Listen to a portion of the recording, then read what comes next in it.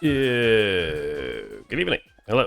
What's up? Hello, hello, Zorark. There is, if you notice in the background, a cat licking her anus on stream. Very exciting stuff.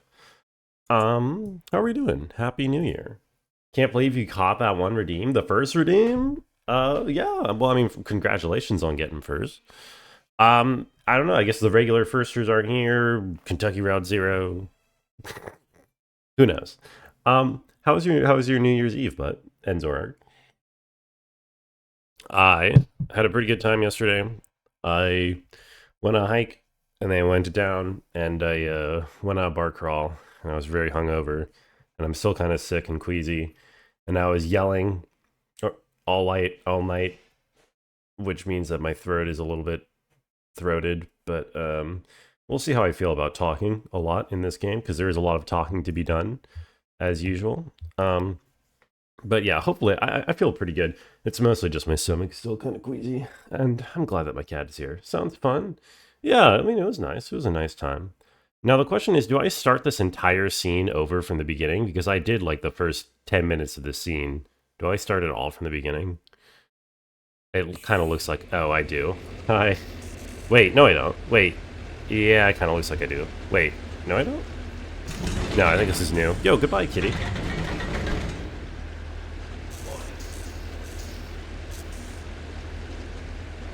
Oh, the cat is gone. Yo, what's up, Mongoose? How you doing?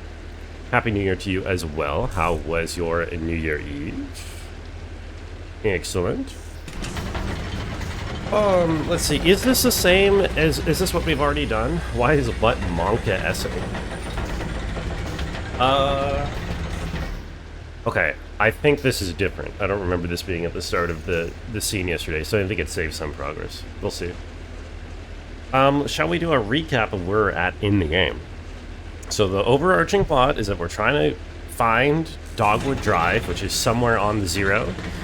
We're currently on a boat that's going down the river in the Zero somewhere in order to find this Dogwood Drive. We've had many adventures and misadventures along the way in order to get here. Oh, our arm got changed. When did we lose our arm? Wait, that's not good. His leg... We saw him lose his leg earlier. I don't remember when he lost his arm. That's no good. Was I supposed to have noticed that earlier? Is that new? That's bad. Anyway, he lost his leg in a caving accident and got replaced by some... Well, by a doctor, and now it looks like... And then, I don't know where that other arm came from, but Conway sold his soul to the moonshining company by accident by taking a swig of the moonshine and sealing a act or something. But he's still in it to make his final delivery to Dogwood Drive. And Shannon is, I guess, still looking for her cousin, and there's a kid here too. He just kind of tagged along. That's pretty much where we're at. I don't know. What's up, Flammable? How are you doing? Gaming. Thank you for the wide duck ass. But it's the strangest thing. I can't remember why I came up here. Probably fresh air, I would assume. It's homey in that cabin, though, and warm. It's just that thing about, what was it, when you walk through a door. When you go into the kitchen for something, as soon as you pass from one room into another, you forget what you wanted. You have to walk back out just to remember, like you left a part of your brain behind. Hey, I wonder if I could follow that brain crumb trail all the way back to the room I was born in. I don't know, but you are losing it, man. You're losing too many limbs. Also, what's up, Arvid? Happy Arvid New Year to you as well. Thank you for coming by. You know, Arvid, it's kind of crazy. Actually, wait, never mind. I'm going to save that joke for your next stream. I'm not going to say it yet. I hope you had a good New Year's Eve, man. Also, what's up, Gorp? Hey, Brung, I haven't seen you all year.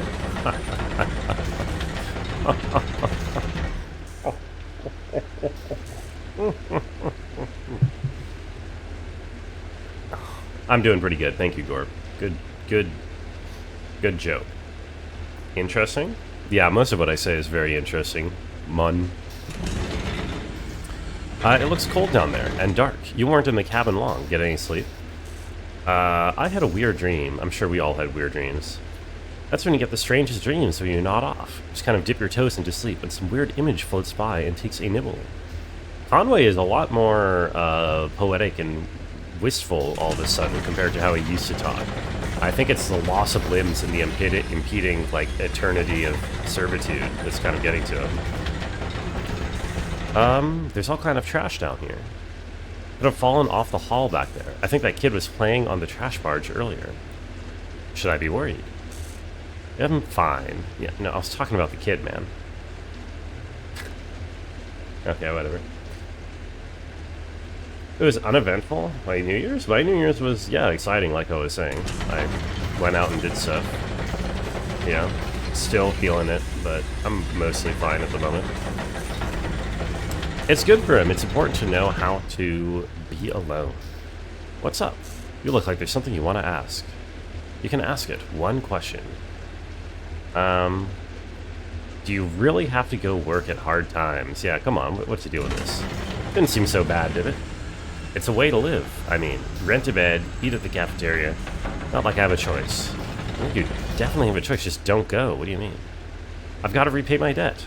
I should be grateful for the opportunity. If you want to die with any dignity, you've got to settle up. That's why it's such a damn shame when people go sudden. I don't know if I believe that. Oh. Okay, so we are now in the River Zero. Oh, this is kind of cool. Do we... Except we don't really have control of ourselves anymore. We're just kind of going downriver. Drink too much boba. I mean, I drank, I would argue, exactly the right amount of what I drank. I'm sure I talk too much. Everyone on this river does. The problem is that we listen twice as much as that. We're only telling you half of the stories we hear. Kate told me that I ought to have been a photographer. She said, you have an uncanny way of having been in the place at the time the thing happened there, and that's the hardest part of taking a photograph anyway. Nice of her to say, but it isn't true. Though I know just about every story on this river, most of them I've picked up second, third, or fourth hand.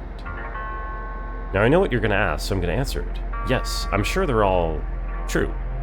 I personally believe a story gets much more true as it's tossed around from brain to brain and the whole community brings their insight to bear on the brutal facts of experience.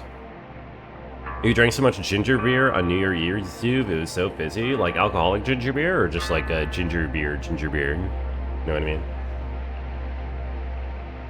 There are a few Echo River stories I witnessed directly. I saw that big owl migration pass through. You might have heard about that. I was there when the old train station flooded. I saw the ghosts of Stephen Bishop brew up a batch of white lightning on a raft. Anyway, I talked to a few sailors who'd recently crossed paths with him, and I sampled his wares. One night, when I was working on the Mucky Mammoth, we picked up a gaggle of passengers headed down to a mail drop by the silo of Late Reflections. I knew a couple of them in passing, a pair of traveling musicians who I often encountered on the river. The others were strangers to me at the time, a young woman, a small boy, and an old man whose name I didn't catch. And a smelly old dog. That's us. That's us that we're talking about. We docked at a gas station, so the Mammoth could refuel. Any mucky mammoths in chat? I think a few of you are kind of mucky mammoths, I'll be honest. You're kind of down in the muck. I don't know how mammoth you are, though. Nice to see you, McCall. Happy New Year. How are you doing? It just has ginger. I do like a good, strong, proper ginger-flavored ginger beer. Oh, yeah. Ezra stayed on the tugboat and looked around the map room. Ezra followed Junebug and Johnny into the gas station. I forgot Johnny was still with us. Happy New Year, you're just fine? I'm glad to hear that. The ginger is psychedelic? What kind of ginger beer have you been drinking, bud? Where can I find some?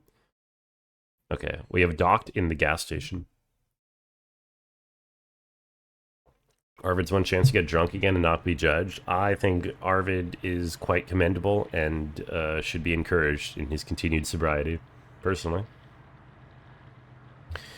We cut it close. I usually find this place upriver. Everybody's on the lake tonight. The gas station moves around. Sure, it's not anchored at anything. Could be anywhere up or down the Echo. You just kind of run into it when you need it, or hopefully a little before you need it. How does it get the gas? Where does the gas come from?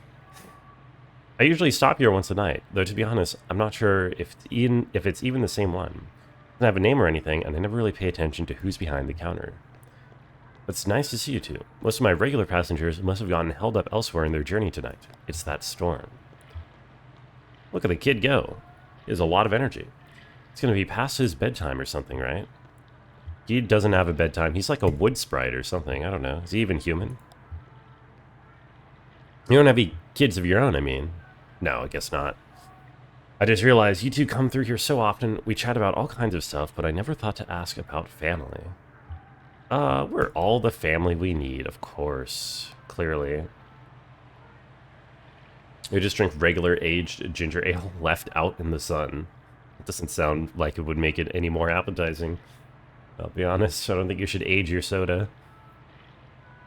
How about that storm upstairs? Do you two get caught in it? I heard it kind of roamed around uncertain. I'm sure we'll hear about it all tomorrow. Flooding, property damage, probably killed a few tomatoes. It's got the river churning and everyone headed to the lake here, where the water's calmer. I myself don't mind navigating a choppy river, not at all. I've got a good feel for it. Plus, it's better for fungal growth. High water consumes the cave moths, and their wet wings clump together into these little balls of nutrient-dense mushroom food jammed by current here and there between the rocks. Never seen a mushroom grow like on a soggy cave moth carcass. What are you talking about, lady? That is just grotesque. Man. We're gonna watch the video you posted in memes immediately? Why, the one you posted earlier today, Danny? I did watch it. I did watch that video. It was funny. How are you doing? Happy New Year. If I could just get a day off, Val and I would be out there all day tomorrow to harvest. I mean it. They'll be ready by tomorrow. A mushroom will grow just as fast as you can pump water into it. Are you two headed this way tomorrow? Maybe I could send Val ashore for you for a few hours. She's got a remarkable nose for mushrooms. You don't even need to know what to look for. Put a bag around her neck and she'll just bring them back to you. Oh, she's a dog. Val is a dog. Oh, I thought it was like a partner or something. We don't know where we'll be tomorrow. I should have figured. Seems you two are always on the move. It does seem that way. I should get back aboard. No rush. I just want to brew some tea before we get underway. Headed to the station. Is this a game? Yo, what's up, G-Swizz? Well, do you consider visual novels games? Oh, look at that. Oh, look at some men who were pushing that plane on the road in the previous chapter, but now they're paddling it on the water. There's no gameplay, if that's what you mean. Happy New Year, by the way. Boy. Heading to the station. Thought I'd grab some black coffee for the old man. He's looking a bit waterlogged. Don't want him falling asleep on you. He'll be alright. He seems like the type who can hold his liquor. Seems like he has a little experience. While you're in there, could you remind the gas station attendant this fuel is on my tab, charged to Mucky Mammoth. And Will wanted a scratch ticket. Thanks. Okay. Visual novels without booba? Yeah, no, it's like more of like a artsy thing. You know what I mean? I still don't understand why June is like a robot. Junebug. I don't know why she makes robot noises when she walks around. Boy. Okay, what's up with the attendant? Boy. There could still be booba yet to come, Danny. I mean, you know. Don't be, don't uncount your chickens before they've hatched, right? Gotta stick with it for the potential booba. Are you looking for crystals? No, I need a scratch ticket. Why do you assume I'm looking for crystals? We've got them on sale. All kinds of folks come in here looking for crystals. There's a few over there with the milky white shocks in the middle, like you caught a piece of a cloud. People seem to like those a lot. Yeah, okay. I don't think I want any crystals, man. I work on the mammoth. I can add it to your tab. You know the tugboat. The Captain Kate said I would have to remind you. Sure, they're here every night. It's okay. I have one of those faces forgettable. That sucks, man. Does that bother you? I've learned to cherish it. There's a dignity in being forgotten, letting the crowd flow around you unspoiled. Oh god, and then he hits me with a thing. Like when the anime girls fall in love with the main character because he sees her as a normal human being. That's peak writing. Does that ever happen? Does the main character ever see the girls as normal human beings? I used to live in a city. I mean a real city. Cleveland, Ohio. I had some family money then, and I didn't have to work. I lived in hotels. In daylight, I walked wherever the people were. My only duty was to the crowd. I was its observer, its historian, its detective, and its poet. The money ran out, and I dispersed with the rest of them. I took my duties with me here, to Lake Leth and the Echo River. Lethe? I have no idea if this is a real lake or not. It's probably a reference to something I don't get. I live behind this counter, anonymous, invisible, but I live with dignity. And yourself? Yeah, something like that, man. I like to keep moving. Go Nat, coming in with a gritty goose. Thank you for the goose. How was your new year? Did you do anything fun? That's the way to do it. I can't help it myself. I travel at the pleasure of the current. I keep all the crystals on that shelf over there.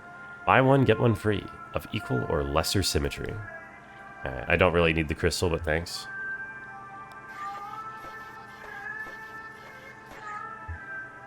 Is this her own song playing over the radio? It kind of sounds like her own song from the previous act. Scene, I mean. Act. Crystals are rough, dirty, some are damp. They have come out of the river. An attendant is a trip. Letting the crowd flow around you unspoiled. Junebug tries to scrape some green algae off a larger specimen, examining it for the kind of cloudy information the attendant said was so popular. Who knows? Maybe he's onto something. Hawk Tua and a few numbers are woven through the algae.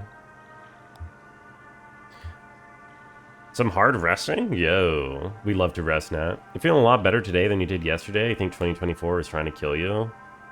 Yeah, I think a lot of people ran into that problem. But surely 2025 will be better. Sip. Oh, you had the flu. Oh, okay. Well, I'm glad it sounds like you're getting over it at least. Flus are no fun. What has to happen to a person to make them think that way? This isn't algae at all. It's a decayed plastic bag caught on the rock. Jesus Christ. Is Norm the attendant? Who's Norm? No, Norm is someone else here. Shit, that floodwater washed you halfway up out to sea. I was looking for you down by New Königsberg, same as usual, but ain't nobody there. And the river's deep as an elephant's... Oh, I didn't see you there, ma'am. Pardon my language. What elephant? You're no paper flower. I expect you must be Loretta. Enchanted to meet you. Sorry I'm late. Is that coming on too flowery or something? Enchanted? Repeating it now, I feel a little silly. I don't think I'm Loretta. I think I'm supposed to recognize the name Loretta, but I don't. Also, Tij, nice parody change. I hope you're odd today. Hello, Bringo, if you were I. If I were you, Tij, then I would be Tej. How are you? I'm not Loretta, but I think you'll do fine with Enchanted. Thanks for saying so. And now I'm double embarrassed. How do you know Loretta? I don't.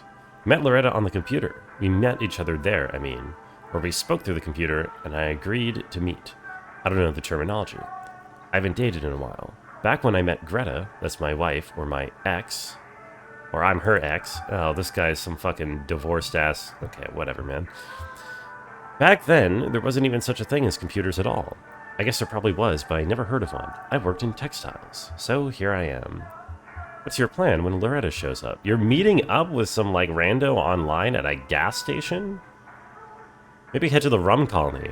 Shoot, I forgot to ask if she likes to drink. You never really know these days. I guess first I'd ask her about that. If she doesn't like rum, I'd maybe try to take her by the Bat Sanctuary. It's pretty romantic. I mean, like, misty valleys and ruined churches romantic, not flowers and chocolate romantic. They've got that memorial there. That's a little depressing. Maybe we'd sail around it. I guess I probably missed her. I wonder if she'll agree to meet me again. I wouldn't if I thought I'd been stood up. No, I'm sure she'll understand. I'm sure. Ever teased a tudge in the rain? Have you ever teased with the devil in the pale moonlight? I can't say I have, Nat. Supposing Loretta doesn't want to see me after all. My card is full. I'm out of your league. I'm out of your league, man. I'm sorry. I won't argue with that. Actually, I wanted to ask you for some advice. I had to type up a sort of autobiography for the computer date, and I spent a lot of time on it. But I only got one. Oh my god, is he asking me for help with his Tinder bio? Oh god, do you think you could give me some feedback? It's only a paragraph or so. I have it memorized. I spent so long writing it. Oh no, he didn't even ask me to agree to this. I'm a good-natured man, retired, and spend most of my time sailing the Echo River, riding currents of subterranean gas and that strange invisible wind that moans out of the small tunnels along the bank. Seeking a companion to map the river with me, I have 2 grown children, but they live far away. No goofballs. What do you think? Okay, first get rid of the word moan. That's not an option. The thing about the wind is a little much. Yeah, the wind talking about moan, that's my first... Mentioning the children is important, I think, probably to have out there, because some people are, like, you know, not into that. And goofballs, that makes sense. Let's say, don't... You're right. I wanted to show my poetic side. I'll save that for the date. What was that about goofballs? I mean, like, serious inquiries only.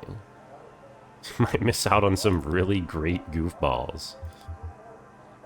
Okay, I think mentioning the children is fine. You'll be fine. Thanks for your help, ma'am. Really renewed my confidence. I'm ready to get back on the computer. Yeah, good luck, dude. I enjoy long walks through interdimensional tunnels. Yo, you too, McCall?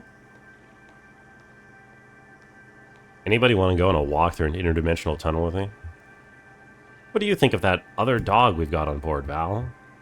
Or is a sleepy old hound dog. I know he's into any mushroom hunting.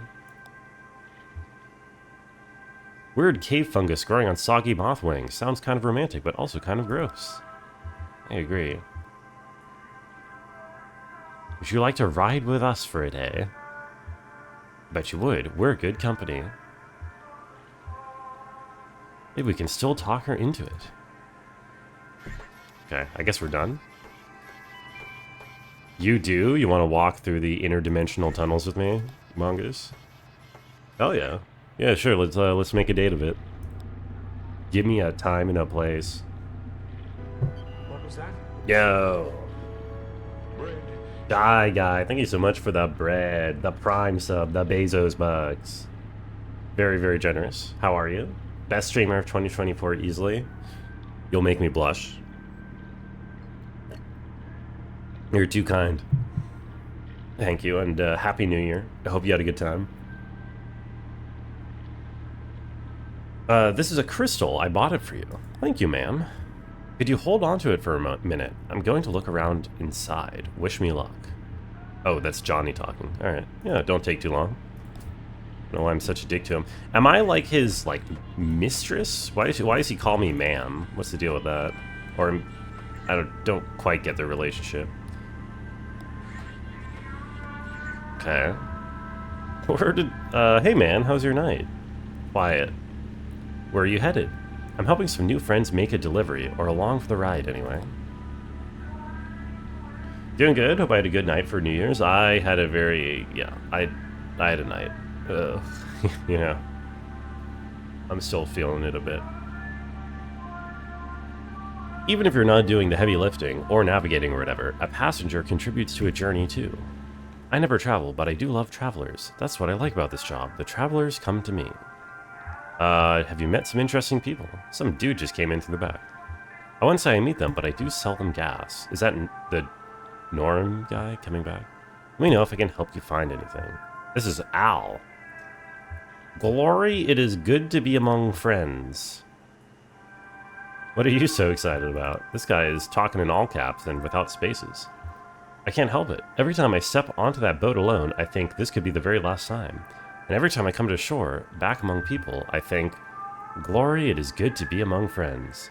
Well, that is a very healthy attitude towards life.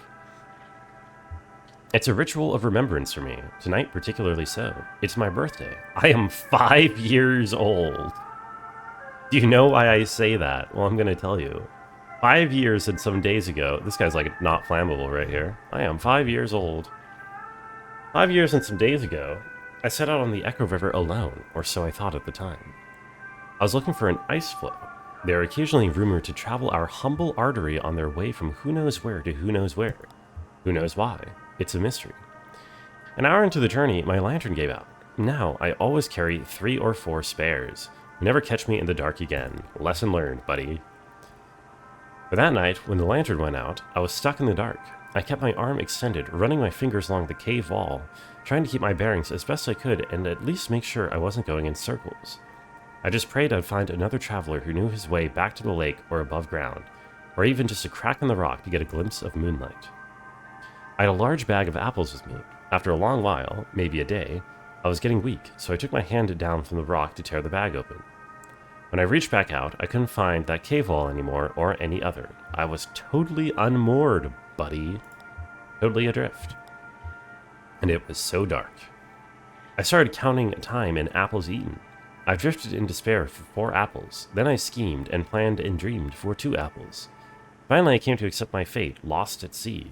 And this phase, I think, would have continued indefinitely had I not come down to that last apple. Picture me, feeling around in the empty bag, certain that somehow there was another. One of those fist-sized chunks of life-giving fruit, already softened by time, and probably an unappetizing brown. But no. Just as I was about to bite into my last meal, I felt a tickle on my upper lip. It hatched right then. Couldn't have been a moment later, or I would have eaten it.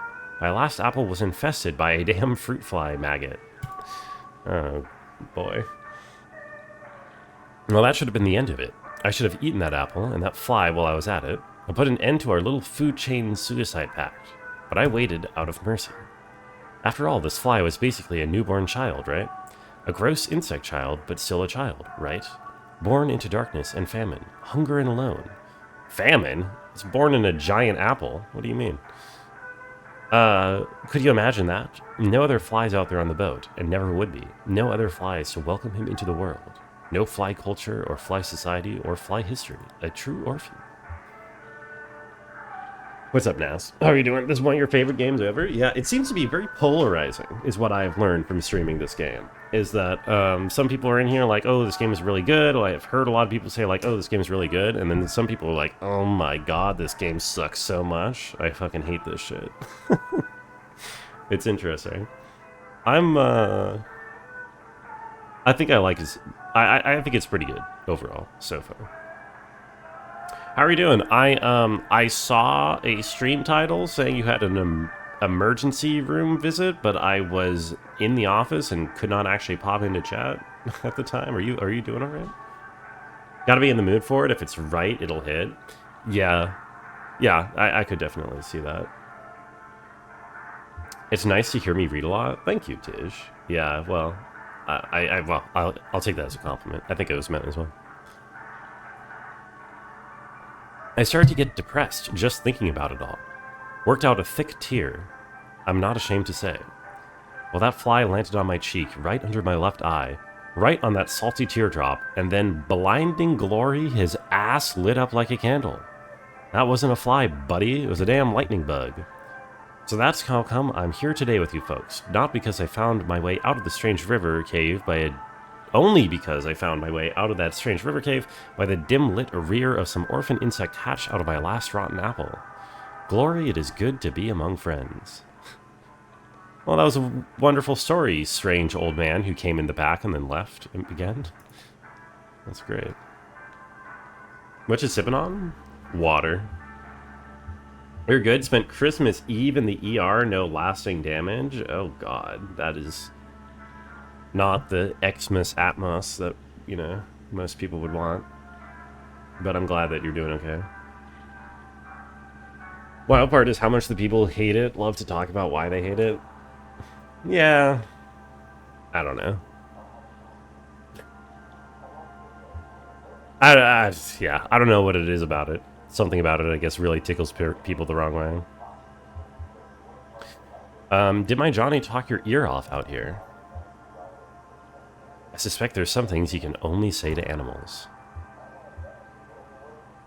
I'd like to think he could say anything to me. Oh. It's a bit snooty, you can see that annoying people.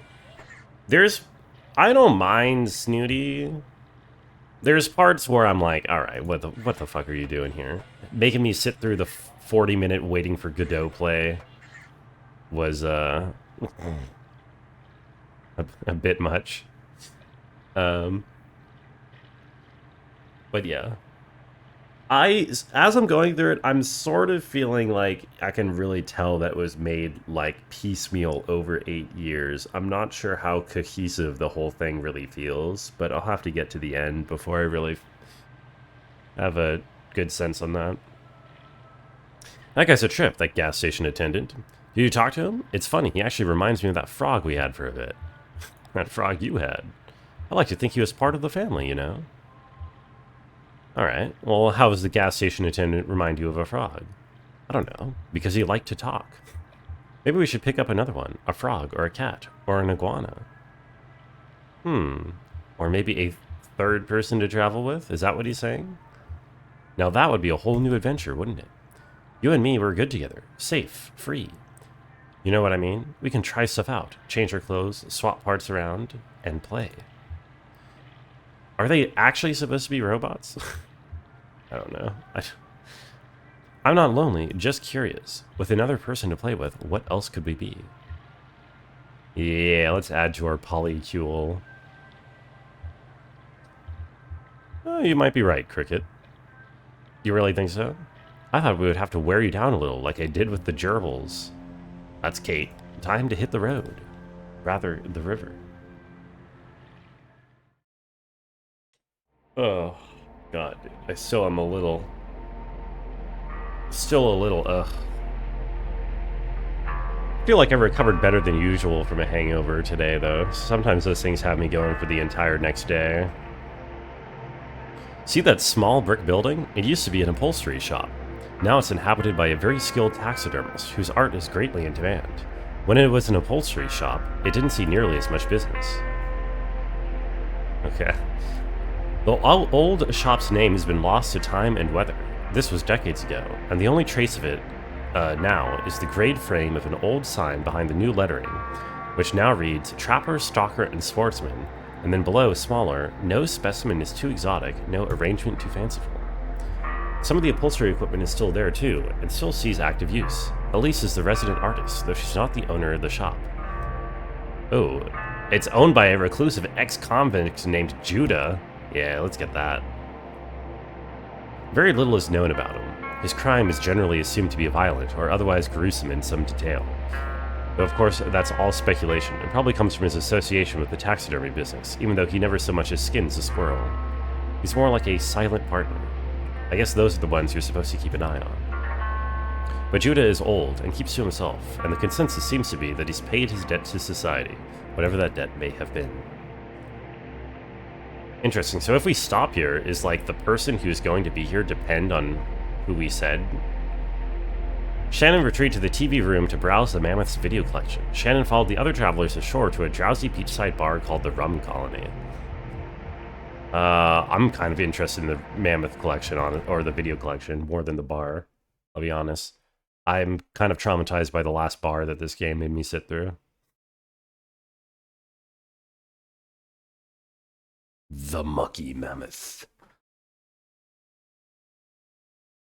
Oh.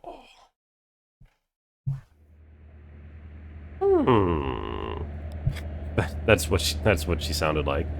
She said, Are those supposed to be like hermit crabs on the bottom there? What are these things?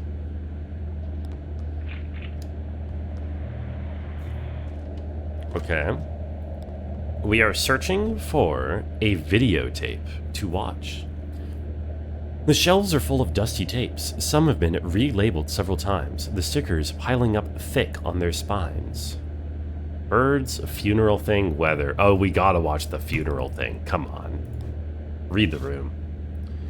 Have I ever read and or watched The Expanse? I saw the first 2 seasons of the TV show. But, I kind of conked out. I think a lot of what appealed to me was sort of like the commitment to being hard sci-fi or kind of vaguely hard sci-fi. And once they started really going deep with like the magic alien blue goo, I was kind of losing interest. Yeah. Also, like, following more new characters that I didn't care about. Let's watch this, Let's watch this tape. An elderly couple sit on folding chairs in the middle of a TV studio, undecorated except for a funeral lily in a thin blue vase on the table. The lights are a bit too dim to make out their features. She reads from a newspaper with unhurried efficiency. Gloria B. of Munfordville passed away on Monday at her residence. Survivors include her children, Dakota, Montana, Minnesota, and Bobby. Poor Bobby, he didn't get to be named after his state. All of Munfordville. A memorial service will be held at 7 p.m. Thursday at Hatton Huffman Funeral Home in Munfordville, with cremation to follow. All the place names here sound like Muppet stuff. Word just started and figured you'd hear out of Brung Pinion. Oh no, I thought, oh shit. I thought you were like coming from the position, asking me from the position of having already watched it, so I guess I gave some mild spoilers maybe? It wasn't that detailed. You'll be fine. I think it's a good show. It is definitely a good show. It's very tough to get me to watch television in general. So those, I think that like if you like sci-fi, it's one of the better modern shows. She never knew Gloria. He thinks he may have heard the name, wondering aloud if she ever worked at a cafe down there in Munfordville. The woman who ran that place was once called Gloria, or maybe still is. They take a call, someone who knew Gloria B., if not very well. The caller once installed a satellite dish at Gloria's house, a 900 square foot ranch-style home on 2 acres at a dead end, backed by weeds and pine. When the caller mounted the ladder up to Gloria's roof, she slid open her window and tugged urgently at his pant leg. Followed her gaze behind the house to 2 wild turkeys picking through the weeds. Gloria and the caller watched, silent as still as the huge birds forged obliviously into the trees. Then he installed the satellite dish. But they're just turkeys. It's not like particularly uncommon, or are turkeys like rare in Kentucky? Well, that's sad. Let's get a less sad tape. Do we get a different selection choice? Question mark. Art thing, weather, birds. The question mark is calling me, but I kind of want to see the birds. Maybe, hopefully the question mark will still be there.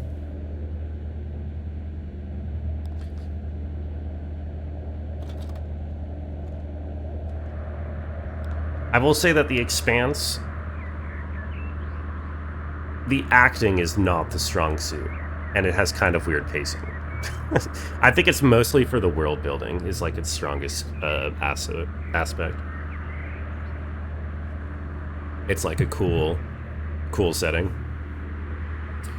Opinion on people robbing me of my channel points? People robbing me of my people can't rob me of my channel points. The only person who's ever robbed me of my channel points is Arvid the Music when I redeem TTS in his chat, and then he doesn't refund me. You know what I mean? Some of the acting dialogue is really cheesy, but the world building is so cool. Yeah, that's pretty much what I got from it. Expanse also does the thing that I don't really like about like modern streaming era shows sometimes, where it's like they have like 5 plot lines going on at once, and each episode is like 7 minutes of each plot line, and they keep bouncing around, which means that in any given episode it kind of feels like nothing has happened because like every single plot is progressing very slowly, because it's meant to be like binge watched, you know? It's trying to get you to just binge. But I don't know. Blue-black morning swings across the screen. The birdwatcher tramps through dewy grass. He stops with a wet grunt and rests the camera on a pile of rocks. Birds from Great Distances, episode 12, appears briefly on screen. He twists the lens by hand, pushing the frame past the trees, onto the road, and coming to a halt is zoomed in on a fuzzy, fist-sized artifact resting on the momentary stroke of a telephone wire. Shannon and the birdwatcher observe. He breathes heavily, and she holds her breath, like she's afraid he might hear her, afraid of distracting him, or of being discovered and contaminating his perfect isolation. Traffic picks up, indifferent. As the sky lightens, the black smudge in the center of the frame gradually becomes more prominent, but never in any greater detail. Oh, not bad. Actually sounds pretty bad, I don't know. That is McCall Humblebutter with a monkey O. He's right there in chat. More birds? No, give me the question mark. Come on. Do I have to, like, watch all of these? How long are they taking in the bar there?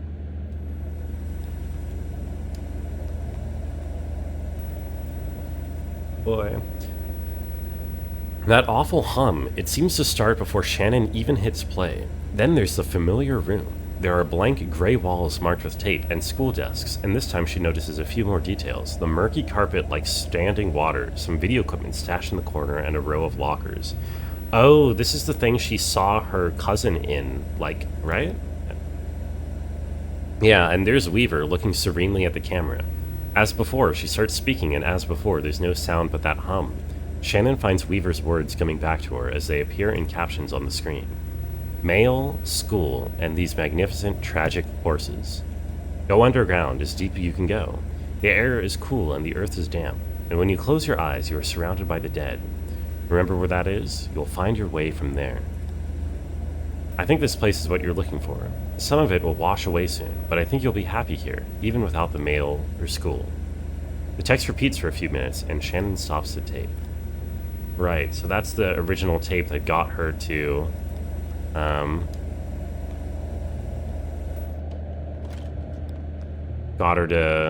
whatchamacallit, start looking for the zero. Let me go out to the main deck here, since we have a new option, and some people seem to be back on the ship. Also, yo, is that Bo? Not a lot of Bo tonight? You're having boyfriend time? Yo, enjoy your boyfriend. And, I hope you had a good New Year. Nice to see you. Hello. What's up, folks? Can I talk to you? Kate and Will. There's only a few notes, slow and sad, like funeral music, you know? Who's this? Oh, that right, Will. Okay, I remember Will. I don't remember it being sad, just simple and unburdened. Maybe that's what funeral music sounds like to me, unburdened. Oh, hello. Kate and I were just trying to remember the Mammoth's song, but neither of us have heard it for years. Will just found the mechanism. In the mammoth's belly, hidden in gritty, matted fur. It's like a big music box, a slowly spinning cylinder covered in metal pins that pluck her dulcet guts and pump the bellows in her bowels. But some of the pins are rusted and worn away, easy to replace if we can ever remember where the notes were. Did I hear you browsing the archive next door? Find anything good? I did find something pretty unsettling. I did see the ghost of my cousin talking to me. I don't even know what's on half those tapes anymore. You know, more monkey O's in chat. They used to be all movies and that kind of stuff. I like nature documentaries especially. Some people left home movies or little art videos they made, but that damn VCR devours anything you leave in it. It just switches into record mode at random, I think, and picks up whatever's coming in over the antenna. Of course, the only station we get down here is that WEVP, community television, you know. They've got that show with the gentleman playing banjo in his birthday suit. Oh. I've not actually seen this. And if there's no tape on the machine when it tries to start recording, it makes this awful sound, like putting a squeaky toy in a food processor. I can hear it above deck. That's why I put the sign up, please do not rewind after watching. At least that way nothing gets taped over anymore. Of course, please be kind, don't rewind. I'm sure I could fix it. My hero. We were talking earlier, she has an intuition for these things. That's just experience. We should meet Dashell. He did a lot of volunteer work for WEVP in the early days, wiring up antennas and relays, stuff like that. I think you two would have a lot to talk about. He works at the telephone exchange. Actually, I'm afraid he's been let go. Happy New Year, Rango! Yo, what's up, Nebby? How are you doing? How was your New Year's Eve and other such celebrations? That's odd, he's still taking the ferry to work every day. I'm sure he's at the telephone exchange right now, in fact. I dropped him there a few hours ago. We're stopping at the telephone exchange again shortly to deliver their mail and pick up their trash. You should go ashore when we do and ask for Dashiell. Yeah, maybe I will, man.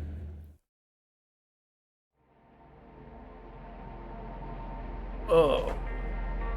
I rarely miss a chance to lounge on the beach around the rum colony, and I do enjoy a drink, though I don't find the signature liquor suits me. But this time I elected to stay aboard and shoot the breeze with Kate over some mineral water. Still, I heard reports. Ezra told me about the dark corners. That beach is lit by a congregation of amber torches stuck in the sand. They mix the torch fuel with citronella oil. It keeps the bugs away, which keeps the bats away, but the light doesn't fall very far from the flame. The rest is shadows and sandy echoes, and that's the part Ezra wanted to tell me about. He said he found a treasure. I knew better than to pry.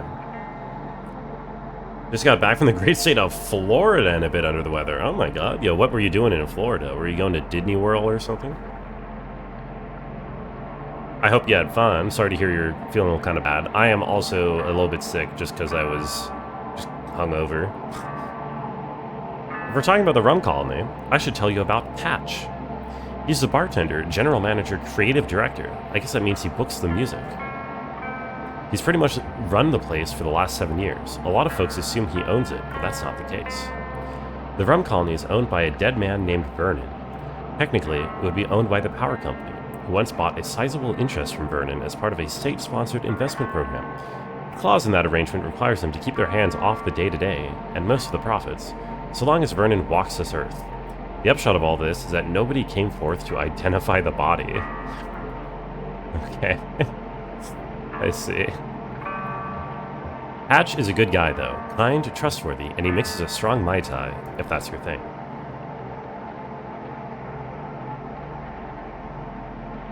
I want to be propped up.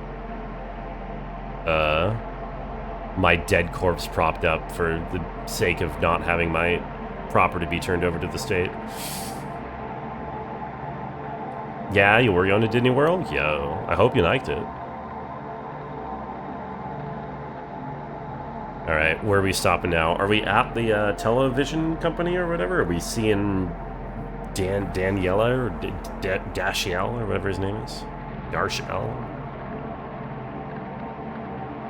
We are taking a while to dock here. What is going on? Am I supposed to be doing anything?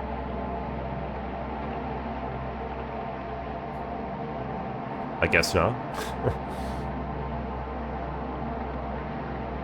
Maybe the game expected me to take longer reading that dialogue? We are kind of drifting.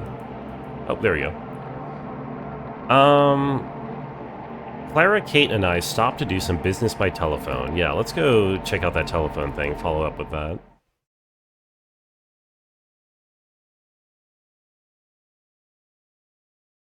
Act 4, Scene 4, Velour 4. A phone. That is a phone. Erotic. I'm not even doing a Zap Brannigan impression. I'm doing my McCall impression doing Zap Brannigan impression.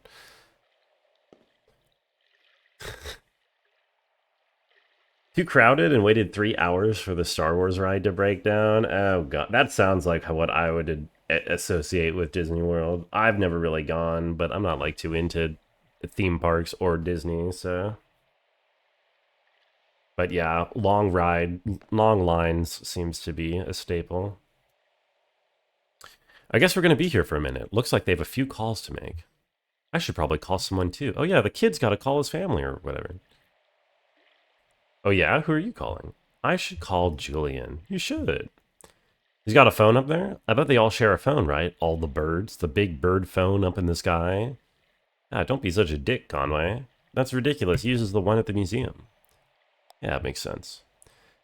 Guess I'll head back aboard. Might see if I can find any of the good stuff stashed in the... maybe the spice cabinet? Maybe the medicine cabinet?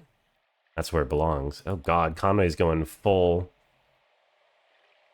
Who am I talking to? Don't listen to me, kid. I'll see you in a few. Conway is just ruining his life with the alcoholism since he's in the background there. Poor dude. Me neither, but you've never been to the park in Christmas, so it was pretty holiday vibey. Probably really even more crowded than usual, though. Also, he's just swimming back to the boat. Is he... what the hell? It's so dark. Is he going to be okay? Why is he not taking... okay. What the hell? Okay, who does Will here call? Oh. You have 23 new messages. I keep hearing these noises whenever I close my eyes. It's like bells ringing. But the bells aren't... It's so quiet. metal bells. Why is it so They're quiet? Bells, they're kind of bells like normally hear. They're like... weird stereo. It's just resonant. Just ringing resonant. And as soon as I open my eyes again, there's nothing. Dude, imagine if you just picked up a random phone and this is what you heard. Why is there a bear in the apartment that he's calling? Why is there a bear snooping through there? Is this supposed to be on the bare floor of the bureau? Okay, what's the next message? I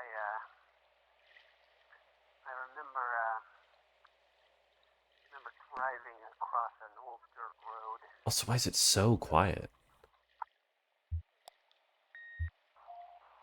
My birthday party at McDonald's in Hawaii.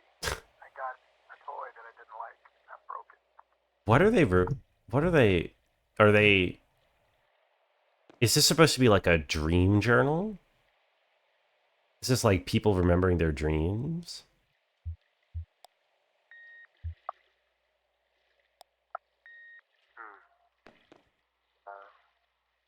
Getting caught next in the jungle trip. I was crying so that monster truck rally that my parents take me out. And they missed it.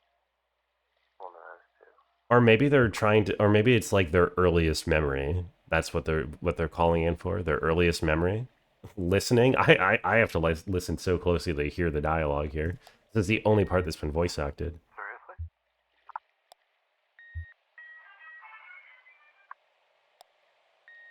Whether I wear boots or sneakers, my feet always feel damp. Cold and damp. Okay, that's not. I don't know what it is anymore. Well, I was hoping that you'd be able to tell me why I can't sleep. It seems like it's been a long time, and it seems like it's been it's time to sleep now. I remember going to a house in Aroostook County, Maine. I was 2, and we were moving. That sounds like an earliest memory type thing. Driving up in a white Nissan station wagon with faux wood paneling. And it was the first time that I'd seen the house that I was going to live in for the next 7 years. Okay, how many of these are there? Being washed in the bathroom sink. It's got to be earliest memories that they're giving. I was just parking my car. Oh, well, not this, I guess. Probably the earliest memory isn't parking a car. But there was a nice but it just got cold today for like the first time in a long time. So I had the heat on. And whenever you have the heat on in an old car, it definitely smells a certain way. I don't know if stream can even hear this at all. It almost smells, you can like smell that it's hot, and you can feel it too, but the smell that it is like from the car. Barely, yeah. And there's been a lot of smoking going on in that car, so it's not exactly a pleasant smell, but it's definitely strong. Very mumbly, yeah. I can't really turn it up particularly, unfortunately. It's cold. So you get both. And that feeling together is super familiar if you've been in old cars a lot. Yeah. Anyway, I was parking, and I had to go in and out about it like 3 times, but when I finally finished parking... VA over the VA? Perfect. Both wheels against the curb. I may do. That's when I had like... the God, this one is really long. When I first learned how to drive, my mom taught me how to parallel park. And she told me the story about when her dad, who was... God, this lady is yapping to answer the question, whatever the question was. her how to parallel park. And every time she parallel parked, he would take out a dime. And if he could fit the dime between the wheel of her car and the curb of the street, then she had to do it again. She didn't do that for me. Oh my God, she just keeps going. Every No one asked? I don't... Everybody else was like giving their earliest memory or something. This lady's just talking about learning how to parallel park. I didn't have to be a dime's distance away from the curb. I learned how to drive in the fall, and Uh-huh. I got that snow a lot during that time. I don't know when my mom learned to drive. I think I'm going to hang up. I apologize. These are interesting, but I can also barely hear them. All right, good for you, Will. Now, who else wants to pick up the phone? Don't you go diving in, too. It's actually really cold and kind of dangerous. Did he say where he was going? He's looking for the good stuff. I see. Still thirsty. Kate keeps some diet soda in the broom closet, but you didn't hear it from me. It's next to the bleach. Bring a flashlight. Yeah, definitely don't get those two mixed up. I don't think that's what he's looking for. So, any important messages? Every single one was important. Sucks because I did skip a couple. Where are you headed tonight, small man? Ezra is just following my friends. Is this young woman your friend?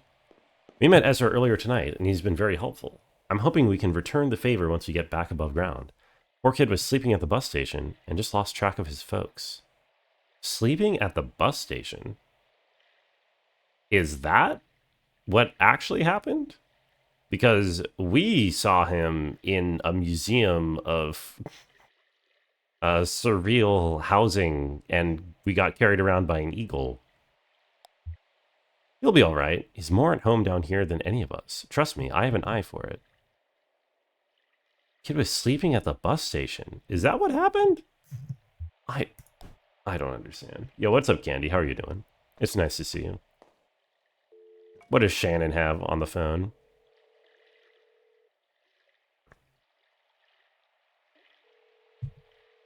Okay. Oh, a lady is picking up. Summer.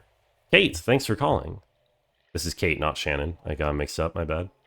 Those calls are from real people who played the game during its episodic releases. Yeah, it kind of seems like it would be something like that. Do you know what the question was that they were being prompted to answer? Maybe it was like, how does this game make you feel or something? Or what memory does it evoke? Doing okay? I'm glad to hear, Candy. How are you feeling, Summer? Pregnant. Pregante. I couldn't get settled into bed, so I was just watching TV, some cooking show about high-concept junk food. And everyone from my high school chemistry class was there, making cupcakes out of old bicycle parts. I think I might have dozed off a bit, actually. Honestly, this baby can come out whenever he wants. I'm completely over it. Good for you. You sound really confident. It's all an act. The phone line makes a horrible sound. God, the phones down here are such a mess. Hey, Kate, I really appreciate you checking in. I have your pager number, and so does Eric, just in case I'm too distracted or whatever. I'll let you go. I should try to eat something. Reishi will help with your joint pain. Try some of that lichen oil I left. All right, Kate was into like these natural medicines or whatever. Munch on a bitter hedgehog cap. That should relieve some of your intestinal discomfort. Yeah, thanks. Talk to you soon, Kate. Question 4, what's your earliest memory and why can't you sleep? Okay, so I did get one of those right, I guess. Just checking in on a client. Did I mention I'm a birth doula? You didn't actually. How does that fit with being a tugboat captain? Some women choose to come labor on the boat, actually. For the rest, I have a backup, just in case I can't get back to dry land in time. I've been lucky and only had to lean on her a handful of times out of several hundred births. Never believe how many people are just born all the time. Is everything okay? Everything's great. Sounds like she's ready. Some women just know. It's amazing. Others are caught totally by surprise. Your friend went back aboard. He's been drinking a bit. I should have pointed him toward the head. The head? What, of the boat?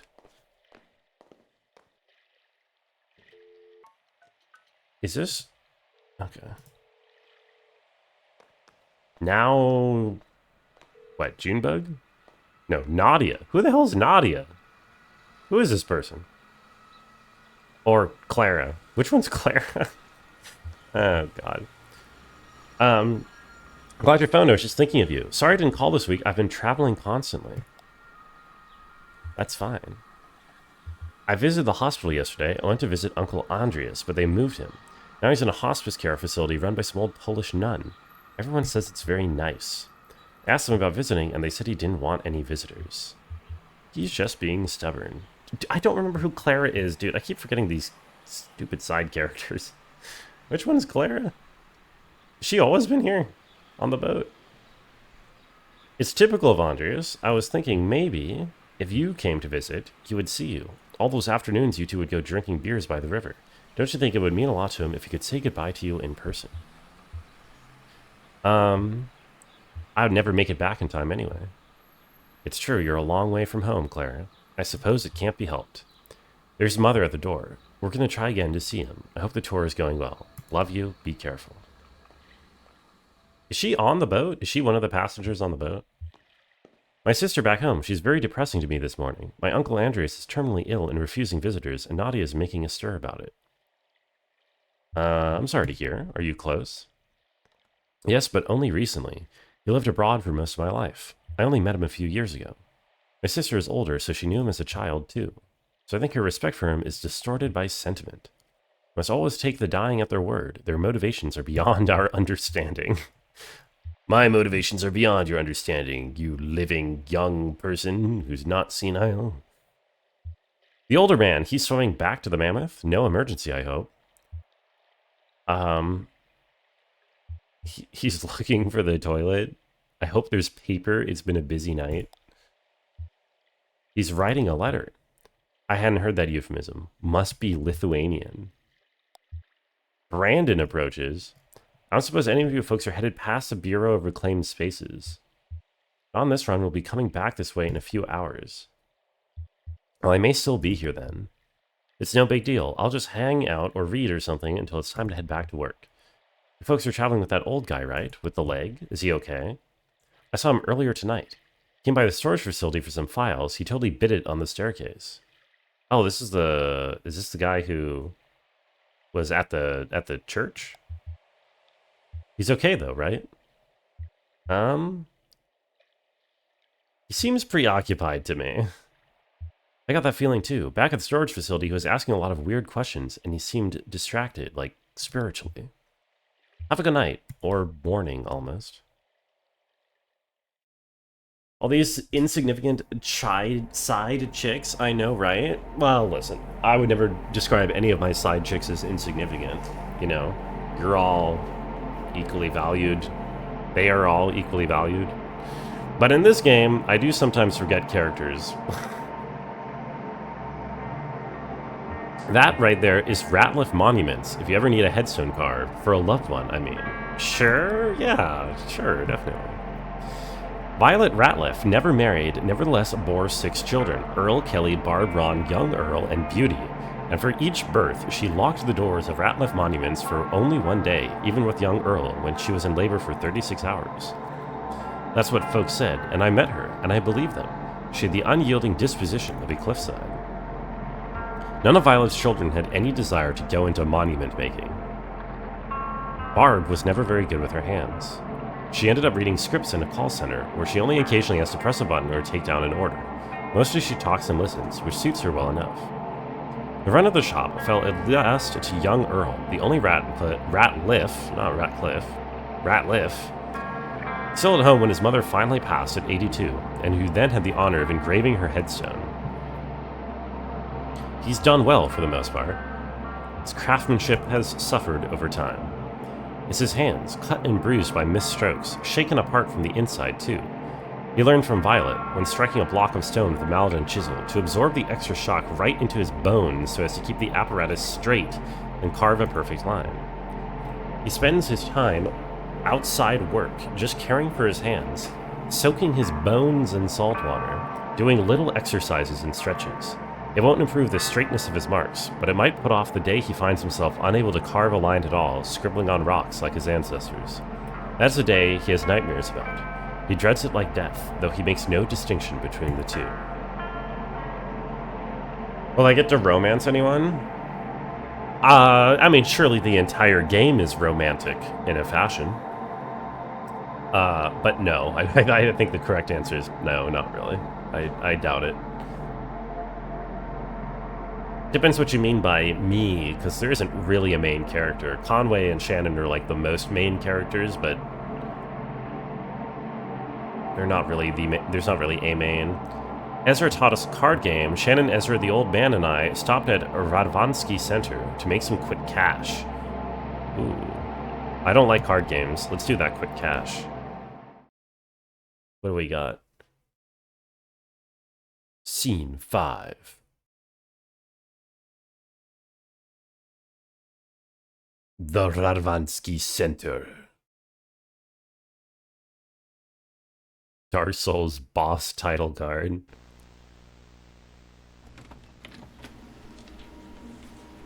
What the hell?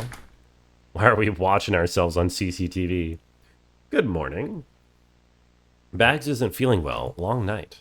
Poor kitty. What are you watching? Security tape from last night. Daryl left the lights on again. Should we slash his tires? I'll leave a stern note on his desk. Spare the rod. What are we doing today? This is weird. You know that old vending machine? The one that only has tomato juice? The old one they just stopped refilling. We rolled it out to the dock last August and some scavengers stripped it for metal in the middle of the night. Daryl cut his hand cleaning up after them and it got infected, remember? Another pair of monkey O's. Yo, what's up, Ramos? Thank you for the monkey O. Happy New Year. No, I don't remember. Okay, well, anyway, the rest of it ended up in the coat room until finally Daryl was piling it into a big bag for the trash barge to pick up, and he came across this box lost behind all the junk. Check it out. This looks old. There's a bunch of videotapes and completed questionnaires. I looked up the reference number, and it's never been processed, so I guess that's what we're doing today. There's no date on it. We'll just have to make one up, unless there's some footage of a calendar or something in here.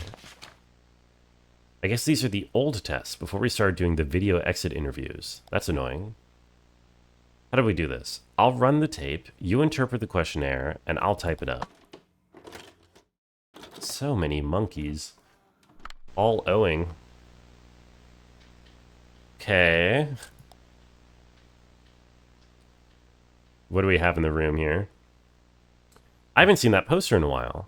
I think that was mine from college. Yeah, definitely. Oh, right. Daryl swapped it out in the redesign. Now it's... What's there now? That's weird. I can't picture it. I can picture the wall, and there's definitely something hung there. It's gonna bug me. Want me to go look? It's just down the hall. That's okay. Are these people, like, rediscovering... Because this is, like, this is Shannon, right? Is this people rediscovering... Like 10 years down the road or whatever? Footage of us making this stop. The modernist bookshelf with a fancy vintage turntable. So ostentatious. So Daryl. Dab Brungo, what's up, Ironhawk? Happy New Year, how are you doing? That was my bookshelf. Oh no, but you like grew out of it or something, right? And ended up in the lab somehow. I keep my books in a pile now. It's easier to find what I'm looking for. Never what shelf is that book on, only, well, it's somewhere in the pile. Okay, so we can sit down. Is that all we can do? I think so. Oh, or we could go here. Let's sit on this one, I think. How's the visual novel? It is quite visual. Oh, wait, we can sit and then all we can do is stand up again. It is continuing to be strange and meandering, but well written for the most part.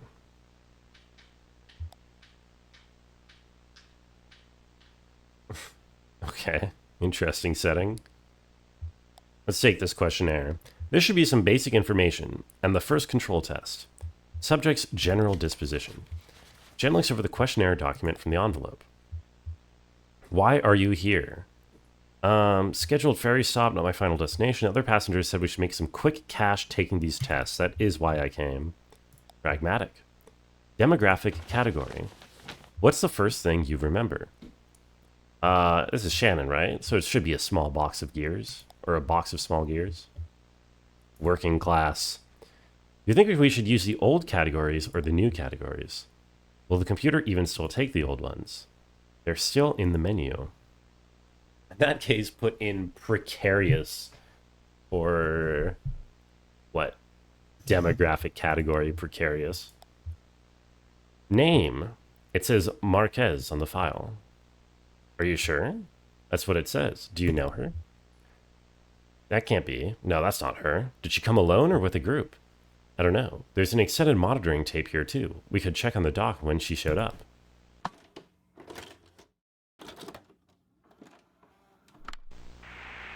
Nope, she definitely came with people. That's us.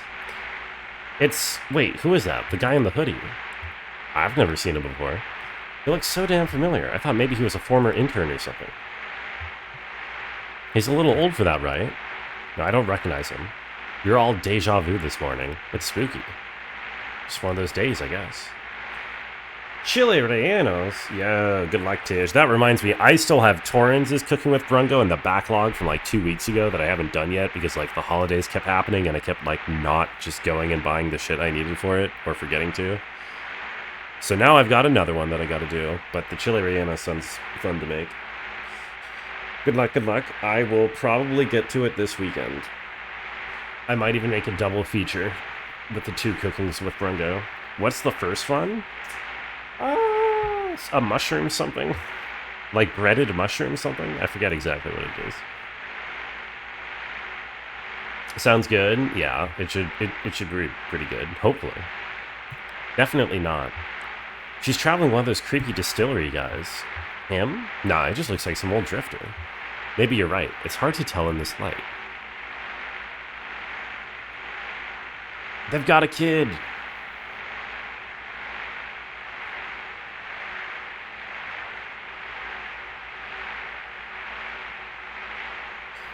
Guess the old man is on dinghy guard duty. A noble assignment. So who was this lady? Remember WEVP TV? Which is a mouthful? No? Okay, it was a community television station. The Consolidated Power Company had to fund it as like a punishment for owning too much of the broadcast spectrum or something. They used to screen your videos. It was like a co-op. I did some maintenance, and they gave me a slot to show my work. And they had that naked banjo guy late at night. It's mainly what everyone remembers. I guess their whole mandate was community expression. I wonder if this naked banjo guy that they've now mentioned twice is a reference to something that actually happened in Kentucky. Is there actually a naked banjo guy on public television? He was certainly expressive. Was WEVP the one that... the flood, right? Yeah. Damn. So Shannon Marquez, did she have a naked banjo show too? No. Let me guess. Which of the following sentences best describe you? I grieve for fading memories. I am haunted, unable to forget. These are like the same thing. I guess they're kind of opposite, actually. Fading memories versus unable to forget. Let's say I am haunted, unable to forget. She had an exercise show. No, I never heard of Shannon Marquez. It was Weaver Marquez, I know. She worked at the station for a bit, and then she left on kind of weird terms, actually. Where were we? Bleach for eyes? Why? Because the naked banjo guy?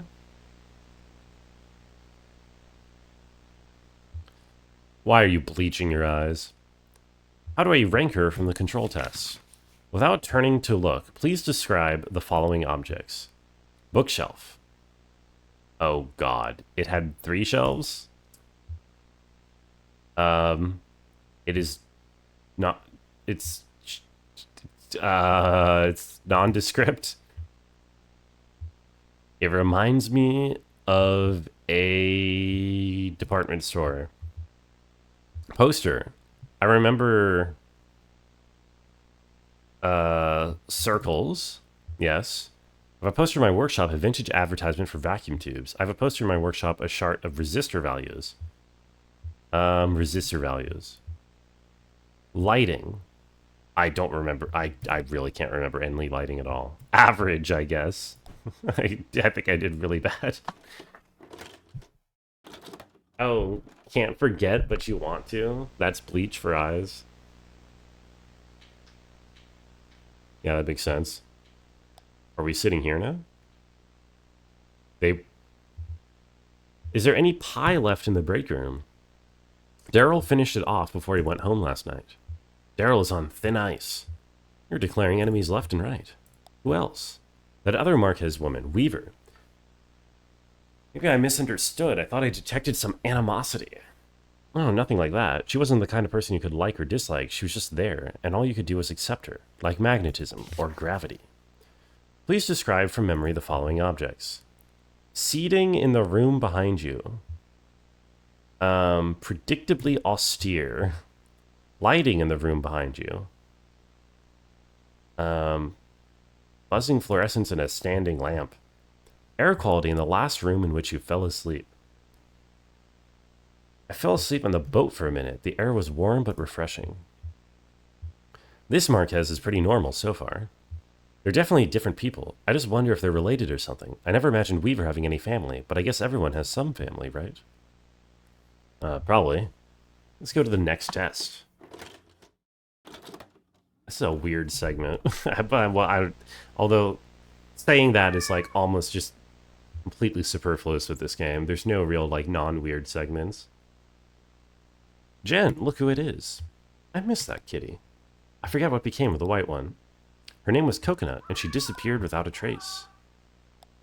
Okay. Easy come, easy go. Poor Coconut.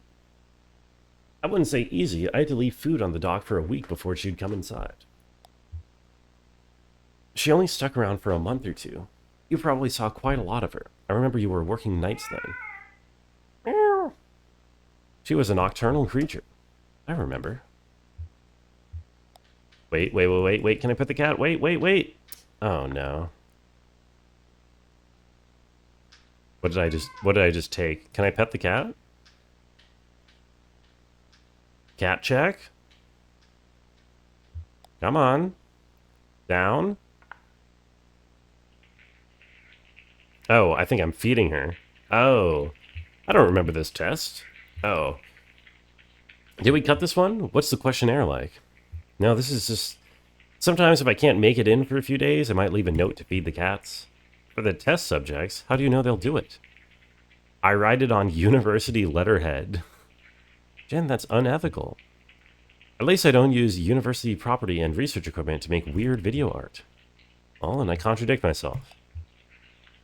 I wonder which is the nobler transgression. I'll settle that question. It's nobler to feed kitties. Here's another extended monitoring tape from the waiting room. Click the cat? I can't. There's nothing to click on the cat. You can't pet the cat.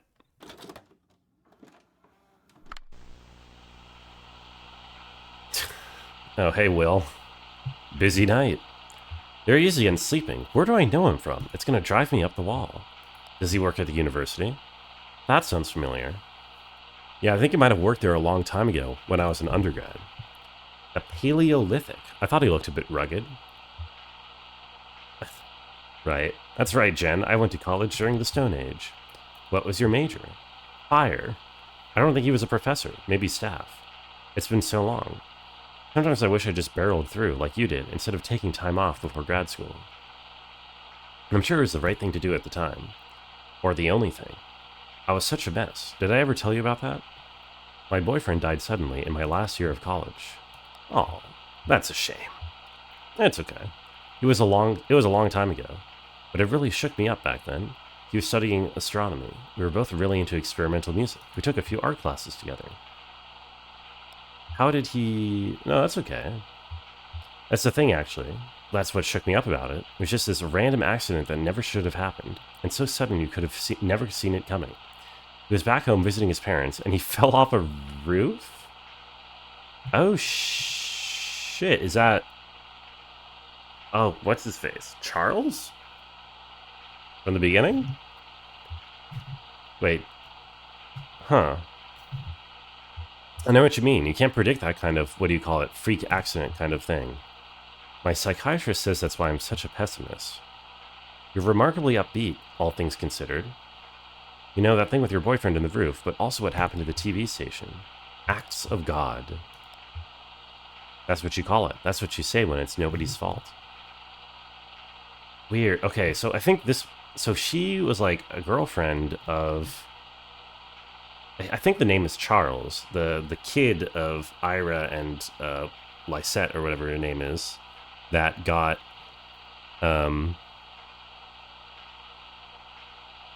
Conway all depressed because he felt guilty for the death. I think there's a lot of like all these side characters have kind of been in each other's lives in a random, coincidental way in this game. I don't think I believe in that. Acts of God. Truly devastated, you're never climbing roofs again. I mean, falling is like, what, one of the #1 causes of death, just in general. It's not even like off a roof. It's just like, if you're old, if you just like trip and fall over, you can just die, like from a standing position. I think that happens a lot. Yeah, but there has to be a word for when something completely shitty happens for no reason, right? I guess it's kind of archaic.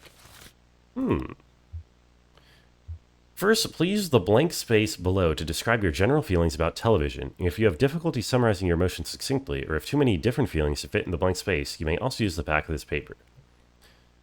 I have mixed feelings about television. We were asked to watch several videos. How many of the videos did you watch? Several? I don't know. All of them. Speaking of the TV station, you were saying something earlier about the other Marquez girl. I was talking about Weaver.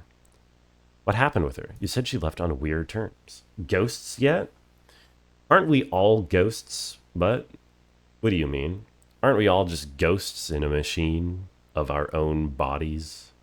Zombies? Aren't we all zombies, but if you think about it, we're all just mindless undead roaming through society.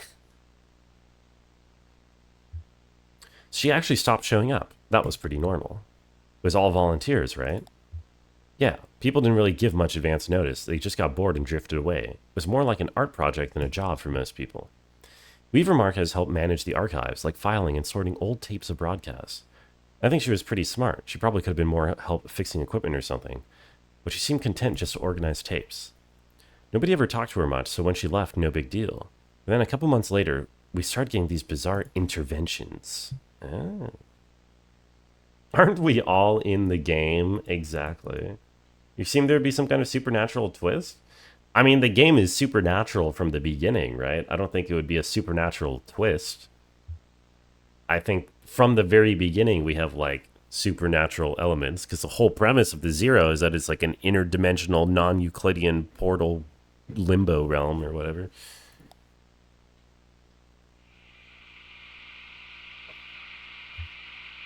The camera focused on a table, passed through a doorway, and focused on another table. Which object present on the first table was also present on the second table? What? I had no idea what you're even talking about, I'll be honest. I didn't even notice there were tables. Someone would be doing a show in their normal time slot, and then suddenly the feed would cut. It'd still be broadcasting, but our signal was totally jammed. Like interference. Like a total blackout. Then this video would come on, clearly shot in our studio at some point, and it was her, Weaver Marquez.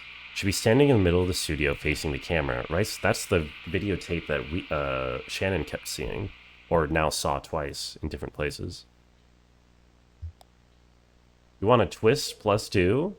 I mean, the game is sort of constantly twisting, in a sense that it's not super coherent. You are asked to make note of a fond memory from childhood and associate it with one of the objects on the table on screen. Which did you choose? The feather. Was this object present on the second on-screen table after the camera passed through the doorway? I'm just going to have random answers, I guess. It's a bit fuzzy in my memory, but I do remember the sound, this awful hum, like that's how she did it. She made a hum so sinister it drove our signal into hiding. Gameplay-wise, would I say this is similar to 1000X Resist?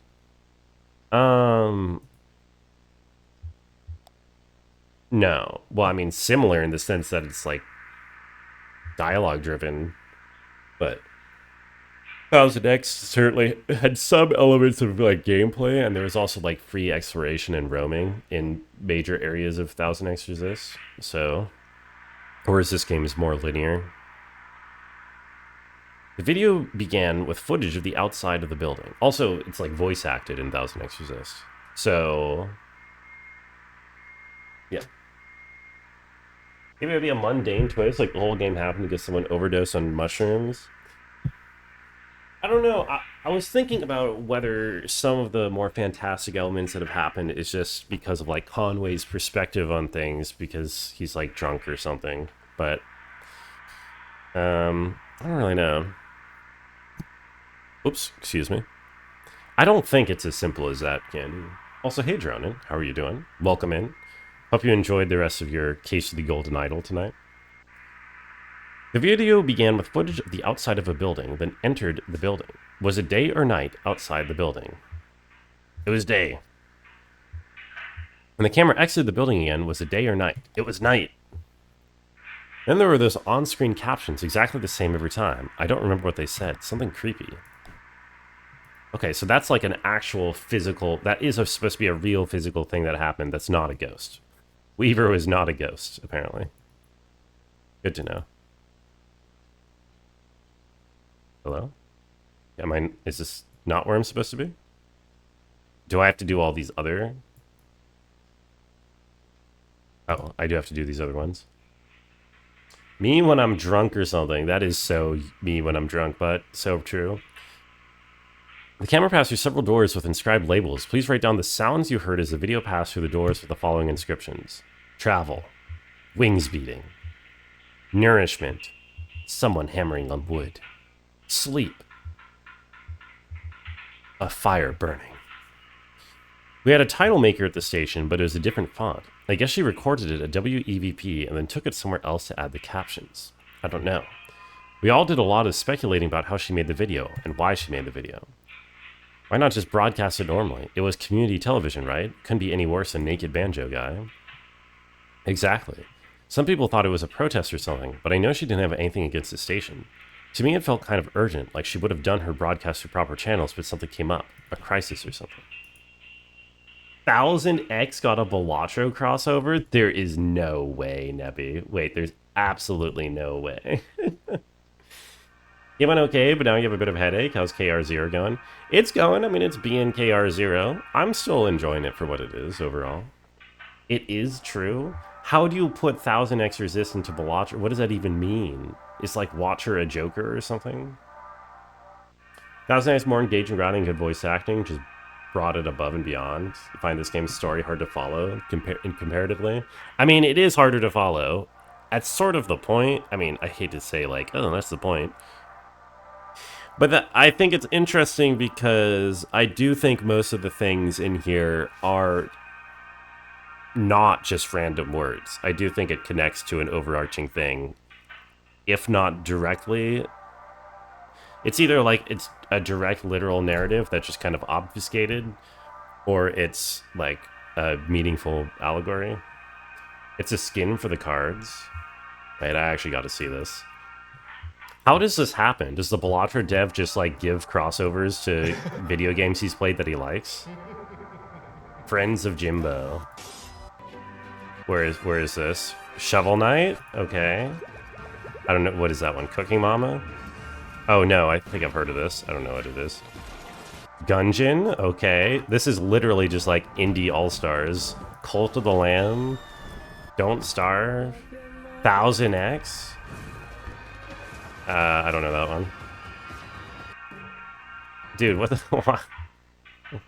What a bizarre mashup, indie all-stars. It's got to literally just be all the games that the devs have played that he likes.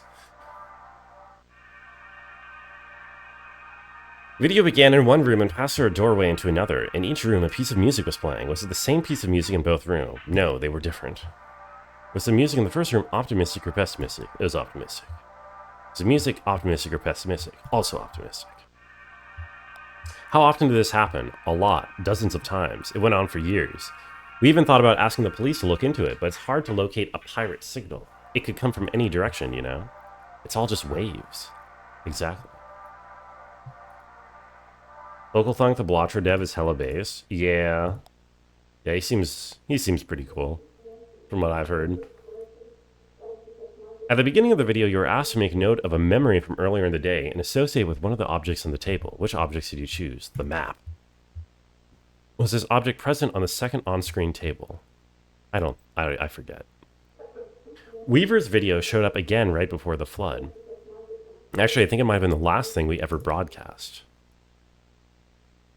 Huh. Okay. Now do I get to sit on this? Yes.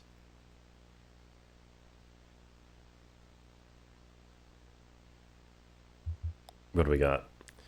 Location updating effect on emotional memory. These results are kind of confusing, actually. She's either very disoriented or just not taking it seriously. Yeah, I'm not taking... I don't even understand what the questions are asking, honestly.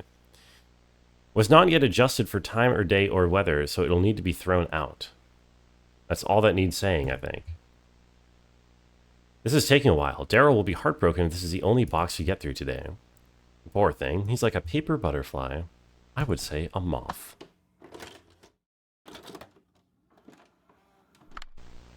Oh my god. Okay. Oh look, there is a calendar in here for them to read the date on. I can't read it either. May not have been current. I remember for a while we had a calendar up that was like years behind. I think Daryl liked the picture. What was it? Best friends. Every month there is a different pair of animals that were friends. That's adorable. You don't remember that? That weird intern brought it from home. What was his name? You remember, he was always like, we would make fun of him for... Completely gone from my brain. So many interns coming and going then. I guess I didn't even bother remembering their names. I wonder who was working back when this was recorded. Is there a tape of the monitoring room? Yeah, here it is. Before we check that out, did she flip the calendar forward or backward? Forward. Weird. They usually flip it backward. Is that weird? I don't know. I don't know if that says anything about anybody. Hey, the cat is back. You better pet that cat, kid. You better pet that damn cat. He did not pet the cat. There she goes. You think, did she follow them out? Well, here's the last extended monitoring tape from the dock when they left. Oh, is that where she disappeared? Game called me weird? Yeah, Game called me a little bit weird. Oh, shit! The distillery guys showed up to talk to him while he was waiting. I guess you were right. Those other guys came to pick him up for work, maybe? I don't like how they all hang out together. It's creepy. We hang out together and work together. Yeah, but they're like more than coworkers. I don't know. I just get this awful feeling whenever I see them. Like I knew them once, but not anymore. Like when they make up a dead person to look like an old photograph of themselves. Sort of familiar and sort of strange. There ought to be a word for that. Company wanted to put Balatra-themed games on their casino, and he told them to suck it. Yeah, that does sound pretty good. I saw his response to the whole debacle of being labeled 18+, too. Wish you could be friends with the gorilla? What's stopping you, Flammable? Other than the gorilla murdering you. It is quite ironic for the game to be calling me weird. You have a point, though, Ironhawk. I guess the game is the authority on that, though. Goodbye, kitty. They look like nice enough people. I'm sure she's very happy with them. Yeah. Oh, this has been a bit of a memory trip for you, huh? I bet you didn't expect these old tapes to stir up so much. How does it feel for these people to come up again?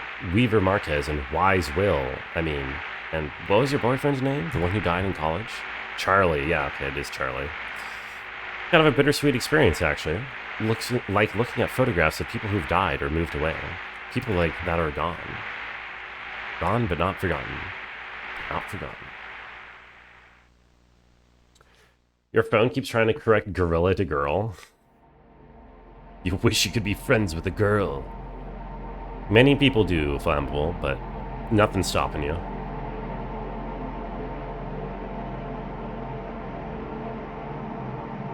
What's the difference, lol? Oh, so true. Look at those easels and tables on the beach over there. They call it an open-air gallery, or probably something more upscale like alfresco galleria. They say it's a popular design in foreign cities like Paris and New York. Foreign cities like Paris and New York. That may be true. The appeal is clear enough, I guess. Anyone can wander in and out. There aren't any walls or doors. There's no roof either. Just a kind of thin cloth membrane, not quite a sheet or a tarp, but more like a drape of rolled-out spiderweb, looking like it might bunch up and dissolve if it ever got rained on. No concern down here for rain. Everybody thinks they're inside just because they can't see the sky. But it's a microclimate down here, and surely it does rain. Nothing haram about Harambe. What's up, Knuckles? Thank you for expressing your sexual proclivity towards Harambe. Happy New Year. How are you doing? Right now, they're exhibiting some intimate photographs of small-town life. There's one of a small girl playing in a puddle. She's got her back to the camera and she's fussing with something, looking at her hands. Maybe she's stuffing a message in a bottle or folding a paper boat. Reviews have been good. It's a popular show, probably because of its relevance. The town depicted in these photos was very recently flattened to make way for a big museum project. Flattened to make way for a museum project.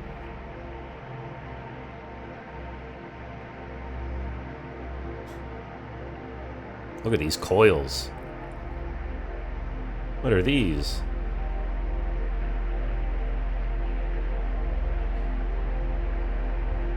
I took a nap. Ezra helped Kate forage for mushrooms.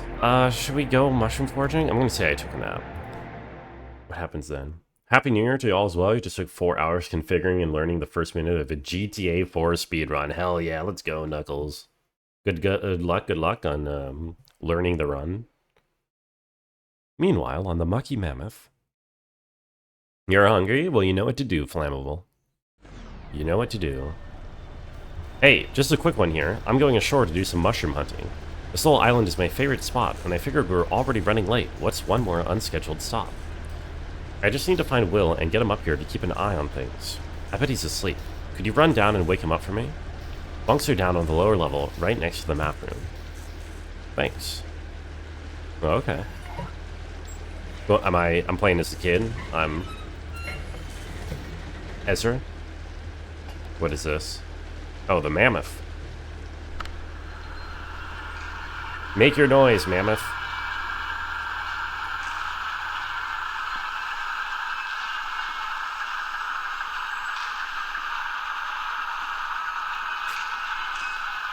That is an elephant, which is almost a mammoth.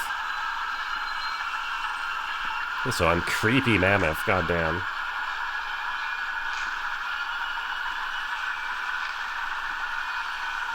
You set a time in Trespasser 2 minutes behind number 4 on the leaderboard. You're gonna be number 1 any day now, Knuckles. I can tell. I can feel it. Watching a story game is probably not the best thing to do before bed. Wait, why not? It'll put you to sleep.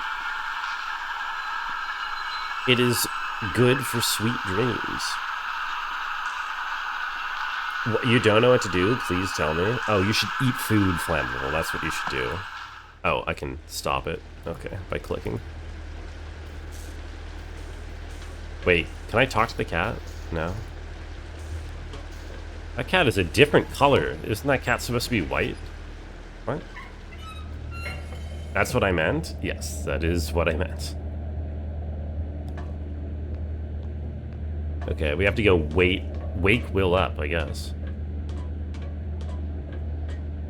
Hello, folks. Nothing to say to me?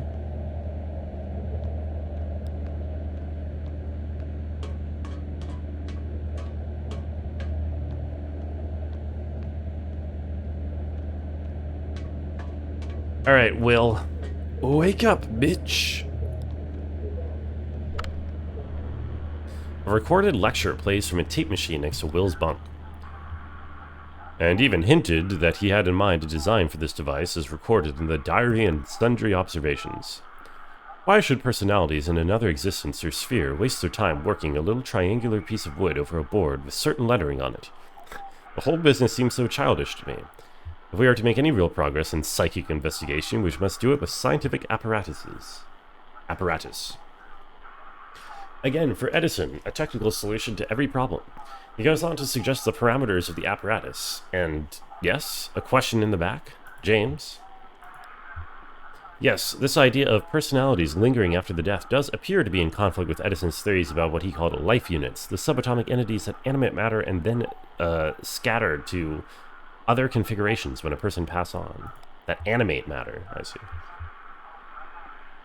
But given Edison's emphasis on memory in cognition, remember we're talking about the inventor of the phonograph, and his colorful description of the swarm of interchangeable drone-like, Edison even uses the word proletarian life units animating the human mind, whose theory naturally posits that any individual life unit possesses on its own some fragment of memory. So according to Edison, when a life unit's recombined from, say, a soldier into, say, a flower, we may be able to, using some apparatus, coax out from the flower memories of war. Did Edison really believe that shit? Is that real Edison? I didn't realize Edison was such a person who, like, thought about stuff and was, like, whack, you know? Well, hello, small man. You caught me in my pre-dawn nap. I try to sleep in little nibbles when I can. It maximizes my time in the threshold states. What? The half-asleep, half-awake, in-between places. I played these old taped lectures during my little nibble naps to absorb the information more easily. It's pretty effective. I wish I could do everything half asleep. Can't say I learned very much just now, though. I may have been too busy dreaming, a vivid, narcotic fantasia aboard the... But those are always the quickest to dissipate. I better tell you about it now, before the spell is broken. Oh, yes. I love when people tell me about their dreams. Unprompted. Unasked for. Are we hating on Edison? Isn't Edison like a douchebag? I thought Edison was like some business dick. So what's up, Nicole? Thank you for the duck wave. Happy New Year. How are you feeling? How are you doing? I was small, not a child, an animal maybe. I patrolled the corridors of a great iron ship, searching for scraps and mice, I think, and crying always, a weak and mournful meow. Other crewmen slumped in odd corners or lay drunk on the deck. The halls smelled of shame, defeat, and rot-gut corn whiskey. They dumped artillery into the water, tore their flags into cloth scraps, and made handkerchiefs to bury their sobbing faces. They drifted on Lake Levy, drinking the cold black water and eating eyeless fish, raw, when they at last ran out of the cooking fuel. They seemed in their despair to forget even language. After an interval of years, the ship crossed a threshold into absolute silence. Silence, except for my hopeless, whimpering cry. Anyway, that's all I remember. Lately, I never remember my dreams. Probably for the best. The images of dreams are often wasted on the waking. I've got a stew to start. You may want to hurry back above deck. I believe we're about to pass the Bat Sanctuary. It's quite a thing to see. I have heard of this Bat Sanctuary in other conversations. Nicole's ult saved the day in Marvel Rivals. Yo, congratulations, Nicole, on being an excellent support / team player. You heard that Edison was a dick too? You also heard that? Yeah. Kate came back from her mushroom hunting excursion with a small basket full of oddly colored caps and stems, no doubt delicious to a morsel. Of course, she intended to use many of them in her medical practice to ease the pain, nausea, and anxiety of pregnant women. But I can usually rely on my charms to snare a bite or two. I have no preferences when it comes to mushrooms, by which I mean that I treat them all interchangeably. I prefer not to know their names or qualities before I cook them up and eat them. It's useless after all. They escape your erudition, as the fella says. That's a good mushroom hunting island, I guess. It's plenty damp, and they've got the cypress trees there to grow on. Of course, they're not indigenous, the cypress trees, I mean. Right, that's true. There are no native cypresses. Everyone down here seems to agree that they were planted as some kind of a marker or memorial, and most people will tell you they've got a distant relation or acquaintance who helped dig a hole or water a seedling. But nobody remembers what it was all for, and nobody left a plaque or anything. It's a shame. Looks like it must have been a lot of work. At least we have the trees. And the mushrooms. When does this game get cool? When do you get cool,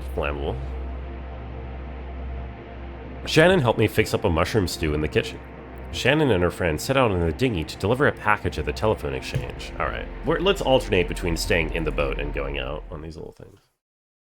No native what? Cypresses? Is that true? At least in Kentucky? Or am I think no. I think I'm getting that mixed up with cedars in my head. I don't think there's any native cedars on the continent, right?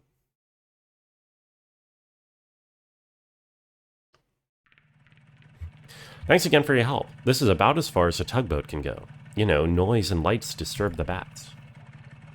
I usually send Will, but I thought you'd like the chance to meet Dashiell. He's the guy who worked at the TV station. Right, okay, good.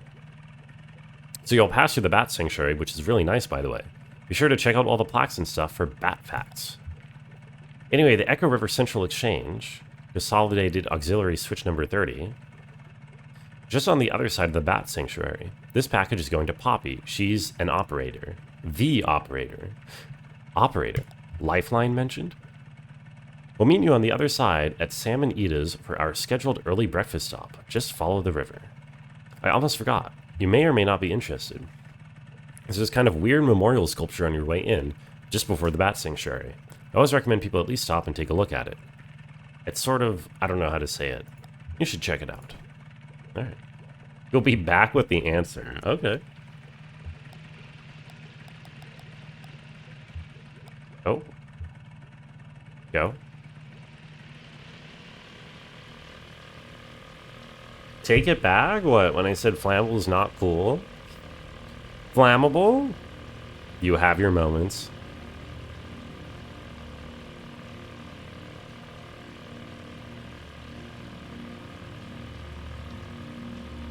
This is kind of cool. What is this? We claim these helmets in the names of the folks who wore them, and we place them here in their memory, but also as a spit in the greedy green eye of that power company who bought up our old mine and traded our brothers and sisters' safety for a little more yield, but only yielded 28 good men and women dead when the walls collapsed and the tunnels filled with water. Their lungs were black, but now they're washed clean and full of water too, and swept through hidden tunnels into some awful cave we never will find. And so we guess the water buried them for us, so let this here be the marker for their grave. Interesting. I guess this parallels what Shannon found in the mine in Act 1. She was also looking at the helmet pile in the mine. Is this supposed to be the same mine, but it's now been claimed by the underground or something? If any son of a bitch from that power company wants to take back these helmets as company property, just you try it and see what will happen. Hey, Elkhorn. That's the mine we met in, where your folks worked. Yeah, right. Looks like it's been here a while. I sure as hell wouldn't mess with it. If you think whoever wrote it is still that angry. I don't think you ever forget anger like that. Probably don't. This probably stirs up. I mean, how do you...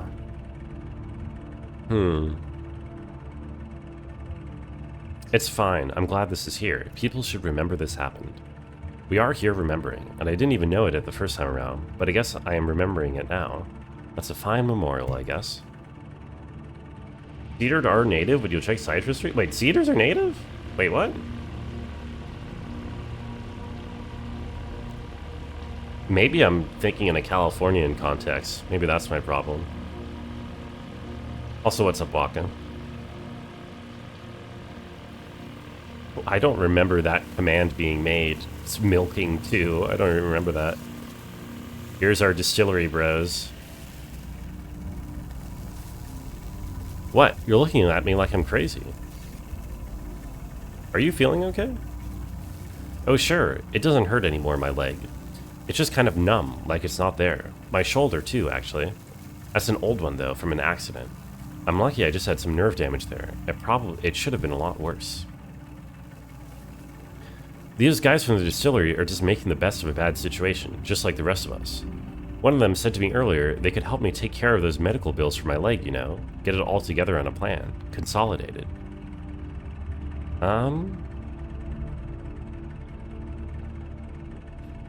That sounds like a really bad idea. If we find her, maybe Weaver could get you out of this thing with the distillery. She has some experience with them. Could be. I have a feeling it'll all work out. Even for me? Why not? Seems like we're getting pretty close to finding your cousin, right? And besides that, you're young and smart, plenty of time to bounce back from whatever. That old truck I've been driving belonged to my boss Ira, Lysette's husband. To be honest, Ira didn't like me very much, but somehow Liz got it into her mind that he would have wanted me to have that truck one day. Maybe to make up for all the yelling he did, or maybe so his ghost could hold it over me, just one more thing to feel like I owed him for. Happy New Year, by the way, Walker. From Canada to Gulf of Mexico?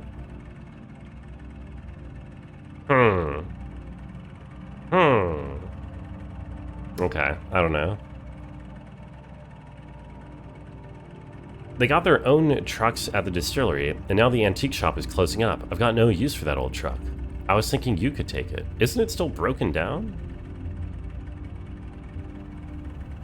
I could keep an eye on it for you until you get straightened out. Yeah. I don't know, I feel bad for Conway here. He's getting sucked into a bad deal.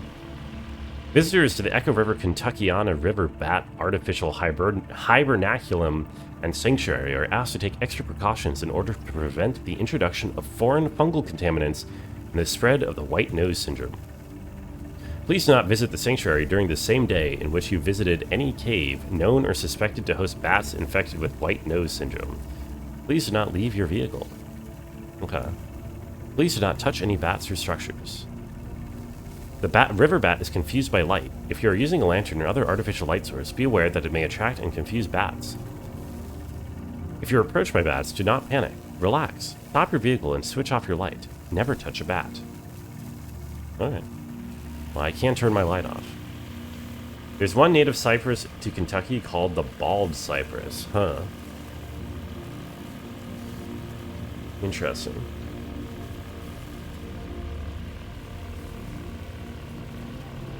I don't know what the game was on about then. This bat disease is real and really sad. Yeah, I've heard about that. Bats getting the fungus on their noses or whatever that, like, fucks them up. Or bats. Ever talk with your mouth full? Bats do it all the time. Bats talk in extremely high-frequency clicks, too high for humans to hear. They echolocate. By comparing subtle differences, bats are able to picture their environment with enough accuracy to catch a flying insect. Once a bat has caught an insect in its mouth, it's still flying, and so it needs to avoid running into anything.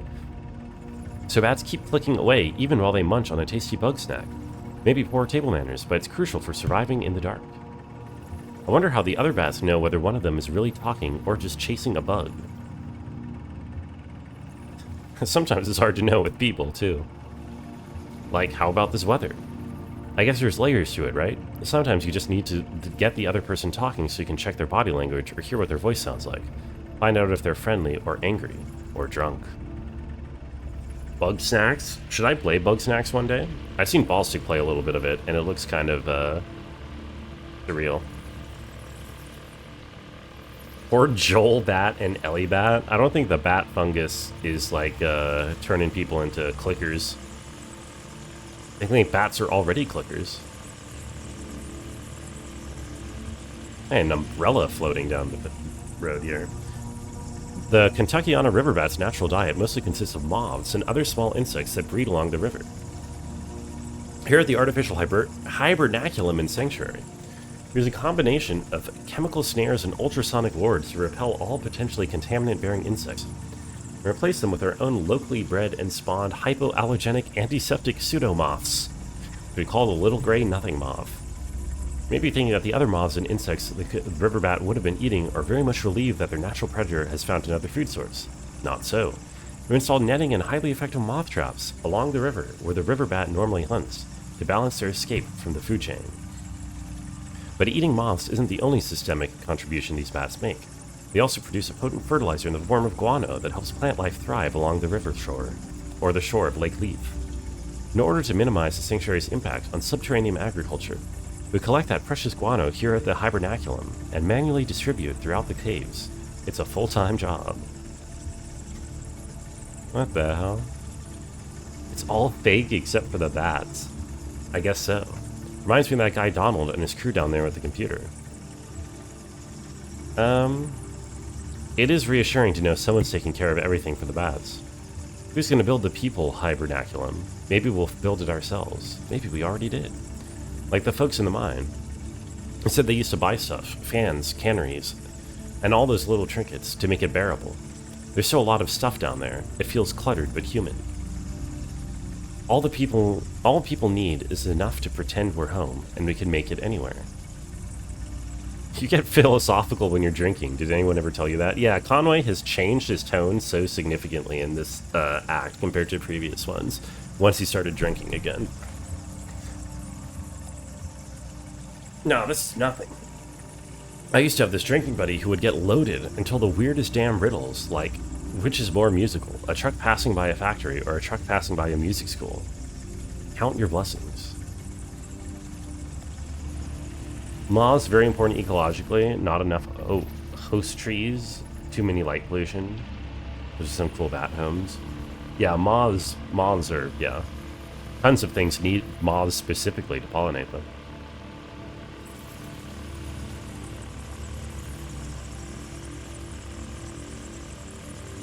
Including me. I need to be pollinated by a moth.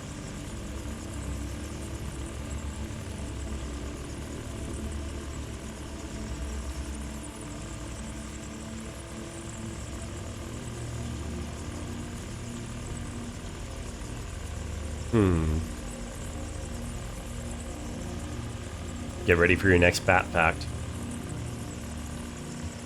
Moth pointed top right. Hey, thank you.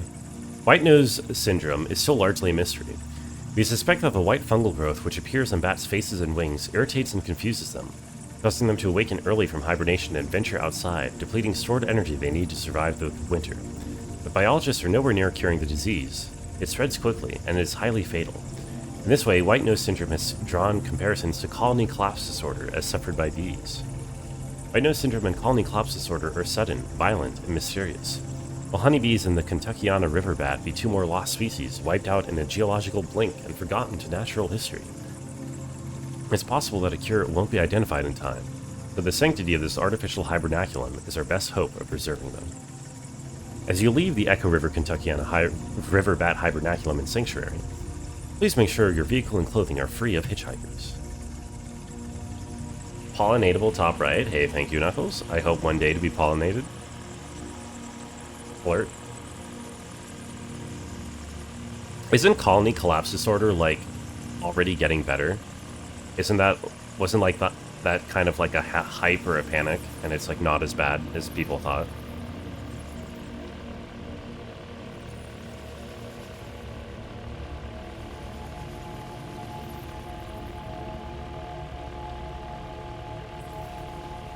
Oh. I need to get some water at the next opportune breaking point. What are we passing through here? It isn't as bad anymore for honeybees is what you hear, but who knows about native bees? How many native bees even have colonies? I thought, like, honeybees are... Like, most native bees are solitary, aren't they? Water right there. Yeah, but I don't think I should drink it. It doesn't look very clean. Evening, Brungo and Brungites. Yo, is that Tash the Tari? How you doing, Tash? Nice to see you. Happy New Year. Careful up there. Can't drive your new truck if you slip and break your legs. You too. Try not to make any more bad deals while I'm gone. I'll just be floating along down here. I just mean keep your eyes open and don't look back. What's this kid over here? Flora? Hi, I remember you. I don't remember you. Wait, I vaguely remember you? I don't remember you. Were you from the museum? What are you doing down here? I'm exploring. I like dark underground places. I'm a romantic. What does that mean to you? It means I like poems and rivers and mysteries. Okay, bye. Yeah, bye, kid. American Airlines wanted literally $30 for Wi-Fi. That's a bad deal. I agree. I would not pay for Wi-Fi on a plane at all. I would just sleep, personally, on a plane. Or just kind of sit there. Hey. Speaking of just sitting there, I'm going to let Lamp take over for approximately 60 seconds. I really need to get some water and use the bathroom. So, I'll be right there. Must be nice being able to sleep on a flight. I can sleep on pretty much any transportation. Cars, trains, buses. I was in a really grody bust this morning, though, so I couldn't quite sleep on that, but I was nodding off a little bit while trying not to touch anything. Okay, I'll be right back.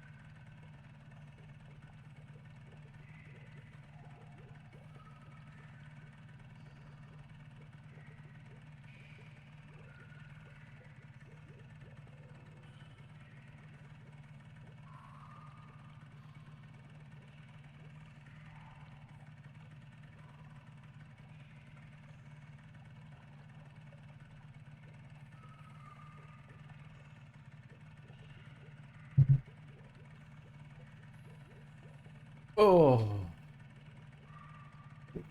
What's up, folks? Did Lamp behave himself while I was gone? Moby can also sleep while traveling, or extremely jealous of that skill. I do kind of, I'm glad with that ability. That's something I'm glad that I spec'd into. Native bees can be used social where they live around one another. They also share flowers with honeybees so they can get infected there. Okay, that makes sense, I suppose. Also, Danny, you wish Brunga was a real person that exists in real life. Happy New Year, May 2019. Treat you better. Yeah, personally, I wasn't a huge fan of 2014, so I'm really looking forward to 2008. I think it should be pretty good. Thank you for the moof, Dash. Chair gaming? No. Chair's not gaming anymore. Lamp was racing so many horses while I was gone. What's up, Lolo? How are you? Happy New Year. No horse races still. I kind of doubt it's going to happen in this game. But I guess there's still time, you know. Like I told Danny, Danny was here looking for anime boobs. I told him there's still time for anime boobs to show up in this game. You never know. Alright, here's this Dash Yell person who Shannon was supposed to hit it off with. Could be bypassed with another capacitor at 100 nanofarads to reduce noise. Are you Dashiell Morse? Him? I mean me? Yes, I'm him. Sorry, I've been hacking on this thing all night. My thoughts are starting to come in alternating currents. We don't install this type of phone for customers anymore, but there are quite a few of them still in circulation. The new system doesn't source enough current to ring these old bells, so I'm trying to come up with a workaround. Maybe a little box the customer could attach right before the wall jack. I'm a bit of a circuit geek myself. I'm something of a scientist myself. I bet. I mean, you seem very comfortable with electronics. Is this your first time down here? I can tell. Your eyes can't quite adjust to the light. It takes some practice. Believe it or not, I've been coming here since I was a kid, for one reason or the next. Back then, this place was a train station. It's true. They had bats then too, but they were considered a nuisance. What happened to the train station? The river shifted and this place slowly filled with water, carrying the trains away with the current. It does that, the river, and I don't begrudge it. It's a good reminder that everything we have is borrowed, even trains. Eventually, someone at the Bureau of Reclaimed Spaces heard this place was still empty, so they moved the phone company in here. I returned here as a young lineman, a skill I picked up in wartime, running telephone wires behind enemy lines. We used trees instead of poles. I miss it, actually. They were easier to climb. It's just as well. I'm in no shape to be climbing anything these days. The closest I get is patching up the wiring in the crystal room for the WEVP folks. 2008, year of good news for economy, whoever it may be. Yeah, you know, the year of hope or whatever. 100 is a real number of nanofarads. Farads? I don't know why I'm saying farads, like some kind of weirdo. You have an overdue train to return? Yeah, you really shouldn't be keeping those out, Dronin, you know. People need to use those. Trains, very limited supply of them. WVP is a TV station. Kate says you're the only one who could tell me where it is. Do you know a girl named Weaver? Let's stay on track here. Sure, Weaver Marquez. That's funny. I was just thinking about her. Yeah, I met her a couple times at the TV station. I suppose I didn't know her too well. She handled the archives and I was helping with wiring and stuff. She really seemed to know her way around all that gear. She had a head for signals. No idea where she ended up. I would guess she's probably not too popular around the station anymore, but I always liked her. If you're interested in WEVP, you should go talk to them directly. They're always looking for volunteers. Take the ferry over to the silo. There's a mail stop there. They don't have a sign or anything, just ask around. Guess we'll get back to this damn old ringer. Poppy's just a little further down if you're dropping off that package. Nice chatting with you. Okay. What's the plaque say? Abel and Eloi, the lovers' couriers, bred for racing. Abel and Eloi spent most of their lives as carrier pigeons in the employ of the Echo River Avian Post. They've retired here after Abel was disfigured in an accident with a light aircraft. But old habits were hard to die. Abel and Eloi would pick up scraps of paper from the ground, the trash, even pull them out of pockets, and deliver them to other people nearby, to delight or embarrassment. Word spread, and travelers passing through this tunnel began to come prepared with love letters, poems, and other written desires to pass along indirectly through these pigeons. After a hard day's work, Abel and Eloi would always be found nestled closely together in a disused newspaper stand, set aside for their habitation, and that's where we left them. Oh, and they've got their statues up there of the two of them. Oh, that's cute. Is this game about anything yet? It's been about something the entire time, Tash. What do you mean? Have you ever heard about sounds? I have heard about sounds. I watched the Donkey video about sounds. Just set it right over there by the lamp, sweetie. Actually, just a minute. Who does that parcel claim to be from? Consolidated Power Company. I'm afraid to open it. Who are you? Do you work for the post office or the tugboat? I only ask because I haven't seen you before. Was that you I heard chatting down the hall? I'm just doing Kate a favor dropping off this package. I love Kate. She helped deliver both my nieces. One in a hospital and one at the base of a mossy moonlit oak. It was beautiful. I'd love to give birth by a mossy moonlit oak. But, I probably won't. Speedrun this. I'm done with it. Oh, that's a shame, Danny. I think Loretta's granddaughter used her too. Loretta used to work here. Actually, I think quite a few of our former operators have relied at some time on Kate's services. Now I guess they'll have more time with their little ones. As you can see, all their chairs are empty. It wasn't always like this. When I came to work at the Echo River Central Exchange, there were 12 of us. Loretta, Edna, Meg, Kara, Mary, Lois. Oh my god, Lois. Liz, Hester, Angie, Wilma, Connie. I was number 12. Connie and I were hired on the same day, but she showed up early. Mary finished... Okay, she's just yapping. She is yapping. Power Company came along buying all the lines, and one day they took the exchange as a throw-in, like it was nothing. And they started phasing us out. Edna, Meg, Kara, and Lois left one Friday evening, and were asked not to come back on Monday morning. Beryl saw the writing on the wall and quickly found employment at a private PBX. They had Jan and Liz stop routing calls and write up some kind of best practices document instead. It was their final task as exchange employees. Some of the girls were reassigned to other divisions. Connie, I think, was checking residential meters. Sachiko and Wilma were moved to energy sales, cold calling businesses to see if they needed to upgrade their electricity plan. Then it was just Loretta, Angie, and me. We were swamped. The hours were hell and hard on the throat. The voice with a smile became a croak. I was gargling warm salt water in the break room, sipping from a thermos full of hot honey broth stashed under my chair. I brought a lot of extended technique to the switchboard in those days. Alright, she got distracted.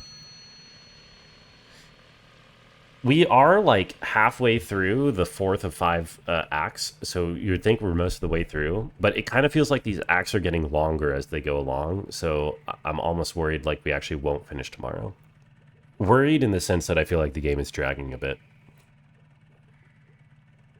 But that's okay. Sounds pretty good to me. Yeah, I'm impressed. Where was I? Extended switchboard technique. It's about timing your breath. Some girls got lightheaded doing too many calls in a row with that upbeat dynamic inflection they made us do to keep everything intelligible. It was very physical. So after a few months, it was just me. A new automation strategy was announced. This time, it was rechristened Consolidated Auxiliary Switch Number 30. It's automated. What do you do here? It's not fully automated. There's still gaps in functionality that need a human touch. And it really is all about touch here. Sound is a vibration, a touch you feel in your ear. Yeah, whatever, lady, come on. But that's not even what I mean when I say it's all about the touch. When the power company first tried automating this old exchange with fancy new transistor arrays, the switchboard cut fire. It was just too much too fast. So they tried using some clunky old mechanical relays, but then the calls were getting mismatched and out of sync. It was a nightmare.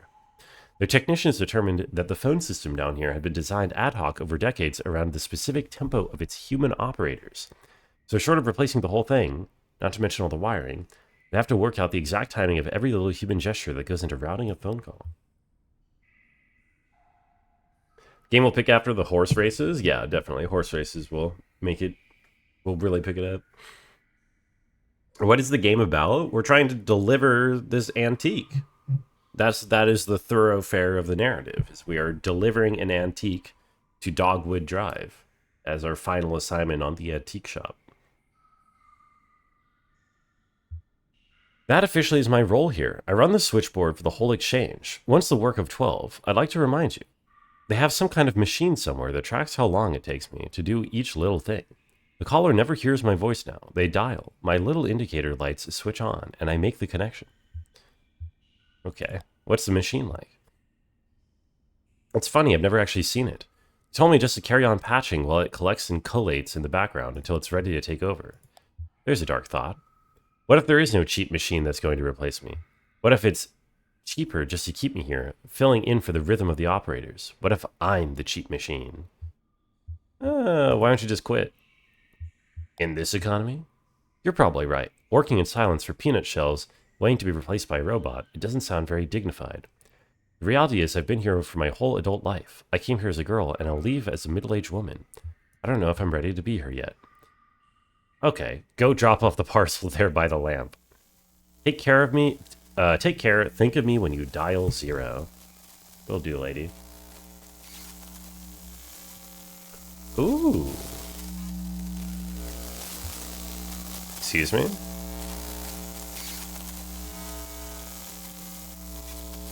What are these bozos? That better not be Conway. He got fully bozoified. It's about confusing the player. Where's Conway? Conway stayed in the boat, but I'm worried that he's now been fully skeletified and this is him. Where's the DLC for this game? It's, well, the game is all DLC because it got released one act at a time over like 8 years, apparently. Right? So we're kind of in the third DLC right now, if you think about it.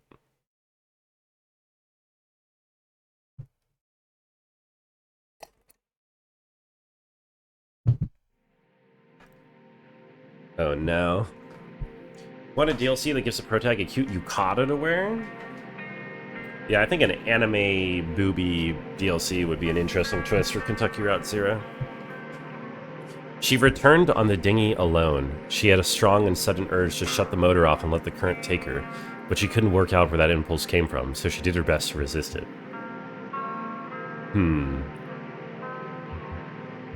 She met a guitar player pedaling a floating bicycle with his dog in tow. He said they took turns. The water was cold, and the floating bicycle, while technically marvelous, wasn't quite buoyant enough for both of them. Swimming is hard work, the hardest work that dog ever did done. They'd been traveling this way for most of the night, struggling through the icy water, stopping to recover when they could find a rock large enough to start a small campfire. He had his belongings stuffed into a weathered guitar case at the end of a thin rope. It floated pretty well, so he only had to keep an eye on it and occasionally free it from a rock or some driftwood it was caught on. She asked if he had a guitar in his case or just clothes. She invited him to ride a ways on the dinghy. He appreciated the offer, but they weren't in a hurry. She met a flower salesman on a raft. They floated alongside in buoyant pots, bobbing untethered. He corralled them with a long pole and a stream of small adjustments. She made small talk. Very poggies. Making me care and worry about protagonists and then just write him out? At this point, wait, is he gone, Dronin? Wait, what do you mean he's gone? Wait, I didn't realize that. What do you mean you just wrote him out? Okay, well, I didn't realize that yet. But okay. That's kind of cool, actually. He was alert and easygoing. His day was just beginning. He used to work at the balloon barn, but it closed down. When he wasn't selling flowers, he'd hang out by the highway and listen to the sounds the cars made, study them carefully, and then learn to reproduce them with his own voice. He was working on a record. He drifted away with the current, pushing his flowers along with the raft. She met a painter of shipwrecks. He never worked from photographs, so his paintings could be divided into two categories. There were the ones he painted from life, and the Echo River was a very good source for these because its currents were so unpredictable and the tunnels so dark. He rendered these in oil paint, by lamplight, working for hours cross-legged on the porch of his houseboat/studio. Then there were ones he painted from memory, mostly the memory of a single wreck he encountered as a much younger man, picking up litter with the coastal highway, where the coastal highway cleaves to the rocky beaches of Northern California. Northern California mentioned. These were done in watercolor. He preferred to work on them in the morning in a room he rented near the airport in Louisville? I don't know. He had some postcard-sized sketches in charcoal, too, of the Iron Pariah. It wasn't a wreck exactly, but it felt right. He tried to scribble one down every time he encountered it, though it was so unpredictable and so focused on details, usually just ended up with a handful of inscrutable marks. She gave in, shut off the motor, and floated for a while. Then she knew what she'd been craving. A moment of silence. Statement about the stuff in the truck was ironically prescient. I don't even remember what my statement was. Also, what's up, Ballstick? Welcome in. Hello, Raiders. Thank you for the raid. Oh, shout out. Hi, Ballstick. Hi, Ball Raid. What's up, Snacks? How are you doing? Happy New Year to all Raiders. I hope you like Kingdom Hearts Sayonara. Zeldy, thank you for the Ahmad Musin. Ballstick, thank you for the bread while we take this moment of silence and appreciation. Hey, Jalen. Happy New Year to you as well. Welcome in. We're floating. We're floating downriver. Apparently, we have just lost our main character, or sort of our main character, but, I mean, there was good build-up to him leaving in some ways, in the sense that he definitely, ever since we went to that place, he seemed to be kind of drifting. Honestly, ever since he lost his leg, he's kind of been drifting out of the narrative a little bit. Finished Sayonara was an awesome little experience. Started Final Fantasy X. Damn, so Sayonara must have been really short, huh? It did look pretty fun. I should play that at some point. You are the most beautiful woman in the galaxy. Yeah, thanks for the follow, Jalen. Yeah. An hour, but super replayable, right? I might go for like ranks or something, or scores, if I ever play it then. I can't find 2024 drone, and I'm sure it's somewhere around here. You love my vibe? Thank you. I feel like the vibe is probably a little bit different today than usually, just because this game is, you know, a low gameplay type game, but but I appreciate that nonetheless. Sayonara Wild Hearts, you know, streamer who speedruns it, very passionate. Interesting. Is that a speedrunnable game? It looked like it like auto scrolls. Anyway, we have arrived somewhere. What's up, Sam? Hello out there. Headed up or down? I was looking for the crew of the Mucky Mammoth. Right, I'm supposed to meet him here. Yes, ma'am, they stop here every morning. I expect they're upstairs now, and Ida's got the coffee going. I could use a cup myself. It's cold down there. Head on upstairs and she'll take care of you. Okay. Oh, it's like, go for the point speed run. I see. Will be lurking because you got to get ready for bed. Not a problem, Jalen. Thanks again for following and lurking and hanging out. I hope you sleep well.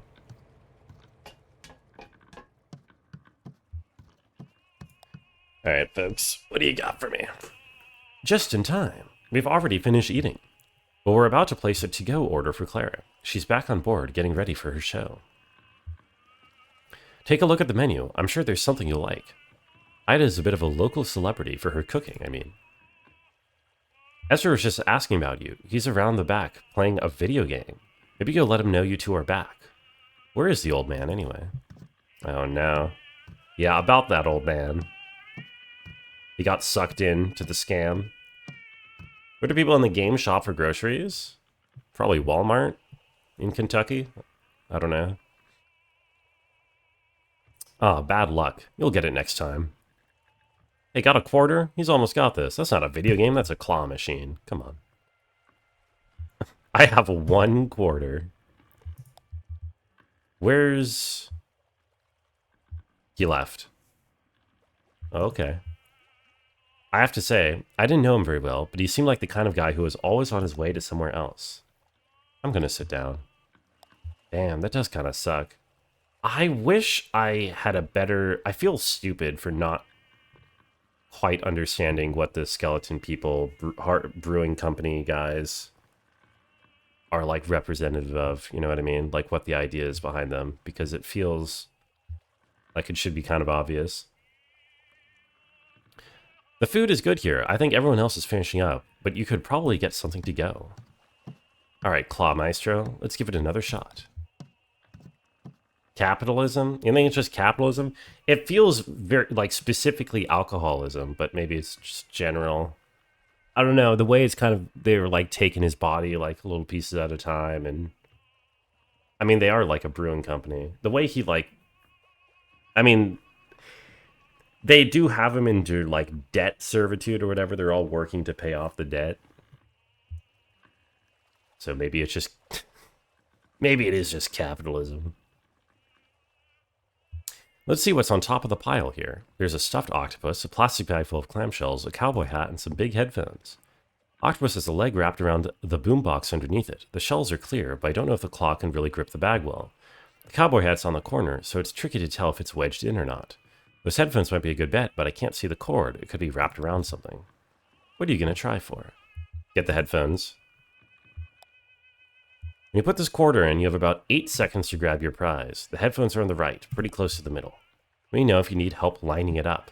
I like how Johnny is just like going all in, helping this kid with the claw machine. Johnny seems pretty cool. Johnny inserts a coin and the machine awakens. Claw hovers over the front left corner of the machine. Oh god. Joystick to the right. Halfway across the front of the machine. Further to the right. Right. Where did he say? Headphones are on the right. Okay, more to the right then. Front right corner of the machine. Is this good? Need to push it back further. Okay. So... up, then. Right? Yeah, up. Okay. Halfway along the right wall. Does this look right? Looks good. Okay. Let's do it. Come on. Give me those headphones. The claw's grasp seems unusually weak on this round, and the headphones tumble back out before they can be retrieved. God damn it. I guess the house always wins, except on Tuesdays. A friend of ours always said that. I never really knew what he meant. Oh well. Sounds like that old man you were following around had to leave. Is he coming back? Probably not. He's got himself on a trajectory, you know. I don't know what kind of plans you have now, but if you need help figuring out your next move, you can always talk to me and Miss Junebug. Just want to make sure you know that. Could I keep going with you? I've got no objection. We have a pretty ad hoc thing going on, me and Junebug. I'd have to talk to her, but I bet you're welcome to tag along for a while if you're into it. Maybe you still have time to poke around this place a little. They have some pretty wild stuff in here. Weaver designed some formula they use, but I completely missed that detail when you played. I don't know if I've seen that connection yet. Maybe.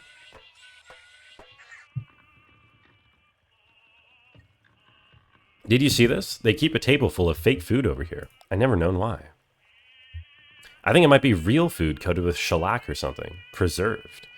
And look, this tentacle-looking thing is half eaten. This is someone's meal they didn't finish. I dare you to take a bite. No, let's not actually do that.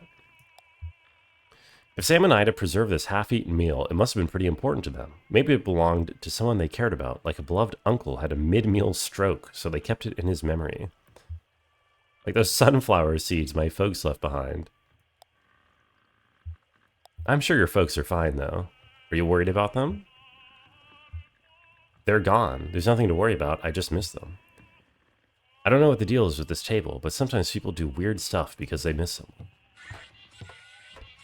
It's 2 a.m. for you. Write an essay on why you're not sleeping. Oh, you're just not getting lulled to sleep by the gameplay enough. Clearly, that's the problem. Somehow I thought it was his truck and delivery and all. It was. That's what she's saying. He just left it behind. But you're going to deliver it anyway? Why? He's my friend. He needs my help to finish his job. He's our friend too. Johnny and I will help you unload when we get there. Lift with your legs, Cricket. Yes, ma'am. How was everything? How was the sweet cave snail? Devastating. I can't take all the credit. Sam came across a whole cave snail colony down there about a year back, and we've been leaving rock candy for them to gorge on since. We just started harvesting earlier this month. That sounds interesting. It's all about patience down here. Everything grows more slowly in the dark. There's a fish in Lake Leith that lives to 200 years, and its flavor profile only develops at around 75. I've got a pot of bones in there that's been stewing for a week. I don't even remember why I put them on. Come to think of it, I don't even remember what kind of bones they are. We need one for the road. Clara said she wanted something primordial. She must have meant something very deep in the lake. Lulled, yes, exactly. She's getting lulled. Could be. You pick. I'm no good at this. Take the sweetwater cuttlefish spread for sure. Your friend will love it. Is this fun? You think so? But it is a neat little game. Except it's not so little. It's kind of long. Ezra leans over the table and carefully examines the preserved food and drink. Rod's half-eaten tentacle. The tentacle is solid and fixed in place. We used to steam those. Juicy, but I prefer them smoked now. Sorry, I startled you, sweetie. Whose food is this?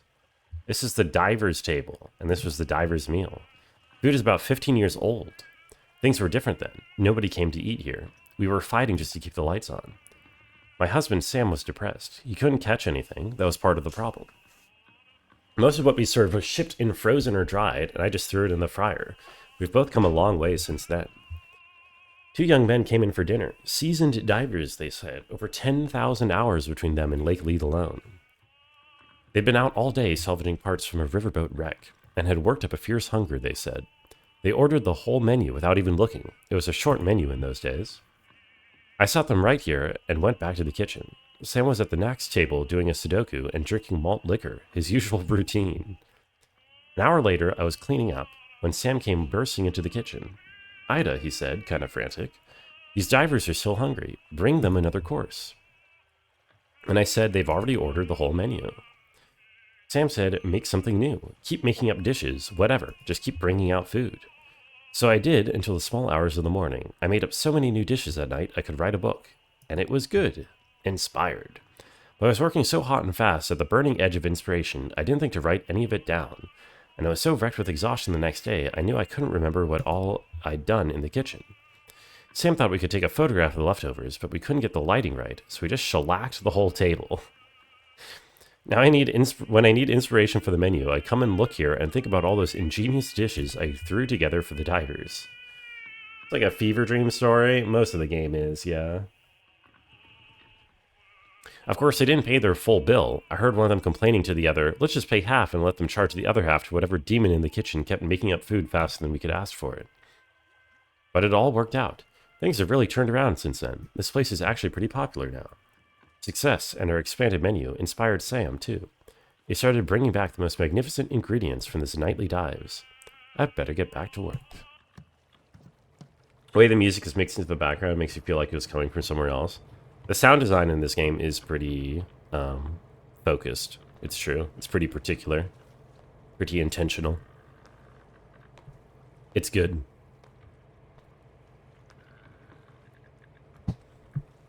Well, buddy, I guess you're the catch of the day. The one and only. What are you?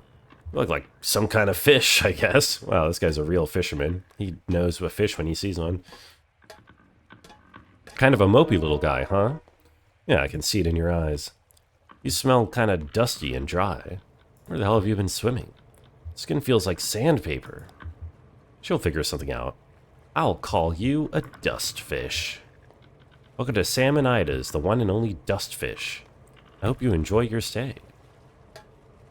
Have you ever seen a creature like me before? You were pretty far down there. I wouldn't be surprised if I'm the first. Except there were 2 divers who went before me long ago. Maybe that was before your time. How old are you anyway? I wonder. They ate here once back in the bad old days. 2 young guys. Could have been brothers, maybe. I was over the corner with my coffee and crossword. I hadn't been able to catch a thing, so I'd have just fried up something from frozen. These guys were hungry enough to eat it and asked for... Okay, he's saying the story a second time. We just heard this story. They might have been brothers. They had kind of a rivalry going on between them. Ida was going to write up their check, but I slipped calmly and quietly into the kitchen for a minute and told her to just keep bringing out food. I figured they wouldn't notice, caught up in their boasting as they were, and I wanted to listen. They went back and forth for hours about all the deep and dangerous dives they'd been on, new tunnels they'd discovered, all the weird creatures they'd encountered in the weirdest depths of Lake Leave. It was like a dance, a boxing match. Each story went deeper than the last, and I listened to every word of it, memorized every description of every tunnel and diving route they'd discovered. That's my map now, you see. For 15 years, I've been using routes those 2 young divers discussed right there at that table. I could write a guidebook to the depths of this lake, but I wouldn't dare. Someone would steal my good diving spots, and then where would we be? People come here from all over just to try our daily catch, because they know it's unique. Ain't you proud? Since I can't write any of it down, I just preserve that table where they had their meal, so I can look at it to jog my memory. Okay. I guess I'll be straight with you, Dustfish. There's one feature of this arrangement that I find unsettling. I lose a decent amount of sleep over it. I told you those boys were competing. One-upping each other, I mean. Getting wilder with more adventurous as they traded tales. I navigate mostly in the dark down there, just going by touch and kind of mental picture I can construct from their detailed boasts. Every time I explore a new diving spot from those recollections, I have to weigh it all against the risk that I'm headed straight into a dangerous falsehood. One of those men could have felt for a moment like he was losing some ground in their duel, so he could have slipped a fake one in there. Maybe told a fib about some dive he went on and found a colony of blind shrimp living in a discarded refrigerator. And when I get down there, my diving bell cracks open on a sharp rock where he said that fridge would be, and that's the end of Sam of Salmonida's. To be honest, that possibility puts the fear of death in me every time I touch the water. Electric buzzing in one of the early locations really hit you hard. Electric buzzing. I'm trying to remember which location that would be. Hit you hard in a good or a bad way, Dronin? We'll see what she can make of it. Pretty good, I think. I hit some trouble down by the narrow tunnel. Some kind of fast-growing freshwater barnacles just about sealed it up. I picked away for half an hour before I gave up and went around the other way. But I got the catch of the day. That's the important part. That's what people travel for. Oh yeah? And what is the catch today? It's the dust fish. I don't know how she'll fix him, but that sandpapery quality ought to do something for the mouthfeel. Will you stay for a drink? I've got a dark rum that goes well with coffee. I think we're about to leave, but thanks. She's got your food ready. You all enjoy your meal, all right? It felt real, the electric buzzing. Yeah, it is pretty good, like I said. Oh. Someone's got the guitar out. Is the trio back? The mysterious band trio that's been following us? The Fates? Or whatever they are?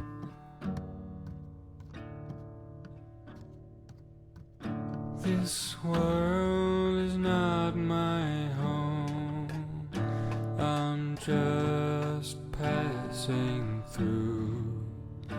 My treasures and my hopes are place beyond the blue. Many friends and kin have gone on before, and I can't feel at home in this world anymore. There they are. Are they the same three, though? I can't tell. Lord, you know I have no friend like you. I'm a little afraid to go out because I'm worried it'll cut the music short. My home. Oh Lord, what will I do?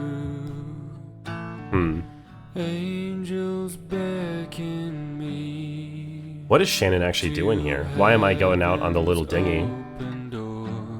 Is she leaving too? I can't feel at home in this world anymore.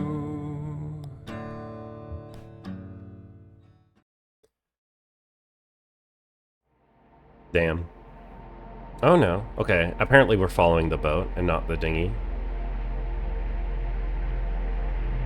That's nice. Normally when they have those music segments, they kind of give you more time to walk around and have it play out, but there you kind of have to stand still and listen if you want to actually catch it at all. Yo, what's up, Jackie? Thank you for the Joel. How are you today? See that? Just looks like a swirling mess of garbage, doesn't it? Well, that's what it is. I don't know why trash seems to collect right here of all spots on the lake. It's always been that way. Everyone just navigates around it like it was an island or something. I think I see desks and chairs swirling around the edge. These all-in-one desks like they have in schools, if I remember right. It's been a few years since I saw the inside of one. Nice deep voice. My voice deep today? I was shouting last night. Because I was like out in bars where it is loud. So I think my voice is a little bit shot. Those must have washed down from somewhere. I've never known there to be a school on the lake. There was Gemini School of Beauty. It was run by sisters Cassie and Paula, indistinguishable except for their haircuts. But I wouldn't think they'd have used desks like that. We used to shop there almost every night to let someone off for a cheap haircut. Student stylists, you know. They spared many a sailor the pain of a botched do-it-yourself do. But I guess they got in deep to the power company. Those blow dryers and curling irons burn a lot of coal. It's a shame they had to close down. The haircuts are gone, but the hair keeps growing. This cluttered place makes a decent local museum. It's as good a history as I could ever tell. We arrived at a small houseboat neighborhood that sometimes hosted concerts for the pleasure of its residents, where Clara was scheduled that night to perform. I don't remember, dude. I don't remember where Clara came from. Who the hell is Clara? Was she just a passenger on this boat at the beginning? I think so. What is she? I guess she's what is her performance? Does she sing?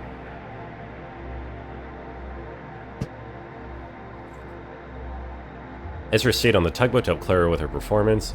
June, Bug, and Johnny watched the show from the dockyard with the others. Oh, let's follow this.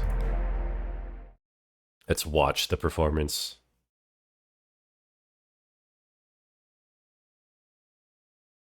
Scene 9. Goddamn. A neighborhood. Did I ever thank Ballstick for the resub? I did, didn't I? Or was I just thanking for the raid? Ballstick, thank you for the sub. Did I do that? Did I ego? I hope I didn't ego. Oh, it's a Terraman.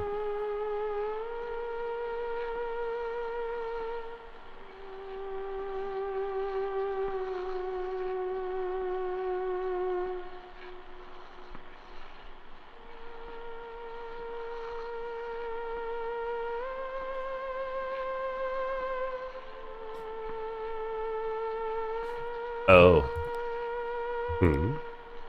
I remember this. Yeah, you don't have to say it. Only because it's always true. She played at the flower shop. Serrano opened. He was having trouble with his tape machine, so he just droned out in the lap steel. On the lap steel? He got really into it, and he went on for like forever. Everyone was falling asleep. I remember the air was warm, perfumed. You were playing with some petals you found on the floor, and I was looking at the ceiling. I remember the ceiling was glass. During the week, that room was a greenhouse. I don't know where they put all the plants when they had bands in. Maybe outside, if the weather was nice. It was nice that night, warm, smelled like spring. I remember the folding chairs, so uncomfortable, but I guess it was their only option. They had to pack everything up during the week so there would be room to display the flowers. The tape stuff sounds good. That kid's doing a good job. He's a natural-born tape player. We were talking about him earlier at the gas station. I haven't forgotten. What do you think about Ezra traveling with us for a while? We were in the back, passing messages in code. We used a code of our own design, inscrutable to observers, transmitted by taps on the wrist. Seems most reasonable.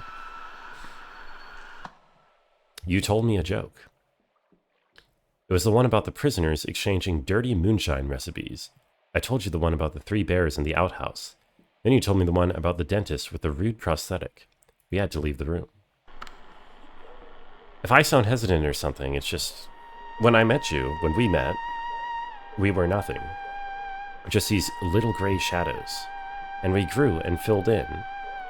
But we did all that together. Ezra, sure, he's just a kid, but he's already a person.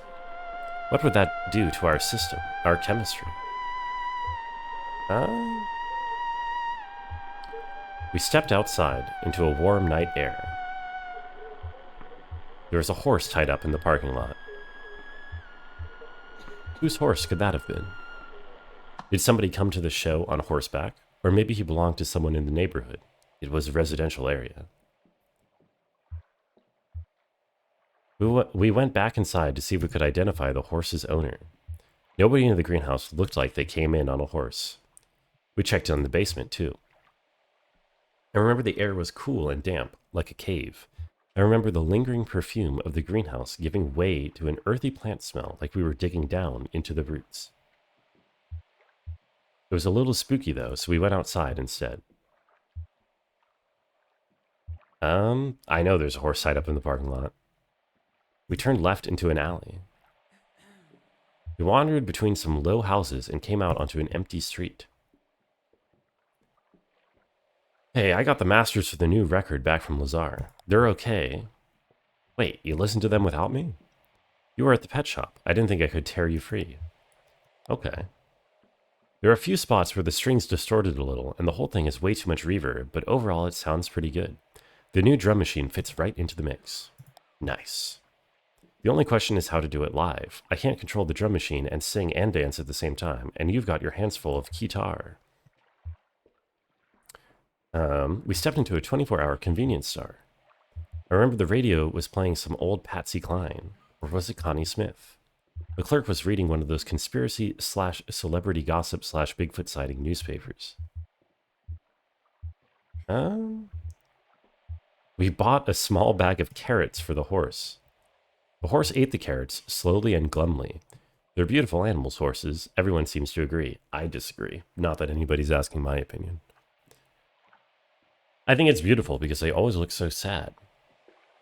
We got back to the greenhouse just as Clara was tuning up. She relaxed her shoulders, took a deep breath, raised both hands into their precise positions, and the room started shaking. Clara hit a note that made the glass rattle in sympathy, a perfect 2 octaves lower. She looked like a sorceress, tearing down the building with an effortless wave and incredible focus, coaxing the empty air into some kind of moaning, rattling demon. That's the thing about the theremin. It's the only instrument you never touch. You could see a wave of concern propagating through the greenhouse, people looking up at the trembling glass ceiling, looking at each other to see if anyone else was worried, trying to catch Clara's eye and discern if she was doing it on purpose or not, if she were really trying to bury us all in glass. I'm just saying, maybe we could use a third pair of hands up there. Oh. Think you could teach that kid to play a drum machine? Ma'am, I could teach a dog to play a drum machine.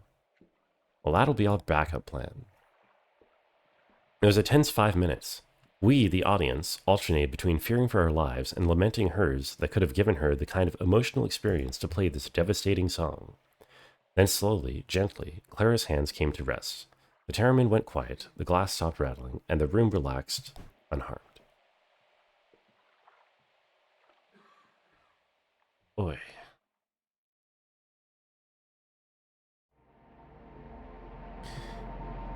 It goes. It goes, it goes. So wait, did Shannon leave them? So Shannon left too? Is Shannon also gone? Are we now following Junebug and Johnny and not Shannon? I met a photographer once, one in particular. She even took my portrait. I can't imagine why. She said it would immortalize me. That was a metaphor, of course. She meant I'd never be forgotten. Yo, Sugar, what's up? Nice yawn? Or no, that's not a yawn, that's shock. How are you doing? Happy New Year. As she was disembarking not far from here, actually, the film fell out of her bag and was borne away by the current.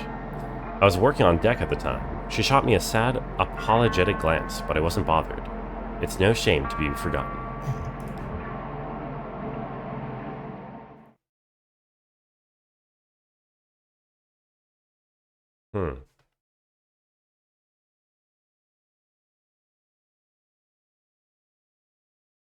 Silo of Late Reflections. Oh, we've been hearing about the silo a bit before, I think. Redacted? What's up, Patches? What are you redacting here? Okay, no, Shannon is still with us. I don't know what that thing is where she went away on the dinghy.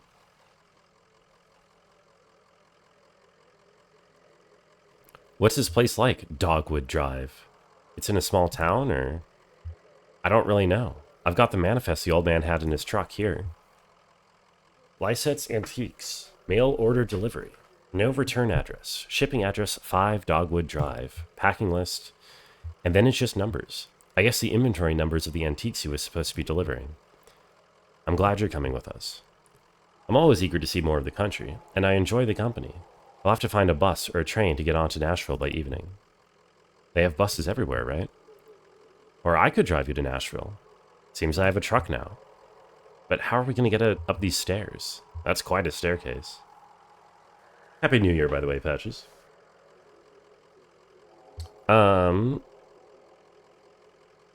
Is there something we could do with rope? Sure, I can think of a few things. Nothing that'll get the truck up the staircase, though. Looks like we're making the rest of this trip on foot.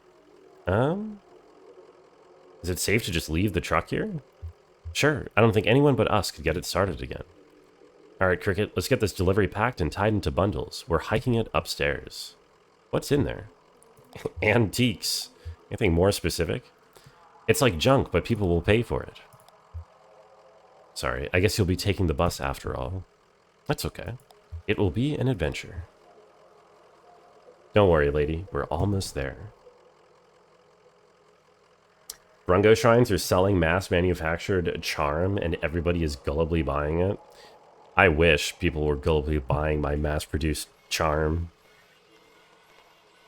But I have not yet been able to... I think Brungo viewers are smarter than that, in my experience.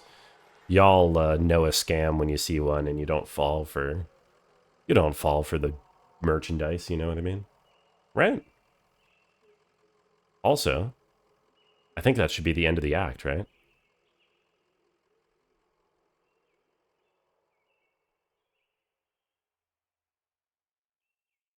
Maybe? But? Yep, there we go. Interesting. So we made it through the river. We are finally supposedly at Dogwood Drive, or basically at our destination. But of course we lost the old man in the process. Un pueblo de nada. That means a house of nothing, I think. Or no, a people of nothing? A person of nothing. A people... I don't... Fuck me. I don't know. Who knows? You only fall for 90% deals for games I'll never play. That's why I only buy games that I play. Except for... Well, to be fair, I do currently have a 2-play backlog on my Steam library that's like 30 games wide. But most of those are like gifted games, for the most part. You have to return it every year, so you must keep buying it. If I started selling like Brungo themed merchandise, like Brungo bathwater or something, who would pay a yearly fee? It's madness. I don't know. I think it's worth it. It's 30 is a lot of nuts. Well, with an exclamation mark, 30 factorial is a lot of nuts, you're right.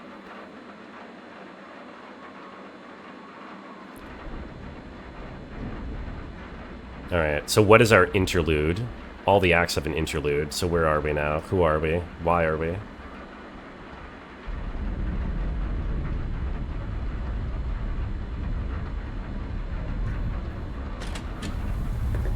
Hello.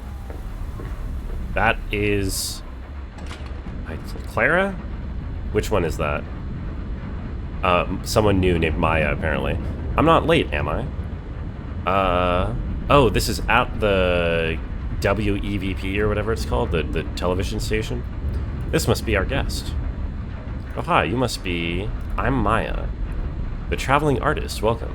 I'm Emily. I work here. Rita says you're the producer. Did she? I guess so. I do a little bit of everything. You weren't around earlier at the lunch thing? No, I don't live in town. I just come into work at the station. It's quite a hike, isn't it? I know some shortcuts. Okay. I wonder what her deal is. Where's Lamp bathwater? If Lamp ever took a bath, he would short circuit and die. So he's kind of stinky. So what's your deal? I could have phrased that differently. I'm an artist. I work with earth. I'm kind of an earth sculptor. I make stuff that looks a lot like the mounds you have here in town. The burial mounds. That's why I came here, to see them up close and make some sketches. They're amazing, right? They make me uncomfortable, to be honest. It seems kind of weird to be building a town in a graveyard. Every town has a graveyard, but usually the town comes first. I'll check if Rita's ready. You can just hang out back here somewhere. We'll let you know when it's time to come on set. I should sell celeb brand consumables like tea or coffee so they keep buying it. Just gotta slap my face on a product always ready being made. Yeah, I should go the Mr. Beast route and start selling chocolate. Do you think Mr. Beast chocolate is like successful? Like, do kids buy that? Do like kids go down the grocery store and be like, Mom, I want the Mr. Beast chocolate? Thanks for having me. You too. I mean, you know what I mean. Why am I so awkward with visitors here? Just used to seeing the same 12 people day in and day out, I guess. Oh, what is this? New interface? At least the floor is staying dry. My left boot has a hole. Looks like the ceiling is holding up okay. Just the usual leaks. Looks like I just made it before the sky broke open. If it gets any worse, we might be stuck in town tonight. Ben and Bob, working on a project. We found that radio in the woods a week or two ago. I cleaned the circuits with rubbing alcohol and left it in the sun. Seemed like it was working okay again, so why are they taking it apart? It's kind of a new interface. I hope the neighbors are okay. Miss you, Cross-Eye. Oh? What else do we have to look at here? James left a patch wired up on the image processor. Nice. Maybe there'll be time to play with it after the show. Slow Mo Crow, keeping an eye on the control board. Keep up the good work, Mo. Mo the Crow. The video databank. It used to be on the other side of the room, and the couch was in this corner. We moved it here when the ceiling is least leaky, or where it's least leaky. It's further from the windows too, so sunlight doesn't bleach the labels.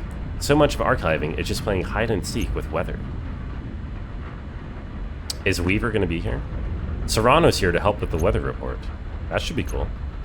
Elmo gets a lot more into it when he has some noise to vibe on. With or without milk chocolate? Brungo bars with or without milk chocolate? Listen, I would never sell milk chocolate. I would only do dark chocolate because I am not a milker. Maybe white chocolate, which I guess is like all milk, but you know what I mean. Maya Hia, Maya Ho, Maya Ha Ha. I do think it's a Maya Hee Hee type situation. Time to start the show. How does it look outside? Gross. Well, I'm not surprised. Saturn is in retrograde. What does that even mean? Yeah. Think it'll let up? I guess we'll see what Elmo says. My poor tomatoes. Uh-oh. Are we here right when the flood comes and wipes everyone out, or what? Okay, in 3, 2... Hi, it's Rita. This is your evening broadcast, 8192. It's really raining out there. I can hear it from here. We have a few leaks. Put some pots and bowls underneath them. Thanks, Ron, for lending us your extra pots and bowls. I hope you had a good day despite the weather. Although it was really nice earlier, right? I had a good day today. I met a new friend. She's going to join us in about a minute or so. Maybe you saw her earlier around lunch, or if you didn't meet her, you'll meet her in a minute. Or if you met her already, but you still want to hang out, I'm sure there's plenty that we can talk about. So this is 8192. Is that right, Emily? What is she talking about? That's a lot of broadcasts. I came in around the 5s, so it's only been here for around half of them. And back then, in the 5s, let's see, I did Night Noise, and we had the Swap Show, and the Bird Show, and people were coming in and dropping off tapes all the time. The Bird Show, we saw the Bird Show in the rack of DVD, or rack of tapes that the boat had in the previous act. That's probably what that's referring to. And now it's just the evening broadcasts. But it's not like, I'm not saying we're in decline or anything like that. I love the evening broadcasts. I think it was the first show we had on here. It was the first show not produced by the power company. It was the first community show, yeah. Those hypnotic, fuzzy old tapes about safe wiring. There were a few power company training videos that ran before, but those don't count. So it's the spine of the station. Or maybe it's the heart. Or the skin. What part of the WEVP body do you think this is? Why don't you come on by and tell us about it? We're going to be here for another 30 minutes or so. Or, if you don't want to brave the storm, you could always give us a call. Same number as always, 270-216-5556. The last one of these numbers I tried to call in-game was dead, it didn't ring, so I kind of doubt that even if I called this, anything would come up. We're going to start with a tape. This is an old one. It's one of mine, but maybe you haven't seen it. Or if you have seen it, it's been a while, so maybe you've forgotten. Shit. What? She asked me to queue up her tape. Un Pueblo de Nada. Where is it? I don't know. It's probably still shelved. I'll find it. Oh god. Alright, come on. Let's get that tape. Emily scans the shelf of videotapes. I had these alphabetically. We should put this all in chronological order, although I guess it's hard to remember sometimes the order of things, and some of these tapes were made at the same time, or we started one video and then started another in the middle and then came back later. Time is out of joint. It's like sweeping a beach. Wait a minute. Ron said he started filing the old stuff by language. Oh, that's good. Favorite tires, that's English. Disagreeable birds, also English. The zone, that's in Japanese. Fiesta salvaje, getting warmer. Un Pueblo de Nada. What would you all do without me? I'll queue up Rita's tape now. Here you go, Mo. Hold off on playing this until Rita's done setting it up. Thanks, babe. Can't believe they have a crow push their button for them. Some people that lived here a long time ago, before the company town, before the airstrip, like over 100 years ago. Okay, so I hope you enjoy it. Ready, Emily? Oh, I'm ready. I wonder what Maya thinks of the dock. This is cool. Have you seen it before? Is she being genuine or just making small talk? I should say something nice. Yes, it's something else. You don't sound convinced. It's not a bad way to learn about history, though. I helped Rita edit this. It took us all of a week, coming in after the day's broadcasts were done, with a night loop running in the background. We'd play her narration on cassette and write down times, then scrub frame by frame through the video and try to cut it just so. Excruciating. It is history, right? Or is it just a story? It's a good tape. It's good to have a portrait of the people who used to live here, and it does a good job of communicating who they are, what they did, what they were like, I think. People should know. A community shouldn't just disappear, even when it disappears. Was there like a Spanish-speaking community in Kentucky that disappeared? I don't even know what this is referring to. Or is it just a documentary on the natives that happens to be in Spanish for some reason? Now the tape is just here on a shelf. Every once in a while, we dust it off and it shuffles around the airwaves again like an old dog. Did I say something wrong? No, I'm sorry. I'm just having weird shit going on in my head tonight. You know what I mean? Sorry I spaced out. Don't worry about it. Should I go sit? Yeah, it's almost over. Oh, okay. I hope the sign isn't getting wet. Next up is Maya's interview. So where are you staying tonight? Here in town? Good. Yeah. Even before the storm came in, I thought it'd be nice to get some rest before the long hike back to the highway. Ron offered his loft. He said I could sleep in his loft. Oh, honey, he's talking about his barn. Ron, nobody wants to sleep in your barn. Ron shrugs. It's not haunted. Are you sure it's not haunted? But it is haunted. Bob got some pretty clear voices there on his tape recorder. He wanted to have a seance, but couldn't round up enough brave souls to go all the way around the table. You'll stay at my place. Oh, thanks. That storm coming, I should probably find somewhere to stay out here tonight. Maybe I'll just sleep here in the studio. Do you need anything? Actually, do you have an extra toothbrush? What is this interview? They're just discussing where she's going to sleep tonight. It's supposed to be like an interview on TV. Whatever. It'll be nice to sleep under the stars. I do have an extra toothbrush, yeah. Oh my god. I've been in the woods, you know. Right. I actually used a twig this morning. I kind of chewed up one end.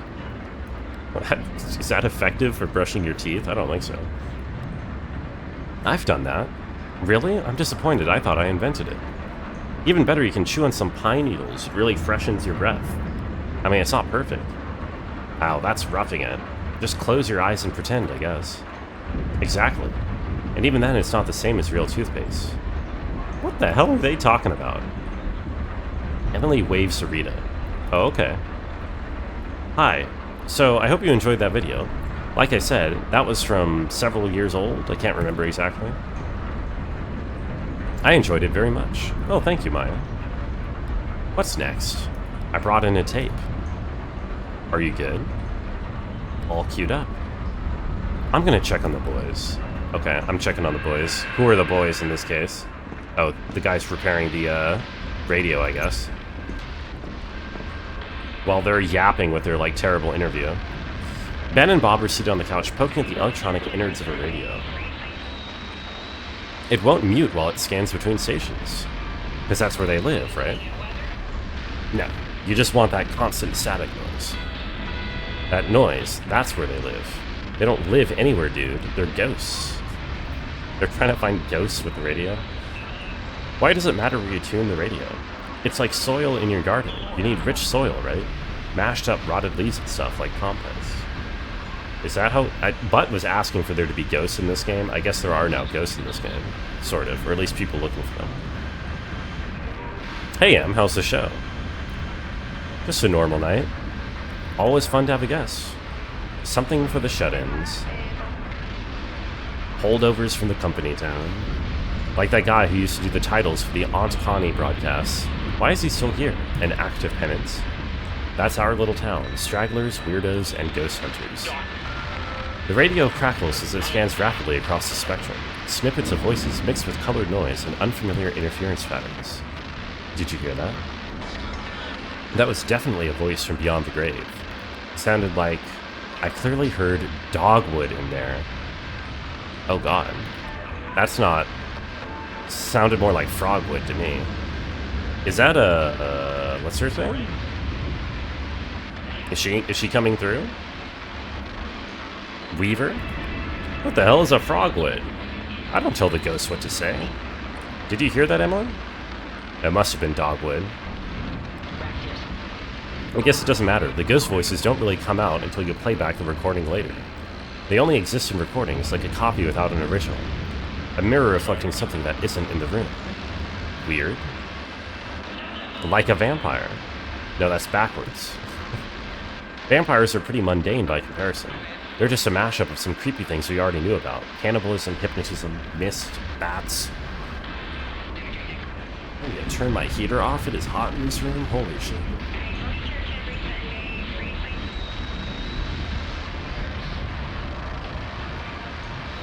I see bats every night. Bats aren't weird at all. Ghosts, though. Created a whole new framework to think about ghosts. But the ghosts speak and we can't hear it, but the tape recorder can hear it. Is that right? Hi, Sugar. Flammable, did you just say hi to someone who made a message like 20 minutes ago? I don't know if Sugar is still here.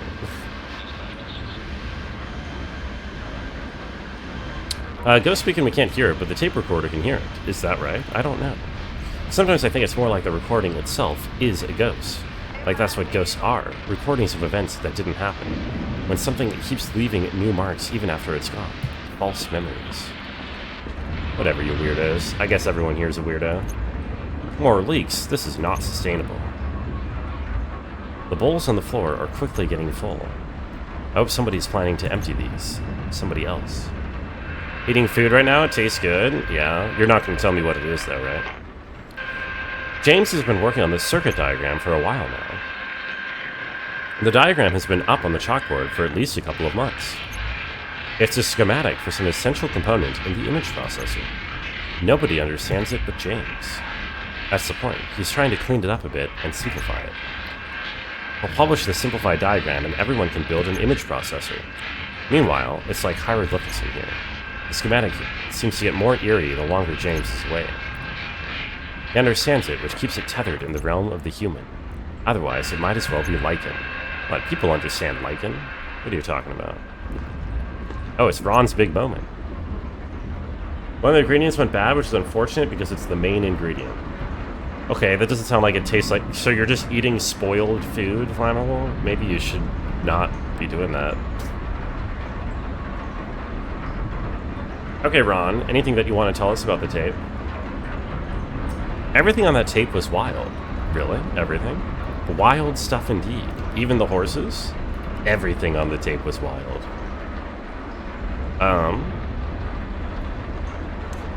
I bought some forged folk tapes at a yard sale once. Director Theb? I think her name is Maya, actually. The character here. The lady said they were live tapes of Gene Ritchie playing dulcimer at some local bar. They were pretty good, too. A little noisy, with the rattling bottles and chatty drunks, but it gave the recordings a certain aura of authenticity. Were the horses wild? I thought those were the horses here. The neighbors? We call the horses here the neighbors. No, I don't recognize that one. Do you think I was paying attention? Well, you said Director Thebrungo, so you seem to be paying some attention, yeah? Then I noticed some of the background sounds repeating. Someone telling the same hush story at the bar during every song. A door opening and closing exactly the same way. The lady who sold me the tapes, she'd added the bar sounds artificially. I think she recorded the music herself in her bedroom and put Richie's name on it. I don't think there are any wild horses anymore. Really? How could that be? Well, they've all been domesticated. Are the neighbors domesticated? We don't own them, no. They're feral. Look at the screen and you see a camera director, Thebrungo. Am I moving? No, this is a TV station, Flammable. Like a community TV station. The tapes live permanently in your truck. Over the years, they've become my favorite Ritchie recordings. Oh, right. In your documentary, you said that the people who used to live here had freed their horses. But you can free your pet cat, but it won't turn back into a panther. Right. It's kind of haunting. That's a kind of haunting, a kind of ghost, like Ben was saying. Oh, what? Oh, the Ritchie recordings? But everything is still a ghost around here these days. It's a ghost town, with people still living in it, against all reason. Most of the houses are empty. There's always been people here. After the Pueblo de Nada, community airstrip, then the company town, then WEVP. What about the dogs? Was the dog wild? Everything on that tape was wild. Somehow, just as the last group dies out, some new utopian project always finds a way to take hold. What is it about this place? It must be the well. Doesn't look wild to me. I guess it's a matter of perspective. I'm not sure I agree, but now it's the time for the weather. What do they mean by wild? They mean wild, as in like a wild animal. I assume, in this context. You won't tell me about the food? That's okay. I knew you wouldn't. We're hanging on long past our expiration date. Well, the weather should be pretty wild. I can hear it for myself right now. Getting pretty intense out there. Do you get storms like this a lot? More and more. Of course. And then, of course, there's the actual ghost. Alright, here's Elmo with the weather report. And, lucky us, we also have Serrano Cole. We stopped by to add some drama, musically. I hear he's going to be at the Rum Colony later tonight if you need a cocktail after the show. So let's go live to Elmo for the weather report. Is Elmo ready? I should make sure the camera's pointed in the right direction. Boy. We wildin' in here? Yeah, everybody here is wild. Is that really happening? Are we about to get drenched? Weather report. Kind of expecting me to press further. I guess that wouldn't be very Febby. I'm not really here to flirt with you, Flammable, to do this cat and mouse game of, oh, I'm not going to tell you what food I'm eating. I'm just going to casually mention that I'm eating food. But no, I'm not playing this. That's not what we're doing. Hey. This is so trippy. How did he work those ratios of oil, water, and dyes? It seems so precise the way he drips them in one little half drop at a time. Must have been a lot of trial and error, just staring at a circle of light on the wall, drip, drip, drip. Where do you get your supplies, Elmo? Ben has a guy in... Oh wait, you mean the projection stuff? I mail-ordered these candle dyes. This other stuff is just mineral oil, like you can get at the drugstore. Projector? Somebody left it here, man. Incredible. Actually, it was that girl who does the private video stuff, jamming our signal. Ah, Weaver. Yes, she had to join this eventually, or come into the story eventually. Our resident ghost. You really think she's dead? Doesn't matter. Maybe not. I guess you're right. A ghost is just an absent person, whether they're dead or not. That's what I think. You think she'll get us tonight? It's about time, right? We are about due. Plus, Saturn's in retrograde. So I hear. Not that she keeps a strict schedule, but it's never longer than a month or two between... What does Mimi call them? I know they're bad for the general vibe around here, but can I be honest? I kind of like it when she busts in and takes over our signal. It's like a log falling on the road. Reminds you that this all used to be trees. Interventions. I don't know what that means. Maybe the most reasonable thing I could do, what, not engage in your hard-to-get pleasantries? Your coquettishness? Yeah, you're right, that is reasonable. It's been going on for a couple years now. Her performances were cool, though. I never saw her perform, but I heard about it. I saw her do it a few times, I was into it. That first time she jammed her signal and showed up in our broadcast, I didn't know who she was. She already disappeared when I'd come in and take over her old job. She did lectures, right? You could say that. I thought of them as storytelling sessions. She talked for hours and shuffled through slide after slide of shapes, numbers, and weird constellations. Who knows what any of it meant? Everyone was so excited and confused, and scared a little, on the defensive. They still are. And this was her projector. Right. I don't know where she got it, though. It still works really well. I got a spare bulb at a resale shop, but I haven't had to use it yet. It's strange. I never think of what she's doing as hostile, really. Sounds like Elmo has the same impression. What happened to the rest of her stuff? I bet her slides are still here in the studio. Maybe with the posters? Sherry has all Weaver's old notebooks, I know that. She keeps them in her archive, the big blue filing cabinet, with the daisies painted on. Yeah. Anyway, the really hard part to find is these two pieces of glass. They have to be paired very precisely. I had to get these from the clock store over in Glasgow. That's where they come from. Clock faces. Thanks for the tips, dude. Anytime, dude. Alright, dude. What am I checking? Thanks, Elmo and Serrano. So next we have a selection from the video databank. You're gonna like this one, Maya. This one's about caves. Local caves. We play this one a lot. It's pretty cool. Oh, but we have a phone call. Should we get it now or should we wait? We'll get it now, okay. Rita presses a button on the telephone next to her. Hello, WEVP. Okay, this is voice acted, but you probably can't hear it at all. Hey Rita, it's me, Joff. Joff with a G. First time I got on the air, you called me G-off by mistake. I don't know if you still remember that, but it's Joff with a G. I was going to tell you to say hi to Maya and Ron. But Maya and Ron, you can probably hear me. Hey Maya, hey Ron. I don't know if anybody got my last message I left on the voicemail. I was talking about the raccoons that keep eating my garbage. I named one. I've been watching them eat my garbage, just saying, should I go out there? I tapped on the window and they would just look at me. A G-off sounds dangerous. Do you think you would win at G-off matches? I think I would be pretty good at a G-off. Hope you all packed a lunch. Sounds like this is going to be a long one. And I said, you remember there was a movie with a circle of life? I said, maybe this is the circle of life for my garbage. And then I was watching so much, I started naming them.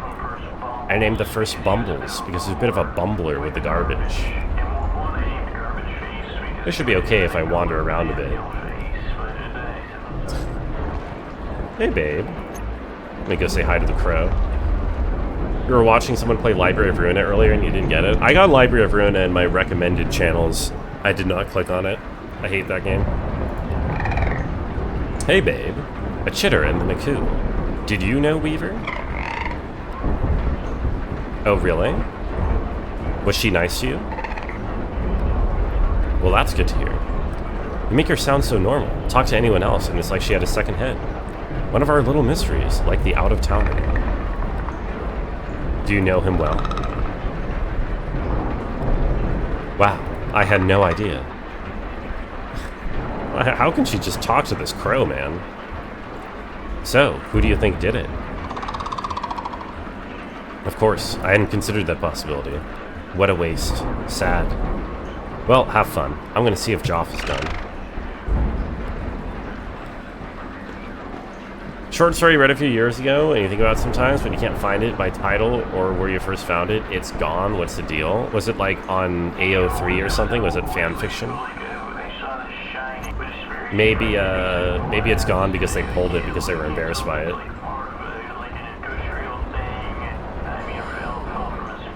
Everybody's falling asleep listening to it talking about his raccoons. I don't know where to go, because where do you go if it's a P.O. box? Where do you go? You don't have a number. Again, it's like those... I keep pressing 0 and it doesn't work, and I don't... Oh. Interesting. So, did he go through the 0 and then he kind of went crazy from it or whatever? Was that the storm, or was it the damn phone lines? Man, they're really flaky. Business as usual. He has a really soothing voice. That's Joff. He's a regular caller. He's asleep. Maya indicates Ron, who has fallen asleep in his chair. Well, let him sleep. Let's play the tape. This is Cave Art. It's a classic around here. I'm excited. It was original and published? Well, you must have just forgotten the name of it then. Have you tried Googling what happens in the story and seeing if anything comes up? It looks like Mo's got this one all queued up. Way to go, Mo. I should make small talk. What do you think of the burial mounds? If Weaver is a ghost, by some agreed-upon definition of mechanics, that means WEVP-TV is haunted. Should we be doing something about that? Mounds are beautiful. I've seen some very similar ones in Ohio, actually. Yeah. Aren't you supposed to have an exorcism or something? You can't just leave a place haunted. That would be negligence. Or worn away by weather, but it's remarkable how... Nothing beautiful in Ohio. The mound builders stuff is pretty fucking cool, though, all around the Mississippi. So, that, you can say, is pretty and beautiful. Forgot I was playing KRZ and thought I was talking about Library of Ruina. When I said what? What do you mean?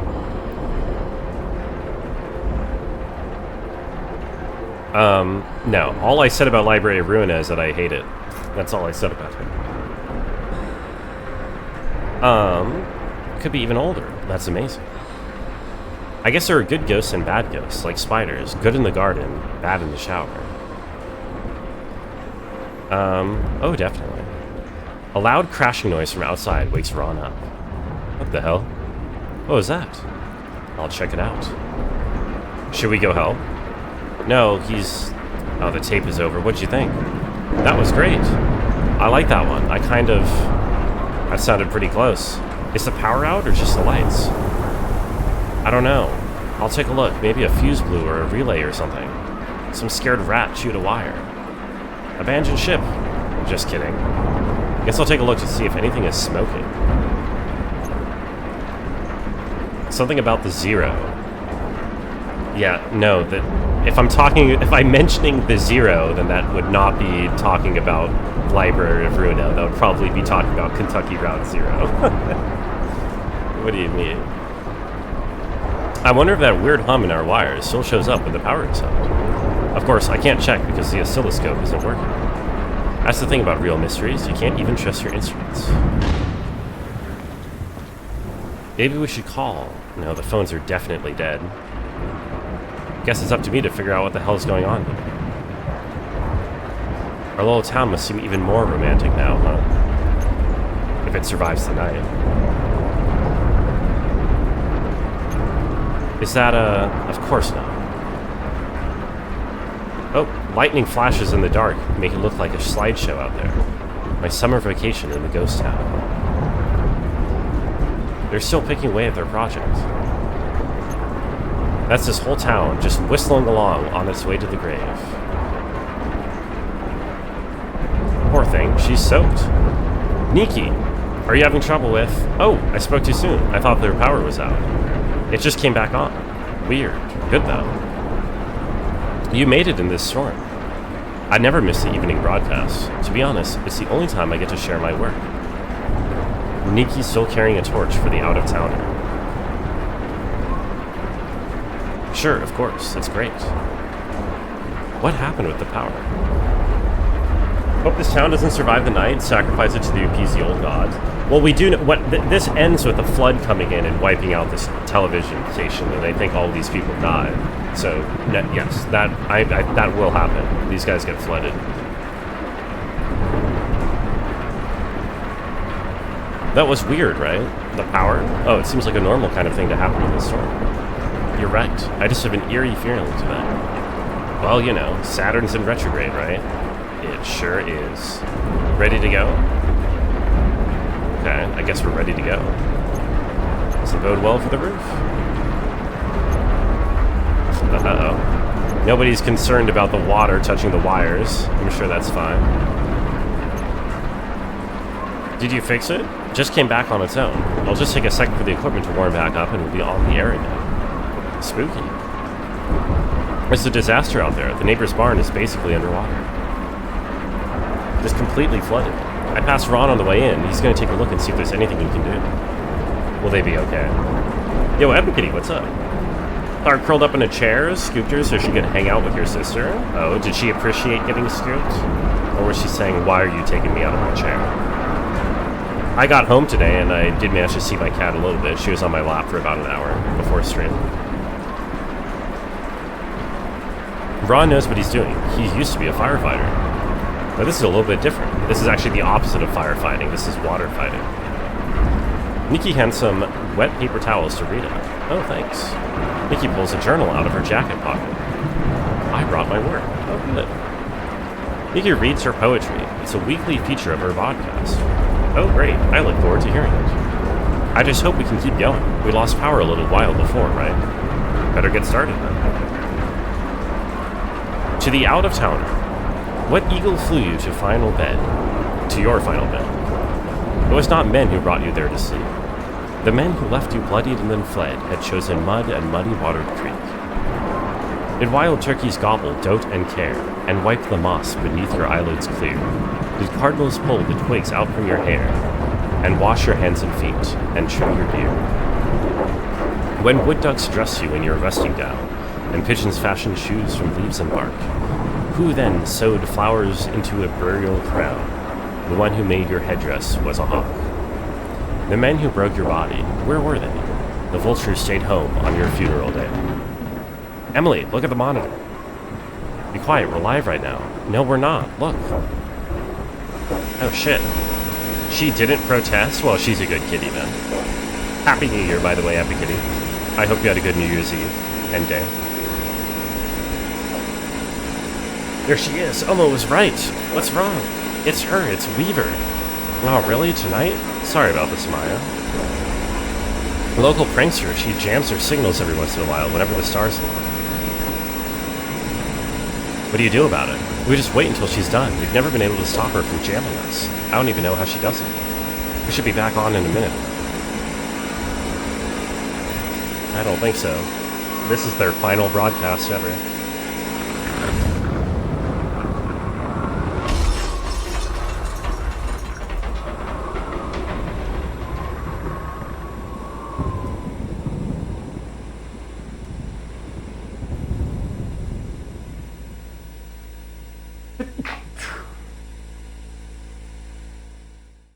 Damn. We've done did it then. Act 5. You would like Epic Kitty's cat shake your hand for no fee. Oh, good for you. You're a good person in that case. We have made it to a town. That was interesting. So that basically showed us, I wonder how these, it's interesting, these WETV people kind of only came in the previous act, but they were relevant there. We were basically told about all that whole events of the flood taking out the TV station beforehand. And now we got to see it go down. We made it. Who's we? Who's that guy?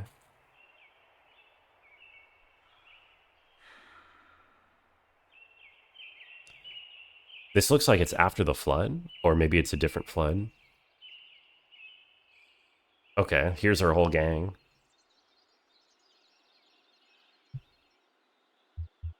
That's everything, right? How did this all fit in the truck? It's bigger on the inside. The sun is shining. I think it rained. Rained a lot.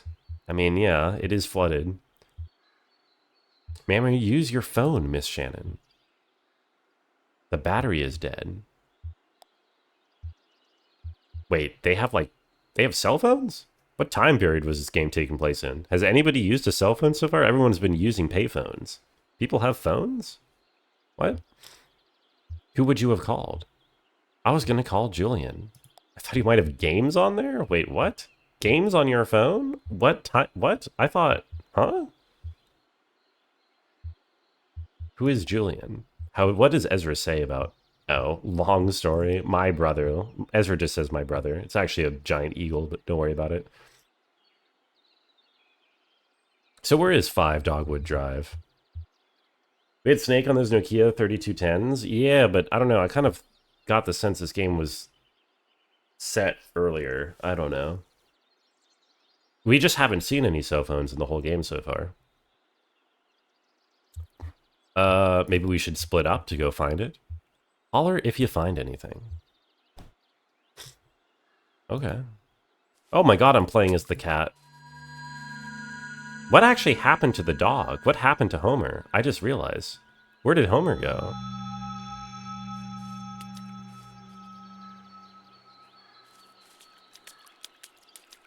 That's a damn shame, that's what you call it. Wait, it's Ron from the show. from the TV people. I guess he survived the flood. To the cat. Whoa, what do you know anyway? Also, it's a dead horse. Sorry, I'm just upset.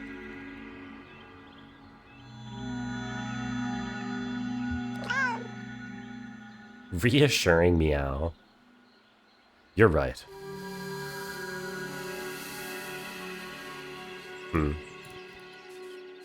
Who's here in the bar? There's a figure in here. Isn't there? That looked like a figure in the barn.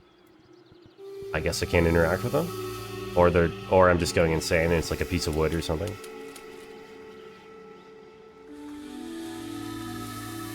It does play in Ohio. No, this is actually Kentucky, if you're talking about this game.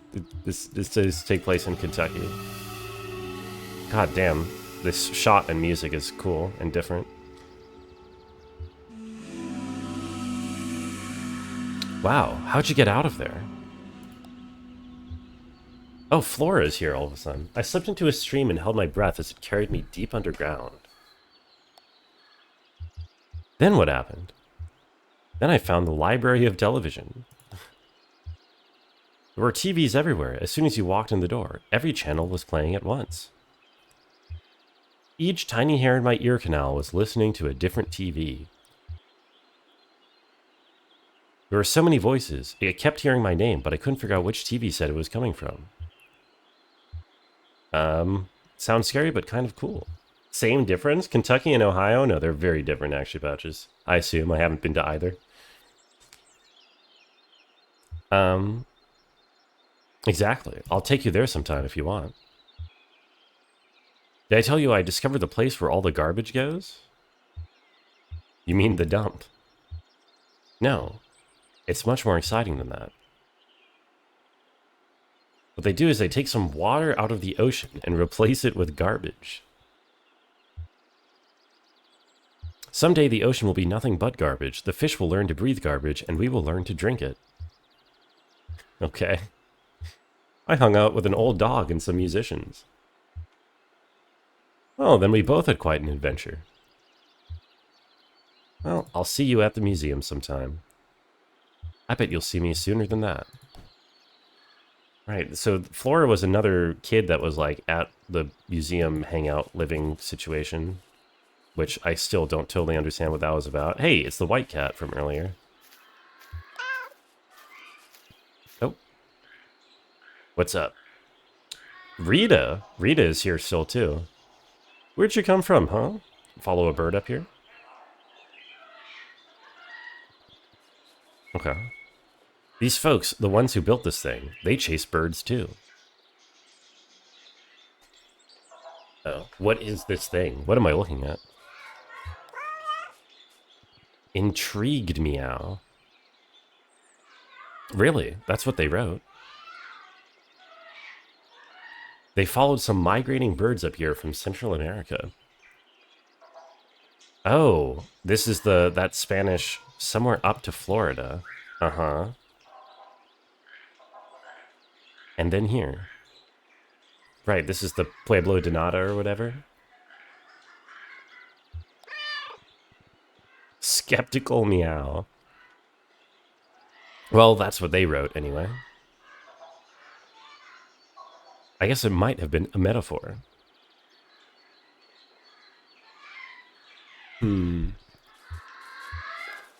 Look at, what are these macaws doing here?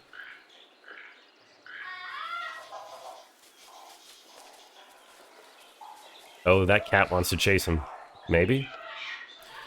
Jorge scanned the shelf. He quickly found the book he was looking for. There were only a few dozen left. More shelves than books now. The result of an experiment called the New Selection. Privately, he called it the Purge. What? Oh, the Purge. But only privately in small groups of reliable complainers. The unspoken rule was to hold back criticism as long as possible. Experiments needed time to unfold naturally without the interference of doubt. Jorge would have preferred to complain more freely. What is going on here? It isn't spoiled, it's just beginning to age past its ideal state. So what is this bit flammable where you're responding to a comment that I made an hour ago? As if I just said it. Good bit, good bit. Even the scheduled feedback circle sessions has been losing their teeth lately, he thought, a trend that coincided with Fraser's increasingly central role in the community. Fraser proposed and executed experiments just like any other community member, but his experiments had a scorched earth quality. They were all destructive. He moved from one area of community life to the next in search of excess to cut back. Lately, he turned his scythe to the library. The new selection meant decimating their store of books according to Fraser's own inscrutable criteria. Now we are guaranteed something vital every time we take a book from the shelves. No more time lost to printed chaff. Fraser's colorless voice echoed in Jorge's mind. He felt like spitting. Instead, he tucked the book under his arm and set off for the woods. I have no idea what the fuck they're going on about. I have no idea what that is. Yes, Elaine is one of the 4 main characters in Seinfeld, one of the most popular television shows ever made. Congratulations on finding this out, Flammable. Yeah, not Frasier, the TV show. I think it's supposed to be Spanish, so I'm probably pronouncing it wrong, too. Well, country song that played earlier is called Can't Feel at Home by the Carter Family from the 60s. Oh, yeah? Do you like it, bud? Is it good? What kind of fish are those?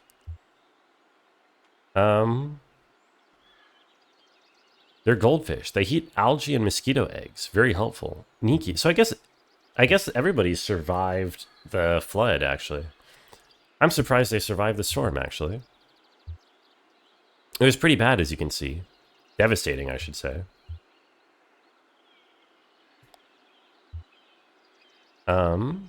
We're just dropping something off here.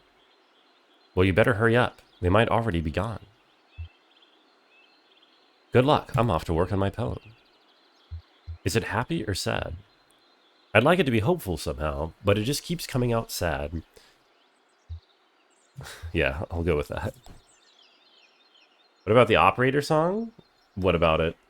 I still couldn't find it. I still could not find that operator song that I was thinking of. It is definitely not a country song from the 60s. I'll tell you that much. Original has a much more upbeat, cheery tune. That sort of makes sense for this game. Look at how these trees are drawn. It's just a bunch of floating rhombuses. Kind of cool. It's probably Frashiher? Is that how Frasier is pronounced in Spanish? It doesn't sound right to me. Who is this ghostly figure wandering through the...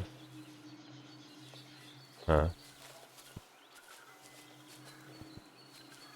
Flooded and ruined old town. El Frazier. Who made it? Who made what?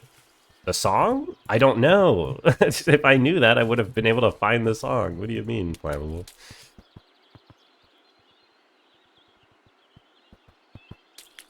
That white cat keeps popping up, too. Can I interact with the white cat over here?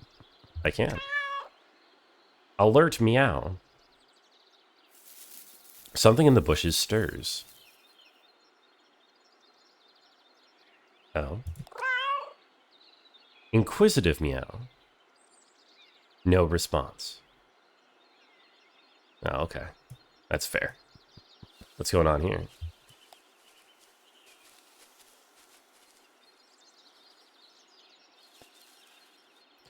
Six or seven men stood in the sun about a dozen yards from the ditch, and he could hear them laughing. He tried not to hear them.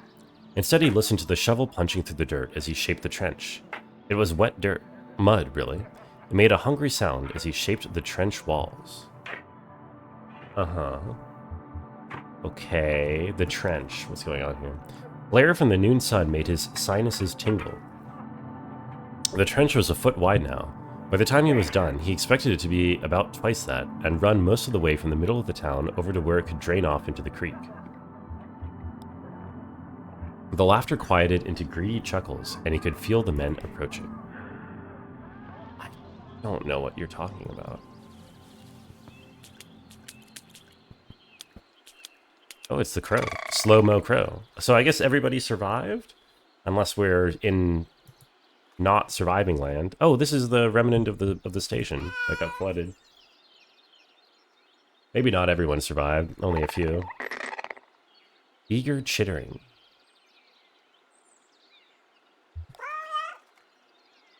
An affirmative meow. An agreeable caw. Okay.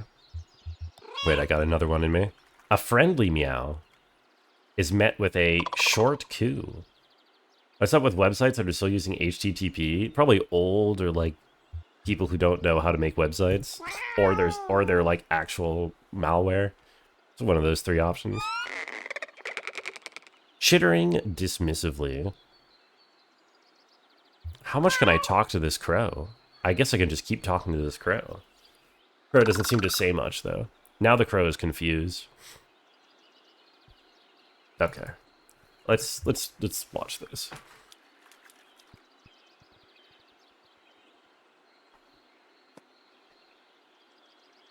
Elmo gave Rita a tour of the cameras and wiring. She'd just been through a certificate program on the public broadcasting at the community college, so no surprises there. Nikki showed her the video databank. James demonstrated the Sandin image processor. Then Ron came barreling in with an urgent expression. Video databank. The station had a great collection of videotapes made by local artists, along with a huge library of what looked like home movies. Yo, is that Prey is okay? What's up, Prey? Thank you so much for the raid. Hello, people. Welcome in. We are nearing both the end of Kentucky Route Zero and the end of the stream. There's a chance that this entire act is really short, in which case I might just go late and finish the game. But either way, welcome in. I hope stream was good. Hello, Do. How are you doing, Do? Let me do the shout out to Prey is okay. How was the bazaar today? Open for business, I hope? Confused about what you're supposed to do with these sites? I don't actually know what, I think just accessing them is like sketchy. I don't really know. Station had a great collection of videotapes made by local artists, along with a huge library of what looked like home movies. Let's listen about these home movies. Bazaar was alright, we had some fun builds, hell yeah. And you won, right? Oh, your computer's not been friendly today? Yeah, I saw you were having some difficulties. I'll always say it, but tech difficulties on stream are just the most tilting possible imaginable shit. So awful. But hopefully it didn't get you down too much, and hopefully you've been enjoying the new year. You know what I mean? It wasn't quite the radical guerrilla television crew she dreamed of joining.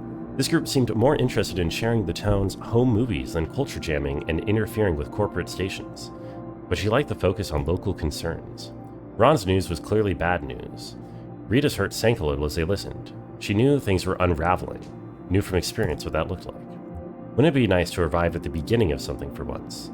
But as she listened to Ron detail the power company's sudden withdrawal from town affairs, she heard other possibilities. She studied their faces and found concern for sure, but also something like relief, hope, an awakening of play.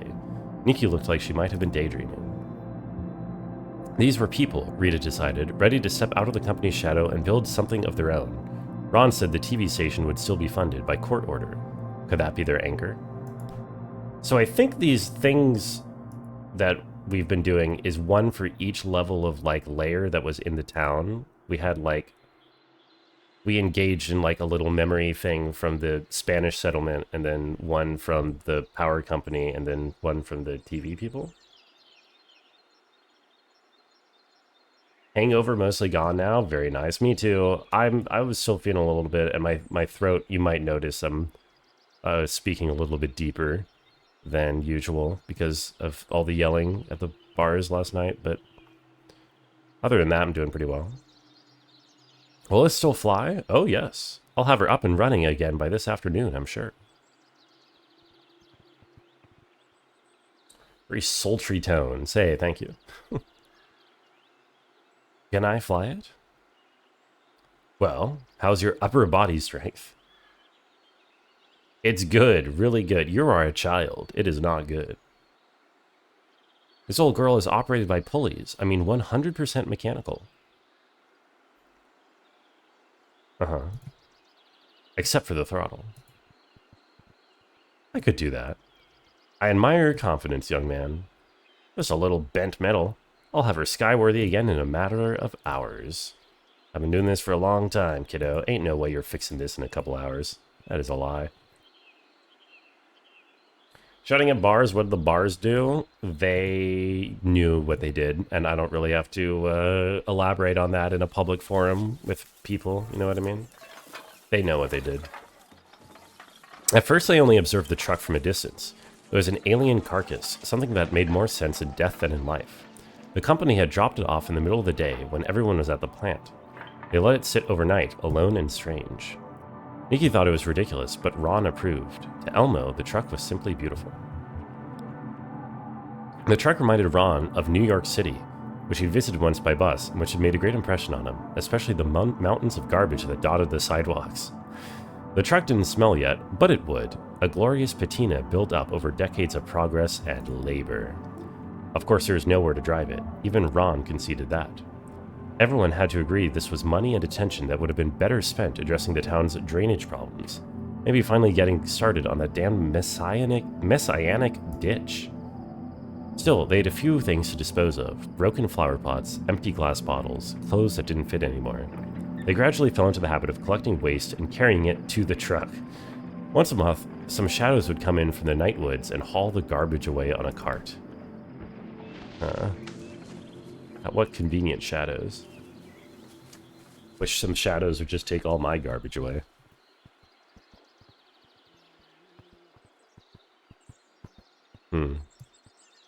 These are some interesting houses that are built up here. Some like yurts or something.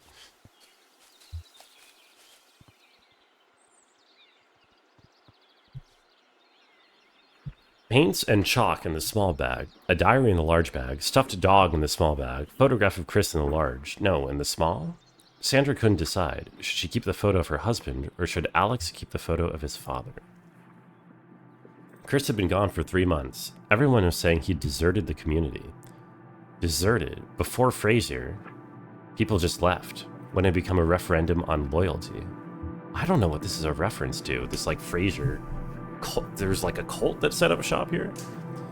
A heated disagreement in feedback circle, like the one Fraser and Chris had, was just a healthy argument, not a betrayal. But now... She set everything down, closed her eyes, massaged her temples, and wondered, not for the first time, how Fraser had consolidated so much invisible power so quickly. How had he done it? Had he in fact done anything at all to claim this incredible lattice of influence? Or had they simply blindly given it to him? I have no idea what that's referencing. Have we been introduced to this concept at all yet? That there's a cult that set up shop in this town? Think it'll rain anymore? Nah. I don't see any clouds. It'll probably rain anyhow. Just our luck. Huh, okay, so it does look like most of the people survived. Or everybody who survived who was in the television. During the flood. Night in the Kentucky. Yeah, big night in the Kentucky moment with the cult in town. Why?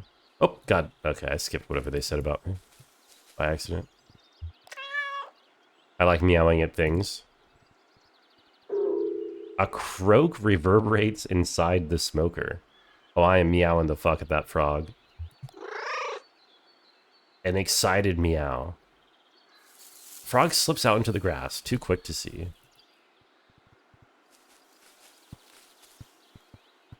Alright, what's going on here? Oh, can't talk to this one.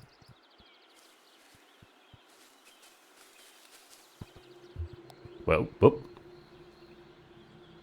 This headstone has no name on it.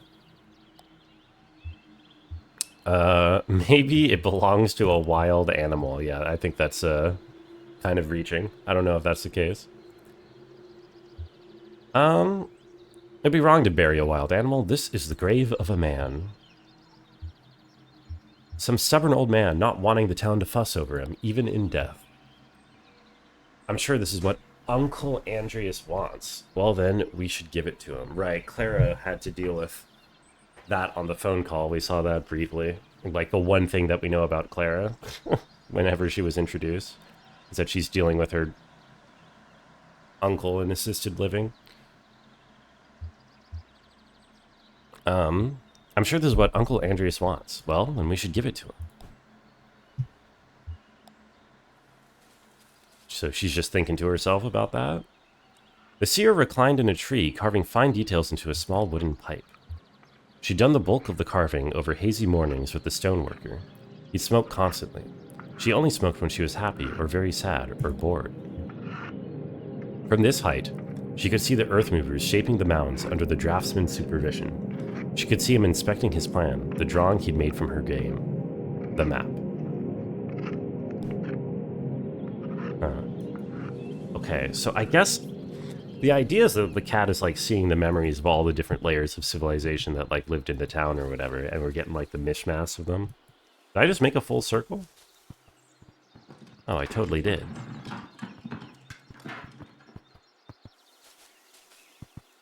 Another dead horse. No, that one's a cow. This shouldn't have happened. We should have prepared better. But most of all, that damn company who built this place and left it only half built when they pulled out of town. Damn shame. Can I meow at him to make him feel better? I cannot. Usually works in real life. Oh. This is the hole we came out of? Junebug and Johnny strained to hear the noises coming from the well. It's that weird sleepy singing again. Two songs overlapping, with the same singers in each group. You think the truck's okay down there? It's lost, but they don't seem to mind.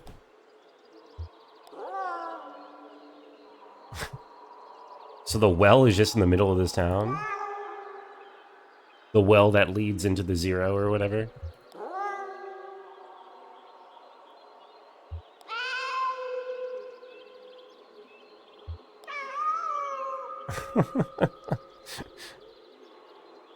There's not much of an echo. I was hoping for a better meow echo in that hole. Okay, there's nothing here. What about these people?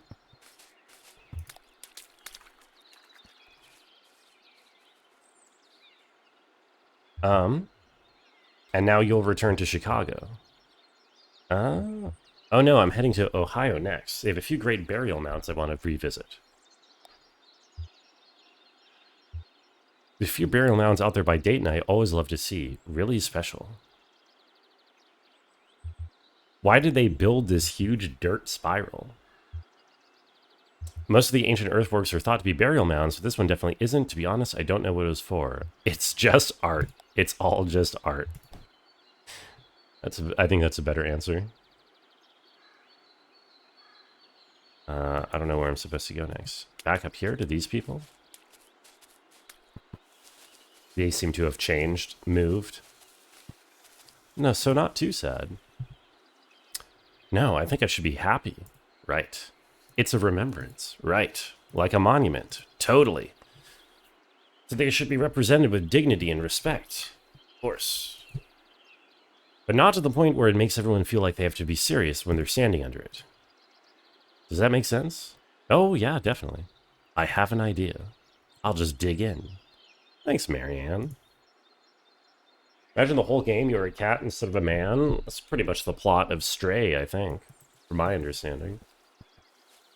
Not that I'm very knowledgeable about Stray.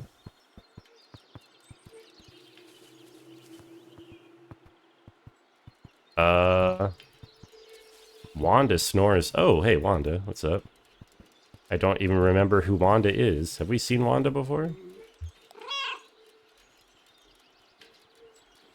Stray is an achievement for sleeping an IRL hour. So good. I'm pretty sure, I think La Milana has that too. Because your character falls asleep in the pause menu. Or maybe it's just for sleeping in all locations in the game. Ah, here we are. What is this big monument here anyway?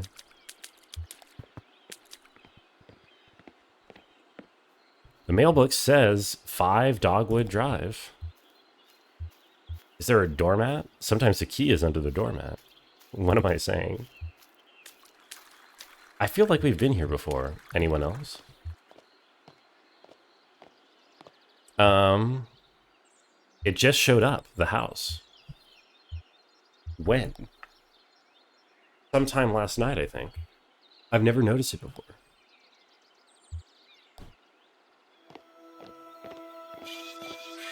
Alice haven't seen this guy. Oh, yeah. Well, is there an achievement for sleeping, though? In that game? I don't remember. But you do fall asleep when you're not doing anything in that game. It feels warmer in here somehow, right? Strangely comfortable. It's actually quite spacious. Dude, it's just like a arch. It's just an empty arch. That's not a house. What are you talking about? You could fly a plane in here. Nobody lives here? Somebody ordered some furniture. Oh, is that the antiques that we were bringing? The light in here is pretty great, actually. I could set up a new workshop here.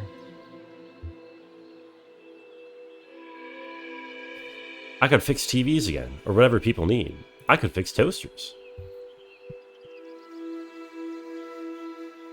One could fit a lot of books in here. There's so much stuff just spread all over the place from the storm. I kind of feel like I'm on stage right now. Know what I mean, man? But who's the audience? Everybody's leaving. You think more people will come after these people leave? People will come. There's something about this place. We saved what we could. This is like a biblical house. Yeah, it really is. Hey cat, I'll race you. Oh god, I'm racing the kid. From here to the pile of mail. Okay.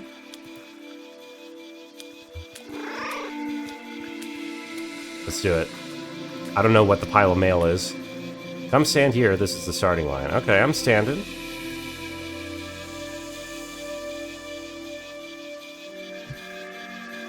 Ready? Get set. Come on. Go. Hey, hey, hey, hey, hey. How is the kid? Okay, no one. Okay, come on. An house cat would obliterate a child. That's what I'm saying. Oh, did I overshoot? Did I win? You're pretty fast. I'll get you next time. Oh, damn. They really are fixing this place up, aren't they?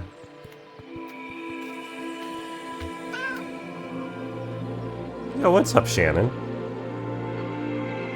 Oh, hi, kitty.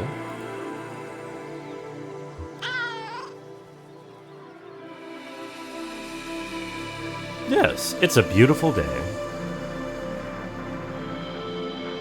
I guess the weather was pretty bad last night, though.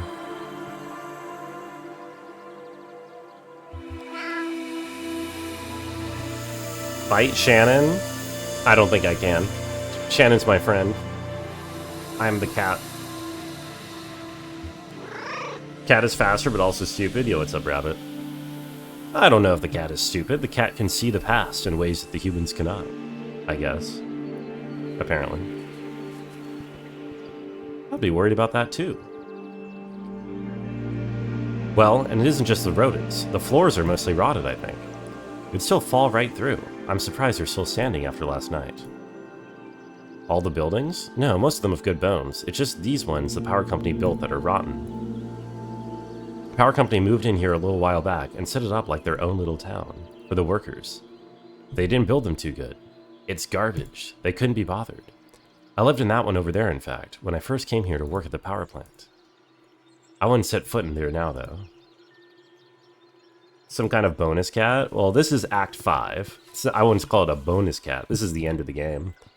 I think it feels like I'm close enough to the end of the game that I should just go late and finish it. I'm probably half an hour off, but it's kind of hard to say with this game because it's so, you know, how it is.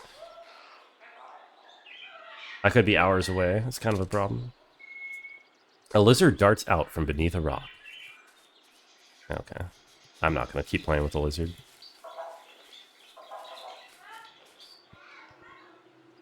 Oh? Where am I going? Here's someone. Flora and what's his face? Choppy seas today, Captain. Flora and Ezra. Let's reinforce the sails. Oh, look, they got a little paper boat. They've got a little paper boat that Flora was folding earlier. What's going on here with this tire? Bonus cat with a heavenly combination of words. I do like bonuses and cats, so that is pretty good. Clyde lay on his back on the runway, hands folded behind his head, halfway between dreams and the afternoon sun. He entertained the momentary delusion that he'd survived a plane crash, was vaguely unhappy when the dream faded.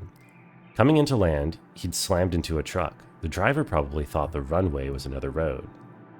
The runway smelled like oil, years of leaky light aircraft taking off and landing.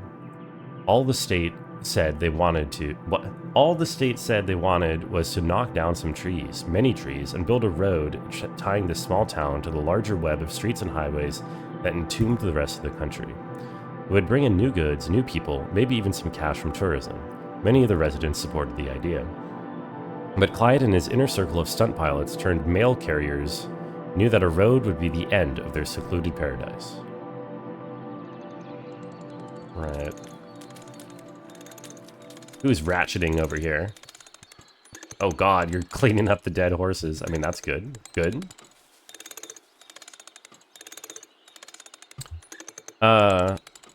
No, miss. They don't scare me at all. If you met them, you'd feel the same way. Talking about ghosts, I assume. I don't believe old Jorge would ever hurt us. He's kind and a bit of a bookworm, as far as I can tell.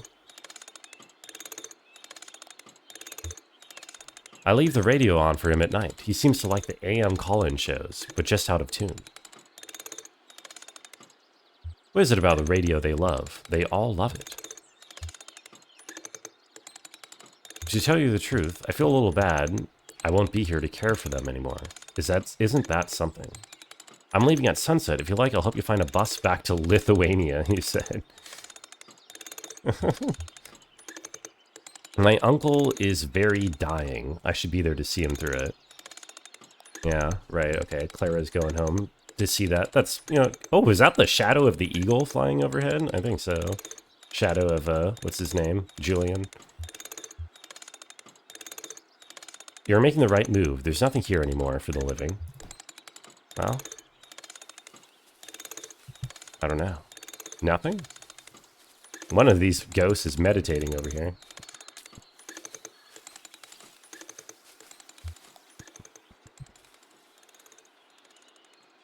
Boy, there's really never been a road to this place. Why not? Gentle cooing. That's what I figured. An indignant caw. Makes sense to me. A detailed series of chitters. Okay. Will you stick around to help?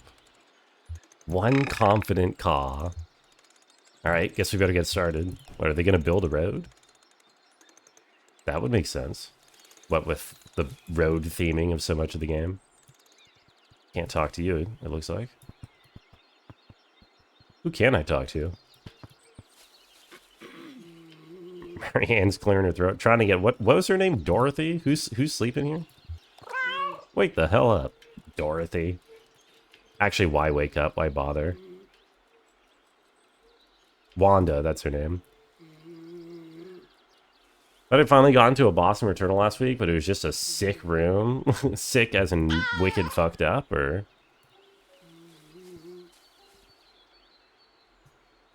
Sick as in cool. Oh, hello. He actually did kind of... Well, it actually doesn't look like he repaired that plane very well. Nice little setup you got. It's alright. Many afternoons have come and gone right here, listening to the radio, taking a break from some maintenance work. What kind of bike do you got?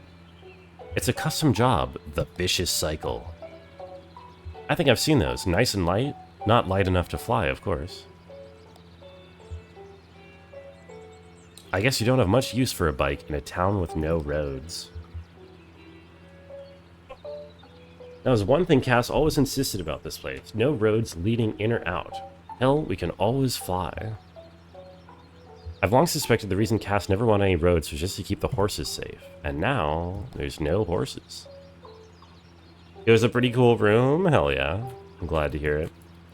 Maybe I should check out Returnal one of these days, since you have such high praise for it.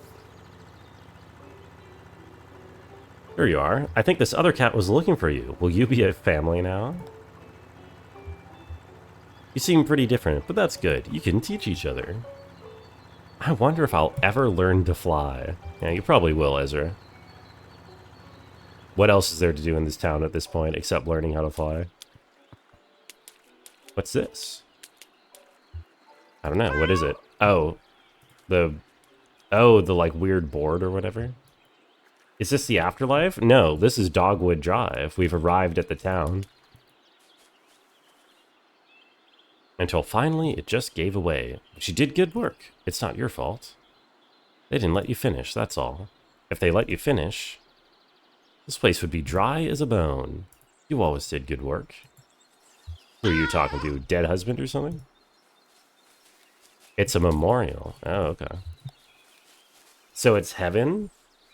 No. I mean, sure. I'm sure you could well, I mean, you could say that if you want. I don't think that's really the right way to interpret it. Dogwood Drive is an anagram for heaven? Shit, I didn't even realize that, but you're totally right. Rita tore up weeds. Elmo stood next to her with a bucket. She passed him the uprooted weeds, and he stuffed them in the bucket. They worked this way for a few hours. Dark clouds drifted slowly closer, but wouldn't arrive until evening. Okay, tell me about Elmo. Elmo left to get some tea. Rita pulled an apple from her bag and laid her head back on the overturned dirt. She looked at the sky. For a moment, she looked directly at the sun. Then she closed her eyes and let the after-image fade. Elmo came back with a plastic jug of sweet tea. They sat and drank for a while, and then got back to work. The garden was coming along as well as they could hope, given months of neglect. When the plant shut down, the company abruptly pulled out of the area and took a large part of the town's population with it. This included the Carver family, who had tended the garden, the largest and most productive in town, for years. Now the garden would be cared for by a new family, and feed what was left of the town and whatever it became next. They didn't know much about gardening, but they were prepared to learn on the job. They knew for sure they would plant tomatoes. Those had grown well from this garden in the past.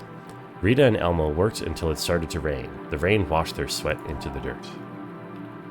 More of a purgatory, all this waiting for the horse races. All the horses died. I don't know if you saw that, Lolo, but they're dragging the bodies of the horses away. They are dead. They are dead horses. Is this another cat over here? Oh, there's a bunch of cats. Oh, it's the cat house. Oh, cool. We've got a whole house full of kitties. I hope I'm making the right decision by continuing and going late. It feels like this game could end at any moment, but what if it like goes for another hour? I don't know. Am I saying you're beating a dead horse? I am saying you were trying to encourage a dead horse to race, yes. Look at this place, the library. What a mess. And basically this building's only next of kin. I don't understand what the deal is with this library or whatever. I don't even, but okay. I should give you a tour. Let's skip to the good part. Any questions? Do they have a secret name or just a regular one? I don't know if it was secret or if they couldn't decide on a name. I think they just called it the library. My friend Bert says the work of history is to find a pattern in the unasked questions. In the evening, when the Chinese wall was finished, where did the masons go? Caesar beat the Gauls. Was there not even a cook in his army? Wait, what? No, there's plenty of... What? Okay, whatever. This is a special place. I feel a little guilty. You'd fit right in here. It's a mess right now, but there's some residual energy from those fearless experimenters that I don't think will ever dissipate. I could stay here. Junebug and Johnny rock up. What's good, little dude? We were talking about the library. Is this your family? Ezra looks at Johnny. Sure we are. Yeah, hell yeah, let's get this kid adopted. That's sort of what I've been trying to do with their side of the story this whole time. Whatever you say, Cricket. Ron dug a grave. Oh god. There could be a lot more. There could be a lot more. I wish I knew. There's no one here who's played this game, right? To ask. Interesting.